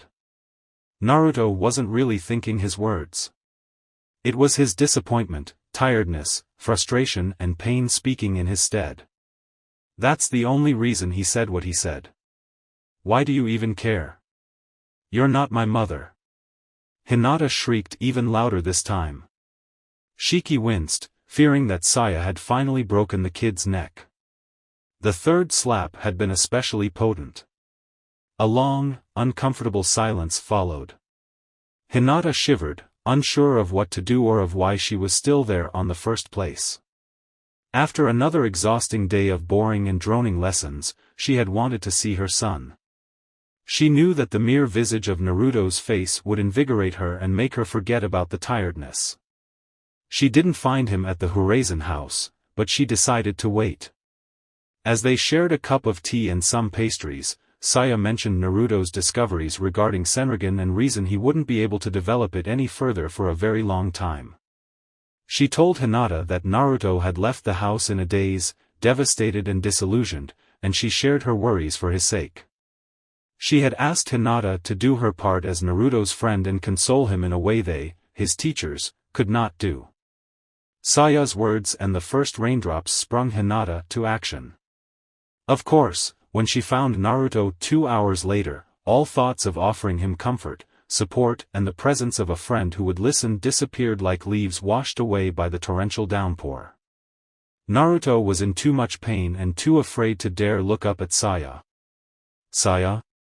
Well, she was shaking, even if she wasn't entirely sure of what exactly she was trying to hold back. I may not be your mother. She sobbed. The sound paralyzed Naruto. Saya was crying. But, damn it, I love you. So don't you dare tell me I cannot care. I thought you were better than that. I hate this. Naruto's quiet, melancholic tone wiped away any traces of anger Saya might still have had. What?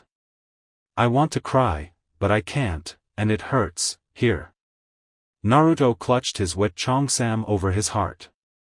Saya felt tears forming in her eyes. She couldn't stop herself. She caught Naruto in a strong embrace, which he returned with all the strength with tiny little arms could muster. Then hug me, Naruto. Hug me, and I'll cry for you.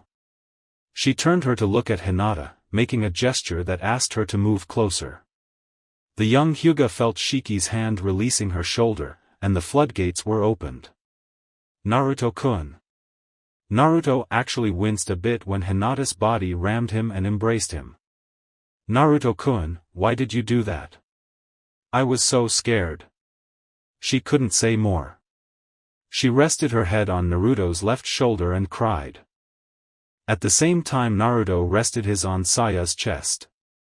Don't forget it, Naruto, you're not alone anymore. That means your life is no longer yours. It means you now have to think of the feelings of others, the feelings of those that will be hurt if something happens to you. Saya clutched Naruto even tighter. Damn it, boy, I don't want you to die before I do. So stop being so fucking depressing. We'll cry for you. We'll be your eyes until you can see on your own. Don't make us worry like this. Just don't pull shit like this off ever again. Naruto buried his face on Saya's soft silk chongsam. He hated the feeling of her tears on his hair and face. I'm sorry. You damn better be. I'm sorry, Sayane-chan. I know, Naruto. She replied between sobs. The three cried softly for 10 more minutes or so. Saya was the first to calm down, followed by Naruto, who had to console a hopelessly teary Hinata for quite a while. Eventually, Hinata realized she was making a bit of a scene, so she let go of the boy, albeit reluctantly. It had been a while since she had been held like that. She had forgotten how good it felt to be hugged. However, even if she had mostly calmed down, she was still a bit worried about Naruto's well-being. She didn't know of his crazy healing powers, after all. The boy stiffened a bit when he felt Hinata's small hand on his forehead, at the same time she placed the other hand on hers. You feel a little bit hot, Naruto-kun. I think you should rest. And then it clicked. Saya, Hinata, and Shiki, who had chosen to stay away from the hugging and stuff, witnessed how Naruto's eyelids separated and his eyes widened at the same time his lips made a funny, O, shape. Naruto? Saya inquired at the same time Hinata whispered an uneasy Naruto-kun. Wa, Hinata. Why yes? The little girl was a bit scared. Had something happened to Naruto? What did you just say? Naruto grabbed Hinata's shoulders, or at least he tried. He smacked her chest on the first attempt. What did you say, Hina-chan?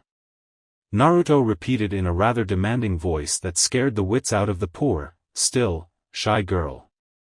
Ano, I said, you feel a bit warm, to the touch, I think. Hinata closed her eyes. Ithinkiumig favor. Keeping her eyes closed shut, Hinata waited for a reaction that didn't come. In fact, she only felt Naruto letting go of her shoulders. Opening her eyes, she found quite the unexpected sight. Naruto's arms hung limply by his sides. That wasn't important, or unexpected, though. Hinata was more puzzled by the incredibly stupid grin on his face. Warm to the touch, warm, touch. Naruto raised his right hand and touched his forehead. Touch, contact, that's it. Kya, went Hinata when Naruto tackled her and embraced her with such strength that the two ended up on the wooden floor. Hinata didn't even have time to complain, cry, shriek or stutter before she felt a big, wet kiss on her left cheek. "Hina-chan, I love you. You're the best." Leaving a catatonic Hyuga on the floor, Naruto effortlessly jumped up and made a sequence of hand seals at astounding speed, such was his excitement. Futon. Fujin Senrigan no Jutsu. His world of darkness exploded in sudden bursts of white as his brain processed the new information and displayed the position of every single object and creature within range. This allowed him to quickly locate the place where his sensei stood idly, watching his antics with an amused look. "Shiki-sensei, I got it." Shiki raised an eyebrow. "What, exactly did you get, boy?" "I know how to see heat, I mean, thermal energy. Without lightning manipulation." Shiki raised the other eyebrow. "Really?"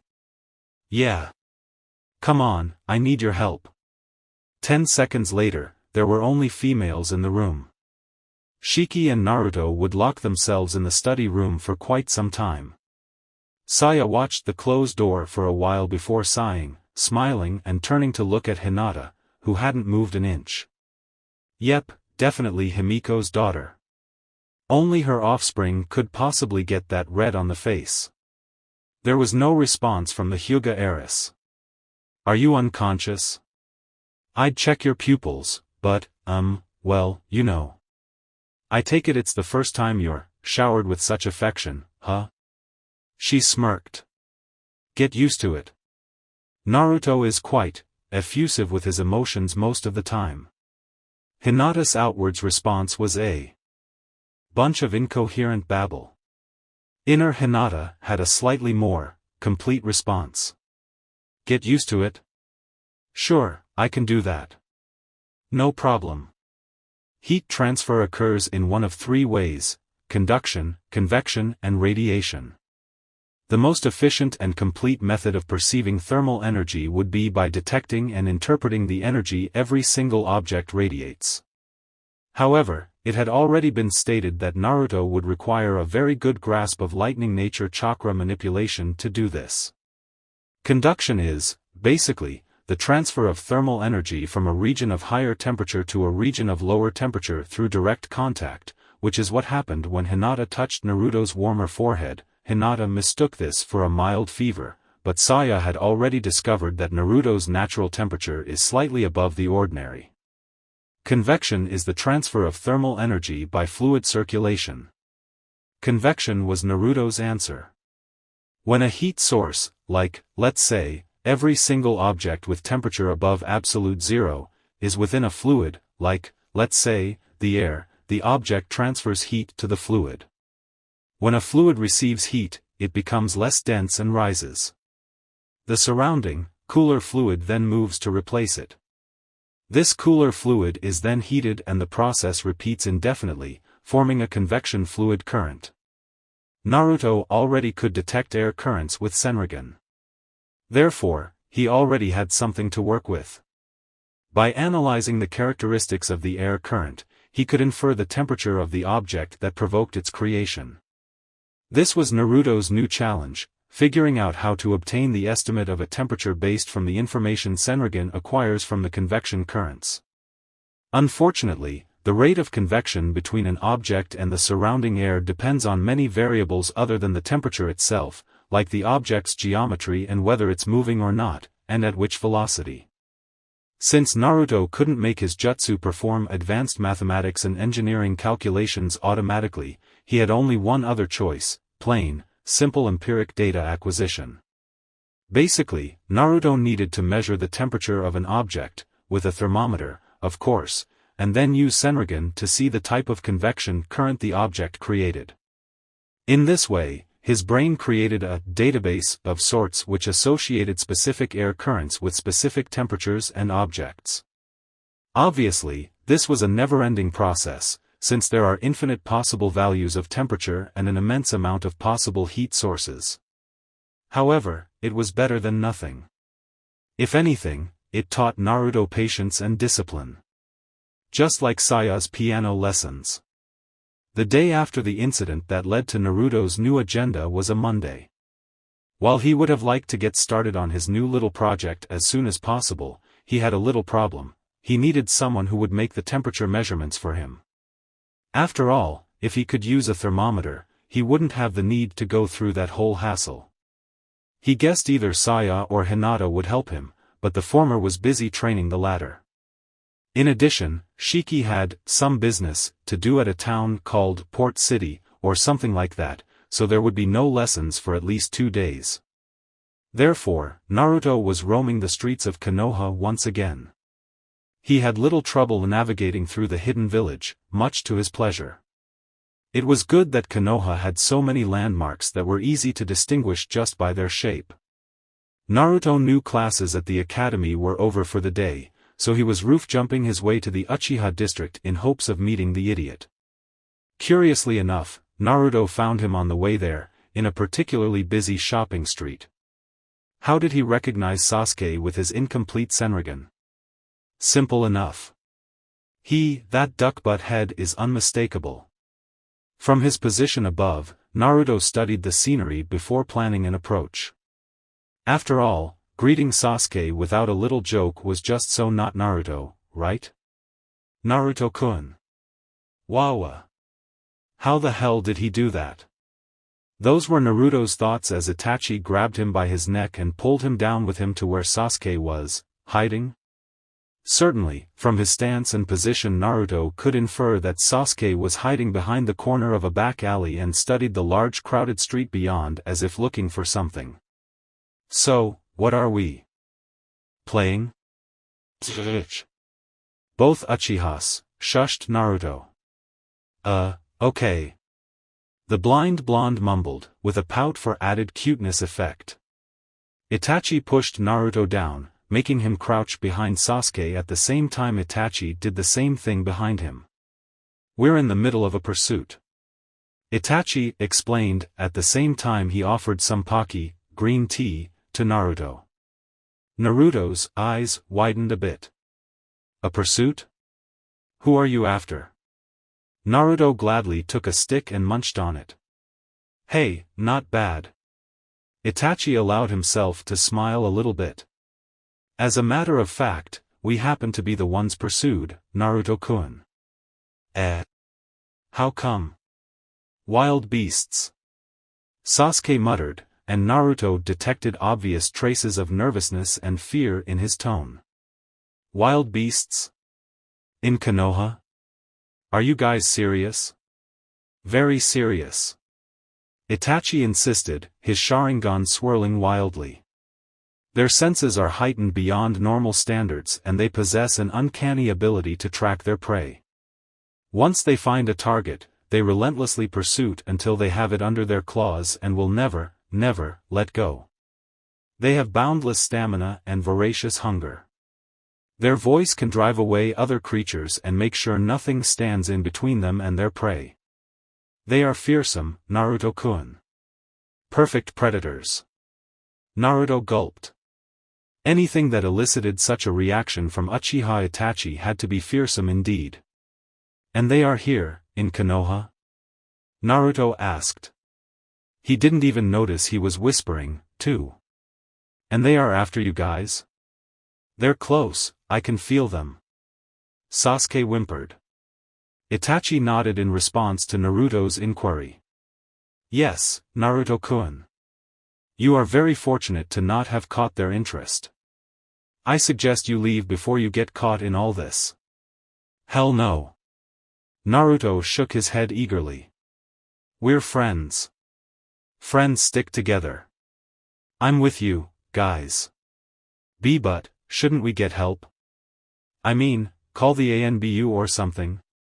Under any other circumstance, Sasuke would have appreciated Naruto's gesture of loyalty. Too bad he was too nervous to do that. I think I see them. Crap. Naruto cursed. Itachi, where are they? What are they? He was getting a bit nervous, too.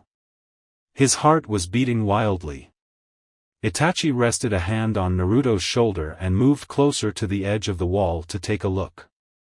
Naruto, these fearsome creatures, these demon spawns, they are. Kiowa. Sasuke Kuuin. Oh, look, girls. It's Itachi Kun. Kaya. Fangirls. Ruiwa-one. Sasuke screamed like a man possessed before leaping to the nearest roof. What the whoa? Naruto exclaimed as Itachi grabbed him and jumped after Sasuke. Several houses away, the genius Uchiha dropped Naruto so that he ran on his own. What the hell, Itachi? They're just girls. They're not just girls. Sasuke yelled. They're fangirls. I don't get it. There's a difference? Less talking, more running away. Itachi insisted. 20 minutes later, Naruto had to agree with Itachi on one thing: those fangirls were quite relentless.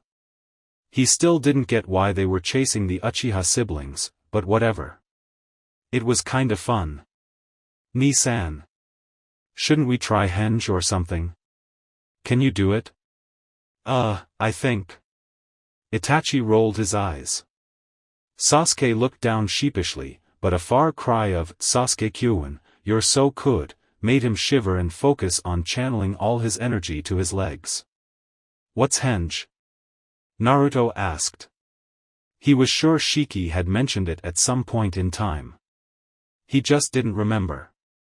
However, his voice was ignored. Sasuke, some of those girls also happen to be ninjas.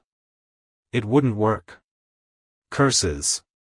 Who the hell says curses nowadays? Shut up, Dobe. Make me, TME. Don't make throw you to the mob, Sasuke. Sasuke geeped. You wouldn't, you would. However, Itachi's wheels were turning. He had a plan. Sasuke. Turn into Naruto. Just do it. Come on, henge. A puff of smoke later, there were two Narutos running behind Itachi. The original Naruto did notice the changes in Sasuke's shape, the hair, the face, even the bulk of the body and the clothes. Awesome. That's henge. It kicks ass. Sasuke Naruto smirked smugly, in a very un-Naruto-ish way. The fundamental jutsu hadn't even been taught at the academy, yet. He actually learned it from his mother. Sasuke's expression brightened even more when Itachi approved of the transformation with a nod. Keep going. Sasuke. He said as he reached a halt and forced Naruto to stop in front of him. Right. Sasuke exclaimed and jumped past the two towards the next tiled roof. Naruto eyed warily the hand seals Itachi was making. What? I'm turning you into Sasuke, Naruto-kun. Good luck. Before Naruto could react, or complain, there was another puff of smoke, and Naruto had become an identical copy of 7-year-old Uchiha Sasuke. Itachi had already used Shunshin to get the hell away. What am I supposed to do? It's Sasuke-kun. We caught up with him. Where's Itachi-kun? Who cares, it's Kawaii Sasuke. Naruto's sweat dropped at the rapidly approaching mob of squealing, cackling girls from ages 7 to 27. When they got within a stone throw's distance, they all crouched as one. We got you. Naruto's fundamental sense of self-preservation made him jump away at the sight of dozens of females lunging at him like hungry cheetahs, an insult to cheetahs everywhere. He winced at the sight of their many bodies crashing together on the roof where he had been standing just an instant before. That would have killed me. Or at least it would have broken his transformation. You girls are scary. I'm out of here. And the chase was on, again. Fortunately, he got a very good head start thanks to the time it took the fangirls, and fanwomen, to crawl out of the self-made hole they had created. Unfortunately, Naruto's newly discovered fear of fangirls caused him to make a mistake. Not looking ahead of him. For this reason, he didn't notice that there wasn't a next roof to jump to. Wawa. The loud splash was followed by yet another cacophony of Kaya-s. However, these were scared Kaya-s, not fangirl Kaya-s. Naruto happened to fall into the Hyuga clan's communal hot springs during the branch family's ladies-only hour. Hutut. A soaking wet Uzumaki Naruto emerged from the hot waters, his transformation into an Uchiha long dispelled. Once most of his body was out of the water, he made an assessment of the situation. He reached several conclusions very quickly. 1. Being an Uchiha? Not worth the hassle. 2. He was in a hot spring. 3. The hot spring mentioned in Statement 2 was packed with women. 4. Naked women.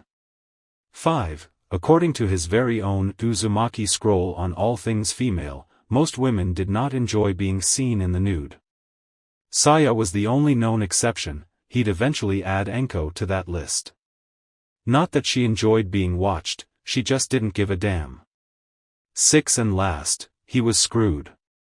Had he been twice his age, he would have cursed his blindness for not being able to enjoy one last vision of glory before being sent to the afterlife. Yo. Ruto.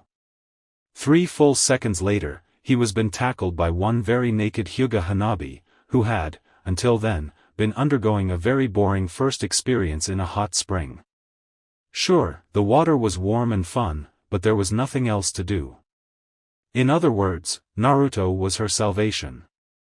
Just like she was Naruto's. Call it mutual benefits. Ruto. Let's play. Very naked Hanabi pretty much demanded, clinging to his very bestest friend for dear life and grinning in a way that should be impossible for a Hyuga.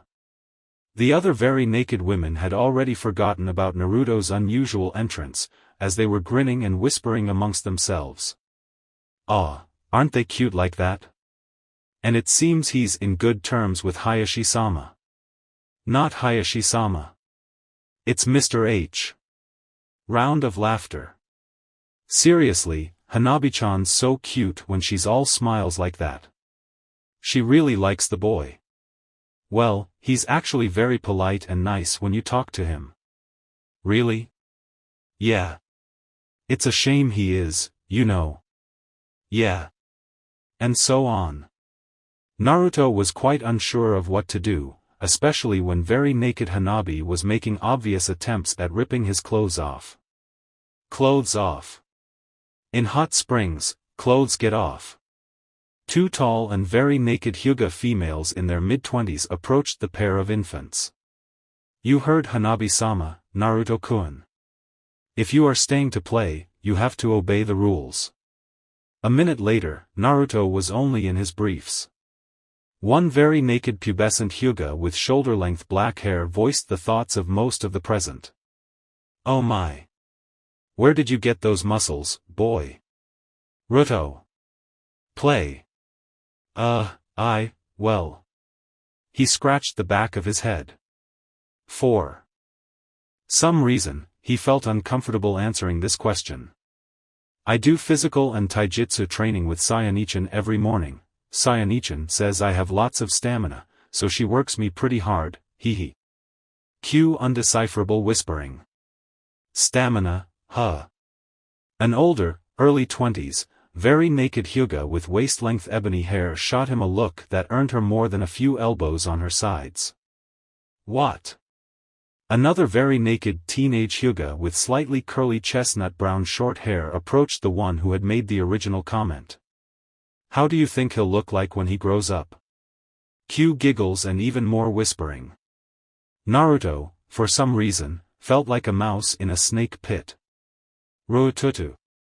Hanabi whined. "Play." "Well, he kind of looks like the yondaime, if you think about it." "Hey, right, just a little, oh my." Naruto's danger sense blared quite loudly in his mind when he noticed all the very naked Hyuga females moving closer and closer. "Ruto. Play." Hanabi suddenly tackled him with enough strength to send them both splashing down on the hot water.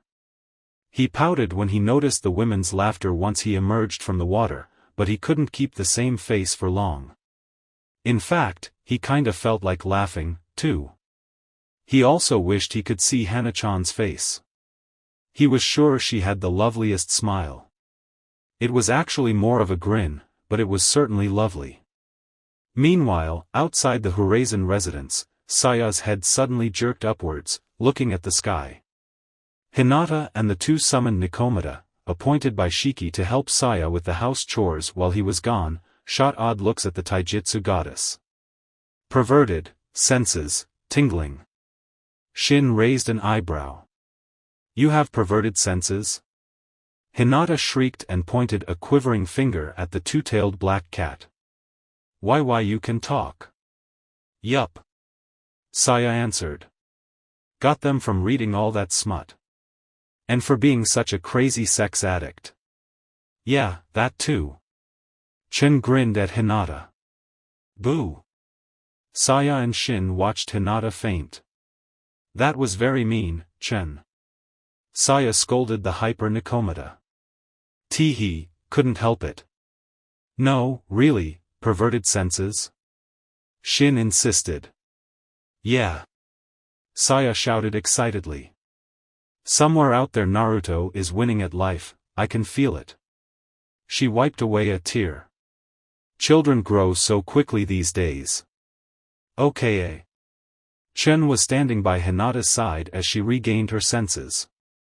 What happened? Yo. Gaia. There was a thump. Damn it, Chen. But that was so funny, Ne-chan. Thank you for watching. I hope you enjoyed it. Make sure to like and subscribe, and don't forget to share this video with your friends. Guys, make sure to help the author by visiting the link in the description. This is Fox Sage, and I'm signing off.